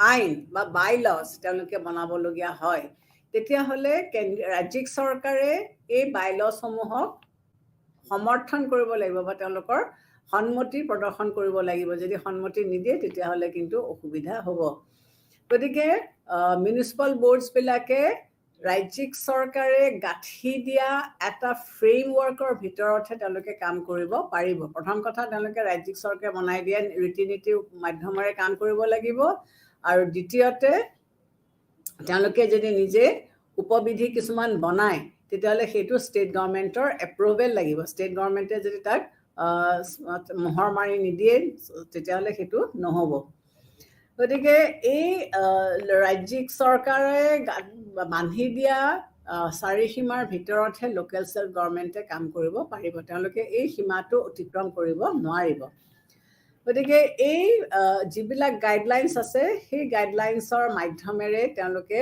বা সেই ফ্ৰেমৱৰ্কটোৰ ভিতৰত তেওঁলোকে নিজৰ নিজৰ ৰুলছ ৰেগুলেশ্যনছখিনি বনাই পেলাই লোকেল বডিজবিলাকে কাম কৰি যাব পাৰিব এই লোকেল বডিজবিলাকক কেনেকৈ নিয়ন্ত্ৰণ কৰা যায় এই লোকেল বডিজবিলাকক কি কৰে ষ্টেট কাডাৰৰ যিবিলাক সদস্য যিবিলাক অফিচাৰ্ছ ৰাজ্যিক চৰকাৰৰ যিবিলাক ওপৰৰ যিবিলাক অফিচাৰ্ছ আছে সেই অফিচাৰ্ছবিলাকৰ দ্বাৰা নিয়ন্ত্ৰিত কৰা হয় সাধাৰণতে কি দেখা গৈছে যে যিসকল বিষয়া এই বিষয়াসকলক ষ্টেট গভৰ্ণমেণ্টে এপইণ্ট কৰে আৰু ষ্টেট গভৰ্ণমেণ্টে এপইণ্ট কৰাৰ বাহিৰেও তেওঁলোকৰ ছাৰ্ভিচ ৰিলেটেড যিবিলাক ৰুলছ ৰেগুলেশ্যনছ এইবিলাক ষ্টেট গভৰ্ণমেণ্টৰ নিয়ন্ত্ৰণত থাকে গতিকে তেওঁলোকে কি কৰিব লাগে যদি কোনোবা মানুহে কাৰোবাক যদি ট্ৰান্সফাৰ কৰিব লাগে বা কাৰোবাৰ ওপৰত যদি অনুশাসনমূলক ব্যৱস্থা ল'ব লাগে তেতিয়াহ'লে এই মিউনিচিপাল বৰ্ডছবিলাকৰ সদস্যৰ ওপৰত ৰাজ্যিক চৰকাৰে এনেকুৱা ধৰণৰ অনুশাসনমূলক ব্যৱস্থাও তেওঁলোকে ল'ব পাৰে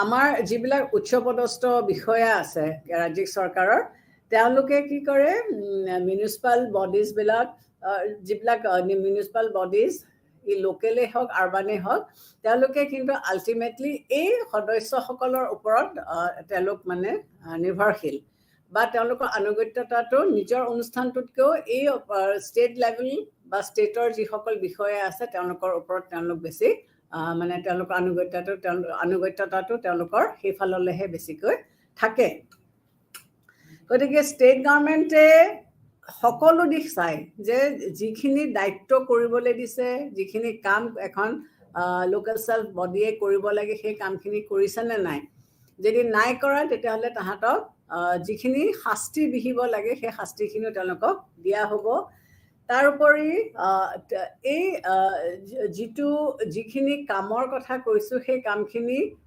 কিমানখিনি কৰিলে তেওঁলোকে প্ৰতিবেদন দিব লাগিব বা তেওঁলোকে আৰু কি কৰিব বিচাৰিছে সেইবিলাকৰ তেওঁলোকক প্ৰতিবেদন ৰাজ্যিক চৰকাৰক দিব লাগিব বা কাম কৰিবৰ কাৰণে ৰাজ্যিক চৰকাৰে যিখিনি টকা পইচা দিছে সেই টকা পইচাখিনি কেনেকৈ খৰচ হ'ল বা কিমানখিনি খৰচ কৰা নহ'ল এই গোটেইখিনিৰ এটা ৰিপৰ্ট বা গোটেইখিনি এটা আনচাৰ তেওঁলোকে দিব লাগিব তাৰোপৰি এই বিষয়াসকলক যদি ট্ৰান্সফাৰ কৰিবলৈ বিচৰা হয় তেতিয়াহ'লে ৰাজ্যিক চৰকাৰে তেওঁলোকক ট্ৰান্সফাৰো কৰিব পাৰে নেক্সট আহিছে এই যে লোকেল সেল্ফ গভৰ্ণমেণ্টবিলাকক টকা পইচা দিয়া হ'ল কাৰণ তেওঁলোকৰতো নিজৰ পইচা নাই তেওঁলোকে গ্ৰাণ্টছ ইন এইড অনুদানৰ ওপৰত তেওঁলোক চলে গতিকে অনুদানখিনি কিমান পাব সেইটো ৰাজ্যিক চৰকাৰে ডিচাইড কৰিব আৰু এই অনুদানখিনি পোৱাৰ পিছত সেই অনুদানখিনি যিটো কামৰ কাৰণে বিচাৰিছিলে সেই কামত লগোৱা হ'ল নে নহ'ল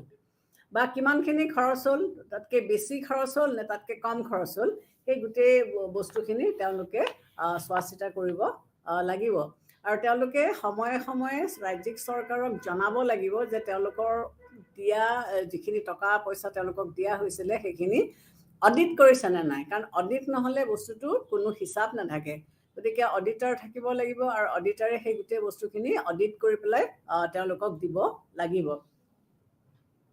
তাৰোপৰি ষ্টেট গভৰ্ণমেণ্টে লোকেল বডিজবিলাকক ডিৰেকশ্যন দিব নিৰ্দেশনা দিব যে তেওঁলোকক দিয়া টকাখিনি তেওঁলোকে কোনটো শিতানত খৰচ কৰিব বা কিমান টকা খৰচ কৰিব কোনটো শিতানত, সেই গোটেই নিৰ্দেশনাখিনি তেওঁলোকক দিব লাগিব।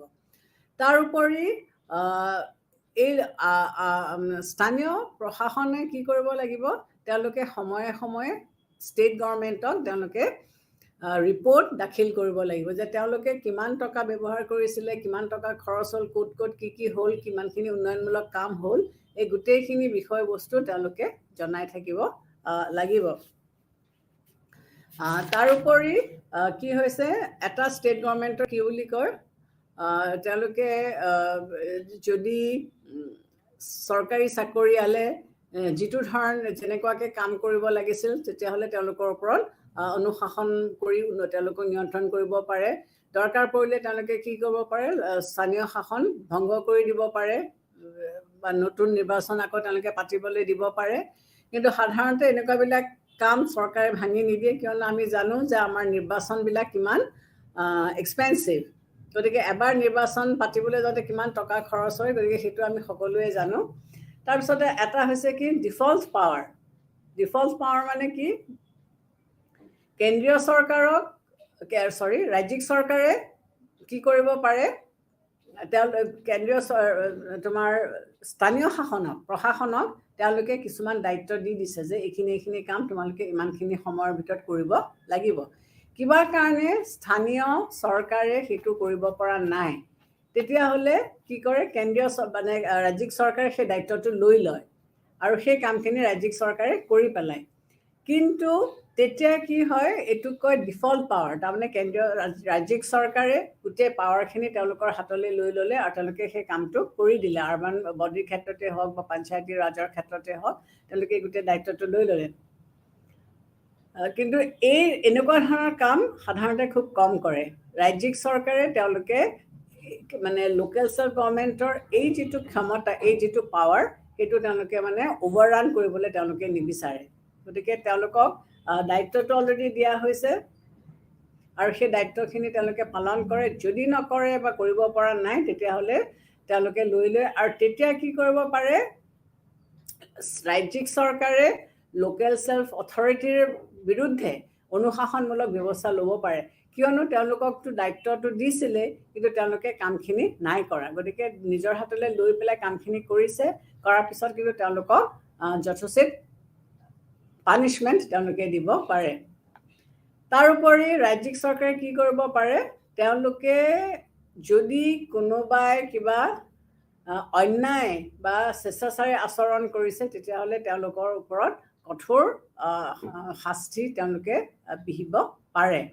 গতিকে ষ্টেট গভৰ্ণমেণ্টে ডিচাইড কৰিব যে যদি এখন মিউনিচিপাল বোৰ্ডে আইনসংগত মতে তেওঁলোকে কামখিনি কৰিব পৰা নাই বা তেওঁলোকৰ ওপৰত যিখিনি দায়িত্ব দিছিল বা দায়িত্ব দিয়া হৈছে সেইখিনি কৰা নাই, তেতিয়াহ'লে তেওঁলোকে কি কৰিব পাৰে, তেওঁলোকক মানে কঠোৰ শাস্তি দিব পাৰে।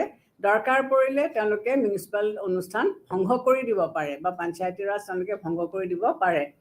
আৰু এইবিলাকৰ মাধ্যমেৰে তেওঁলোকে কি কৰিব পাৰে, তেওঁলোকে ব্যৱস্থা ল'ব পাৰে। আৰু আমি যদি বিচাৰি চাওঁ বা আমি যদি হিষ্ট্ৰী পাত লুটিয়াই চাওঁ, তেতিয়াহ'লে দেখিম যে বহুত এনেকুৱা ইনষ্টেঞ্চেছ আছে য'ত নেকি ৰাজ্যিক চৰকাৰে এই মিউনিচিপাল বোৰ্ডছবিলাক ভাঙি দিছে। গতিকে এতিয়া আমাৰ কথাটো হৈছে কি যে ৱেডাৰ ইট ইজ ৰাজ্যিক চৰকাৰ আৰু কেন্দ্ৰীয় চৰকাৰে হওক বা ৰাজ্যিক চৰকাৰ আৰু স্থানীয় প্ৰশাসনেই হওক, আমাৰ কথাটো হৈছে কি যে দুয়োটা বস্তুৱে, কেন্দ্ৰীয় চৰকাৰ আৰু ৰাজ্যিক চৰকাৰে হওক বা ৰাজ্যিক চৰকাৰ আৰু লোকেল চেল্ফ গভৰ্ণমেণ্টে হওক, দুটা বস্তু মিলামিলি বা বুজাবুজিৰ মাজত চলিব লাগে। আমাৰ কনষ্টিটিউশ্যনেল যিটো ফ্ৰেমৱৰ্ক, সেই কনষ্টিটিউশ্যনেল ফ্ৰেমৱৰ্কটোৱে এইটো বিচৰা নাই যে কেন্দ্ৰীয় চৰকাৰে ৰাজ্যিক চৰকাৰৰ ওপৰত অধিপত্যতা স্থাপন কৰক বা ৰাজ্যিক চৰকাৰে স্থানীয় শাসনৰ ওপৰত তেওঁলোকৰ অধিপত্যতা স্থাপন কৰক, সেইটো কোনেও বিচৰা নাই। কাৰণ আমি সংবিধানৰ যিটো গণ্ডি, সেই সাংবিধানিক গণ্ডিটোৰ ভিতৰত থাকি পেলাইহে ৰাজ্যিক চৰকাৰে তেওঁলোকৰ কাম কাজখিনি চলাব আৰু কেন্দ্ৰীয় চৰকাৰেও তেওঁলোকৰ গণ্ডিৰ ভিতৰত থাকি কাম কাজখিনি চলাব। আমি কাকো মানে এটা superior position দিয়াৰ কথা আমি ভবা নাই বা বিচৰা নাই কাৰণ আমাৰ মেইন লক্ষ্য বা মেইন উদ্দেশ্য হৈছে কি যে এখন ডেমক্ৰেটিক ভাৰতবৰ্ষক আমি অলৰেডি এখন ডেমক্ৰেটিক গণতান্ত্ৰিক গণৰাজ্য হিচাপে প্ৰতিস্থাপন কৰিছো আৰু আমাৰ লক্ষ্য বা আমাৰ উদ্দেশ্য হৈছে কি যে আইনৰ গণ্ডিৰ ভিতৰত থাকি সকলো মানুহে যাতে সকলো ধৰণৰ সা সুবিধাবোৰ পায় কিন্তু যদি আমি বিশ্লেষণ কৰি চাওঁ তেতিয়াহ'লে আমি দেখিম যে ইয়াত আমাৰ কিছুমান এনেকুৱা ধৰণৰ অনুচ্ছেদ অন্তৰ্ভুক্ত কৰি থোৱা হৈছে যিটোৱে পৰিস্থিতি সাপেক্ষে সংবিধানৰ কিছুমান পৰিৱৰ্তন আনি দিয়ে আৰু এই পৰিৱৰ্তনবিলাকৰ মেইন লক্ষ্য বা উদ্দেশ্যটো হৈছে কি যে আমি জনসাধাৰণৰ কোনো বেয়া চিন্তা আমি কৰা নাই গতিকে আমাৰ মেইন কথাটো হৈছে কি আগতে অলৰেডি মই কৈছোঁ যে আমাৰ যদি আমি এটা ফাইনেল এনালাইচিছ কৰোঁ যে centre state relationship weather it is legislative বা ফিনান্সিয়েল বা এডমিনিষ্ট্ৰেটিভ আমি কি দেখিবলৈ পাইছোঁ যে এডমিনিষ্ট্ৰেটিভ ক্ষেত্ৰত এমাৰ্জেঞ্চি যিটো পাৱাৰ আমি ভাৰতৰ ৰাষ্ট্ৰপতিক দিছোঁ এইটোৰ মাধ্যমেৰে আমি কি কৰিছোঁ আমি কেন্দ্ৰীয় চৰকাৰে ৰাজ্যবিলাকক নিয়ন্ত্ৰণ কৰিছে মাজতে বহুতো বিতৰ্ক হৈছিলে যে কেন্দ্ৰীয় চৰকাৰৰ যিটো অধিপত্যতা সেইটোৱে ষ্টেটবিলাকৰ অস্তিত্ব নাইকিয়া কৰি পেলাইছে গতিকে ষ্টেটবিলাকক আৰু কিছুমান অটনমি দিব লাগে এতিয়া আমি কথাটো হৈছে কি যে এই এমাৰ্জেঞ্চি প্ৰভিজনছবিলাক যেতিয়া ঘোষণা কৰা হয় তেতিয়া আমি নিজেই দেখিছোঁ যে আমাৰ যিটো যুক্তৰাষ্ট্ৰ সংবিধান সেই যুক্তৰাষ্ট্ৰ সংবিধানখন একাত্মক সংবিধানলৈ পৰিৱৰ্তন হয় আৰু তেতিয়া ডেফিনেটলি কেন্দ্ৰীয় চৰকাৰ শক্তিশালী হৈ পৰে আৰু কেন্দ্ৰীয় চৰকাৰে যিটো নিৰ্দেশ বা যিটো নিৰ্দেশনা দিব সেই নিৰ্দেশ বা নিৰ্দেশনা ৰাজ্যিক চৰকাৰে মানি চলিবলৈ বাধ্য আৰু যদি মানি নচলে তেতিয়াহ'লে কেন্দ্ৰীয় চৰকাৰে বিভিন্ন ধৰণৰ মেজাৰ্ছ বা ডাইৰেকশ্যনছ দি পেলাই সেই বস্তুখিনি মনাব তেওঁলোকে পাৰে গতিকে যেতিয়া আমি এই এডমিনিষ্ট্ৰেটিভ ৰিলেশ্যনছটো বিশ্লেষণ কৰি চাওঁ তেতিয়াহ'লে আমি কি দেখিম যে এইটো ব্ৰিটিছ প্ৰশাসনতে এটা ক্ৰমবিৱৰ্তন চলিছে এইটো আজিৰ ঘটনা নহয় এডমিনিষ্ট্ৰেটিভ কাৰণ আমি অলৰেডি কৈছোঁৱেই যে আমি ব্ৰিটিছ পেটাৰ্ণটো ফ'ল' কৰিছোঁ আৰু তেতিয়া সেই এডমিনিষ্ট্ৰেটিভ ৰিলেশ্যনটো প্ৰশাসনীয় সম্পৰ্কটো যদি আমি বিশ্লেষণ কৰি চাওঁ তেতিয়াহ'লে দেখিম যে এইটো এটা ক্ৰমবিৱৰ্তনৰ প্ৰক্ৰিয়াৰ ফলেৰে আজি যিটো পৰ্যায় পাইছেই এইটো তেনেকৈহে পাইছে গতিকে কনষ্টিটিউশ্যনে কি দিছে যে ইণ্টাৰ গভৰ্ণমেণ্টেল ৰিলেশ্যনশ্বিপটো নৰ্মেল সময়ত নৰ্মেল হৈ থাকিব আৰু যেতিয়া এমাৰ্জেঞ্চি হ'ব তেতিয়া আমি ফেডাৰেল পলিটিটো চেঞ্জ হৈ পেলাই ইউনিটাৰী পলিটিলৈ কনভাৰ্ট হয় আৰু তেতিয়া আমি কেন্দ্ৰীয় চৰকাৰক বেছি শক্তিশালী বা বেছি ষ্ট্ৰং কৰি আমি দিছোঁ আৰু কেন্দ্ৰীয় চৰকাৰে এইটো কিয় কৰিছিলে বা আমাৰ সংবিধান প্ৰণেতাকাৰীসকলে এনেকুৱা এটা ব্যৱস্থা কিয় ৰাখিছিলে মই আগতেও তোমালোকক কৈছোঁ যে আমি যদি আমাৰ ফ্ৰীডম মুভমেণ্টৰ যিটো বেকগ্ৰাউণ্ড সেই বেকগ্ৰাউণ্ডটো যদি আমি বিশ্লেষণ কৰি চাওঁ তেতিয়াহ'লে আমি কি দেখিম যে ইয়াত আমাৰ মানে যথেষ্টখিনি আমি অলৰেডি পঢ়ি আহিছোঁ সেইখিনি আকৌ পুনৰ দোহাৰিব আমি নালাগে যে আমাৰ যিটো বেকগ্ৰাউণ্ড আমি যিটো বেকগ্ৰাউণ্ডত আমাৰ ইণ্ডিপেণ্ডেঞ্চ হ'ল বা আমাৰ যিটো বেকগ্ৰাউণ্ডৰ স্বাধীনতা হ'ল সেই বেকগ্ৰাউণ্ডটোত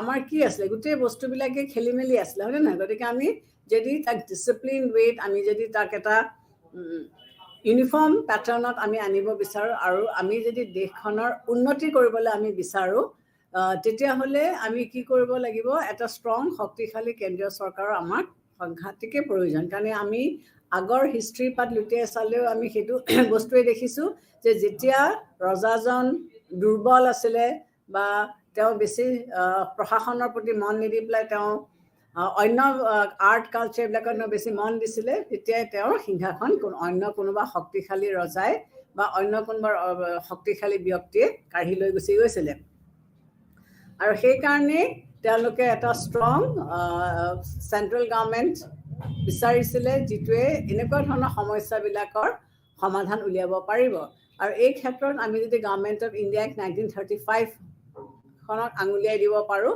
তাতো আমি পাম কাৰণ আমি বেচিকেলি ব্ৰিটিছ ছিষ্টেমটোৱে ফ'ল' কৰি আহিছোঁ আৰু 1935ৰ যিখন এক্ট সেই এক্টখনেও কি কৰিছে তাত আমি পুৰা প্ৰমাণ পাইছোঁ যে তেওঁলোকে এটা ষ্ট্ৰং আৰু শক্তিশালী কেন্দ্ৰীয় চৰকাৰ গঠন কৰাৰ ব্যৱস্থা তেওঁলোকে কৰিছিলে তাৰপিছত যেতিয়া ভাৰতবৰ্ষ ফাইনেলি স্বাধীন হ'ল তেতিয়া যিবিলাক নতুন নতুন পলিচিজ হ'ল, নতুন নতুন ৰাজনৈতিক দলৰ আৱিৰ্ভাৱ হ'ল, সেই গোটেইবিলাকে কি কৰিলে, ভাৰতীয় যিটো পলিচি, সেই পলিচিটো তেওঁলোকে ৰিষ্ট্ৰাকচাৰ কৰিলে, তেওঁলোকে শ্বেপ দিলে, নতুনকৈ তেওঁলোকে গঢ় দিলে। আৰু এই ৰিষ্ট্ৰাকচাৰ্ড যিটো গঠন তেওঁলোকে কৰিলে, তাত আমি কি পাইছোঁ যে তেওঁলোকে চেণ্ট্ৰেল গভৰ্ণমেণ্টৰ ডমিনেন্সটো তেওঁলোকে কেনেকৈ আনিলে, ৰাষ্ট্ৰপতিৰ এই যিকেইটা প্ৰভিজনছ, এমাৰ্জেঞ্চি পাৱাৰৰ কথা কৈছোঁ, সেই এমাৰ্জেঞ্চি পাৱাৰ্ছবিলাকৰ মাধ্যমেৰে তেওঁলোকে কি আনিলে, চেণ্ট্ৰেল গভৰ্ণমেণ্টৰ আধিপত্যটো তেওঁলোকে আনিলে। আৰু তেতিয়া আমি কি দেখিলোঁ যে চেণ্ট্ৰেল গভৰ্ণমেণ্টে লাহে লাহে ষ্টেট গভৰ্ণমেণ্টবিলাকক নিয়ন্ত্ৰণ কৰিবলৈ ধৰিলে, আৰু ষ্টেট গভৰ্ণমেণ্টৰ যিটো পাৱাৰ, যিটো তেওঁলোকৰ মানে অটনমি আছিলে, সেইটো চেণ্ট্ৰেল গভৰ্ণমেণ্টে অভাৰশ্বেডো কৰিবলৈ চেষ্টা কৰিছিলে, বা চেষ্টা বহুত ক্ষেত্ৰত হৈছিলে।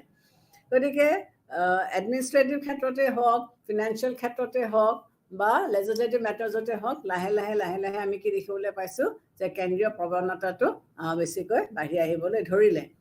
তাৰোপৰি এই যিবিলাক ইণ্টাৰষ্টেট কাউন্সিলৰ কথা মই ক'লোঁ, বা পানীৰ ডিছপিউট হ'লে ৱাটাৰ ট্ৰাইব্যুনেলৰ কথা ক'লোঁ, এইবিলাকৰ মাধ্যমেৰেও কি কৰিছিলে, কেন্দ্ৰীয় চৰকাৰে ষ্টেটবিলাকক নিয়ন্ত্ৰণ কৰিবৰ কাৰণে চেষ্টা কৰি আছিলে। গতিকে এতিয়া এই কনটেক্সটত যদি আমি ক'বলৈ যাওঁ যে ষ্টেট গভৰ্ণমেণ্টে যদি তেওঁলোকে নিজৰ আধিপত্যতাটো তেওঁলোকে ৰাখিবলৈ হয়, তেতিয়াহ'লে কিন্তু তেওঁলোকে কি কৰিব লাগিব, তেওঁলোকৰ নিজৰ কামবিলাক তেওঁলোকে সুচাৰুৰূপে বা ভালকৈ তেওঁলোকে কৰিব লাগিব। ভাৰতবৰ্ষৰ আমাৰ যিটো কম্পজিশ্যন, মাল্টিকালচাৰ যিটো কম্পজিশ্যন, বা ইয়াত যিমানবিলাক কালচাৰ, আমাৰ ইয়াত যিমানবিলাক মাইনৰিটি গ্ৰুপছ আছে, লিংগুইষ্টিক গ্ৰুপছ আছে, ৰিলিজিয়াছ গ্ৰুপছ আছে, এই গোটেই মানুহবিলাকক ইউনিফাইড কৰি ৰাখিবলৈ হ'লে কিন্তু এটা ষ্ট্ৰং চেণ্ট্ৰেল মেকানিজমৰ অত্যন্ত প্ৰয়োজন। গতিকে ইয়াত আমাৰ এই প্ৰশাসনে, কেন্দ্ৰীয় চৰকাৰে কি কৰিছে, তেওঁলোকে বিভিন্ন ধৰণৰ কমিটিজবিলাক গঠন কৰি দিছে, এইটো উদ্দেশ্য লৈ যে যাতে কেন্দ্ৰীয় চৰকাৰে ষ্টেটবিলাকক, আমি অলৰেডি আমাৰ যিটো federal structure, union of Bharatvarsha, আমি এখন ইউনিয়ন বুলি কৈছোঁ, ফেডাৰেল ষ্ট্ৰাকচাৰ বা ইউনিয়ন বুলি আমি ক'তো আমি ক'ব পৰা নাই। এই ইউনিয়ন অফ ষ্টেটছ বুলি আমি য'ত কৈছোঁ, তাত আমি কি কৰিছোঁ, ফেডাৰেল ষ্ট্ৰাকচাৰৰ পৰা ষ্টেটছবিলাকক আমি বিচ্ছিন্ন হ'বলৈ আমি অনুমতি দিয়া নাই। গতিকে তেওঁলোকক আমি কণ্ট্ৰল বা ছুপাৰভাইজ কৰিবলৈ হ'লে এইটো উদ্দেশ্য নহয় যে তেওঁলোকক আমি দমন কৰি ৰাখিব বিচাৰিছোঁ, তেওঁলোকক আমি নিজৰ বিকাশ হ'বলৈও কেন্দ্ৰীয় চৰকাৰে সুবিধাটো দিছে। ঠিক সেইদৰে লোকেল বডিজবিলাকৰ ক্ষেত্ৰতো কি হৈছে যে ৰাজ্যিক চৰকাৰে যে তেওঁলোকক নিয়ন্ত্ৰণ কৰিছে, নিয়ন্ত্ৰণ কৰাৰ লক্ষ্য বা উদ্দেশ্য এইটো নহয় যে তেওঁলোকক দমন কৰি পেলাই তেওঁলোকক মষিমূৰ কৰিব বিচাৰিছে। ইয়াৰ লক্ষ্য বা ইয়াৰ উদ্দেশ্য হৈছে কি, যাতে এই নিয়ন্ত্ৰণৰ মাধ্যমেৰে এই লোকেল বডিজবিলাকেও কম্পিটেণ্টলি আৰু এফিচিয়েণ্টলি যাতে তেওঁলোকে তেওঁলোকৰ কাম কাজবিলাক কৰি থাকিব পাৰে। এতিয়া বেছিভাগ সময়তে আমি কি দেখিছোঁ যে লোকেল চেল্ফ বডিজবিলাকৰ যিবিলাক সদস্য থাকে, বেছিভাগৰে ধৰা শিক্ষা দীক্ষাত অলপ কম, বা তেওঁলোকে নিজৰ মতে তেওঁলোকে কাম কৰিব নোৱাৰে, তেওঁলোকৰ সেই এৰিয়াটোত থকা কিছুমান মানুহৰ নেতৃত্বত বা কিছুমান মানুহৰ নিৰ্দেশনাতহে তেওঁলোকে কাম কাজ কিছুমান কৰে। গতিকে এইবিলাকক নিয়ন্ত্ৰণ কৰিবৰ কাৰণে বা এইবিলাকক কণ্ট্ৰল কৰিবৰ কাৰণে আমাৰ কি হৈছে, লোকেল চেল্ফ গভৰ্ণমেণ্ট, চেণ্ট্ৰেল গভৰ্ণমেণ্টৰ লক্ষ্য হৈছে কি, বা ষ্টেট গভৰ্ণমেণ্টৰ উদ্দেশ্য বা লক্ষ্য হৈছে কি, যে তেওঁলোকে মিলা মিছাকৈ তেওঁলোকে যাতে কাম কাজবিলাক কৰি থাকিব পাৰে।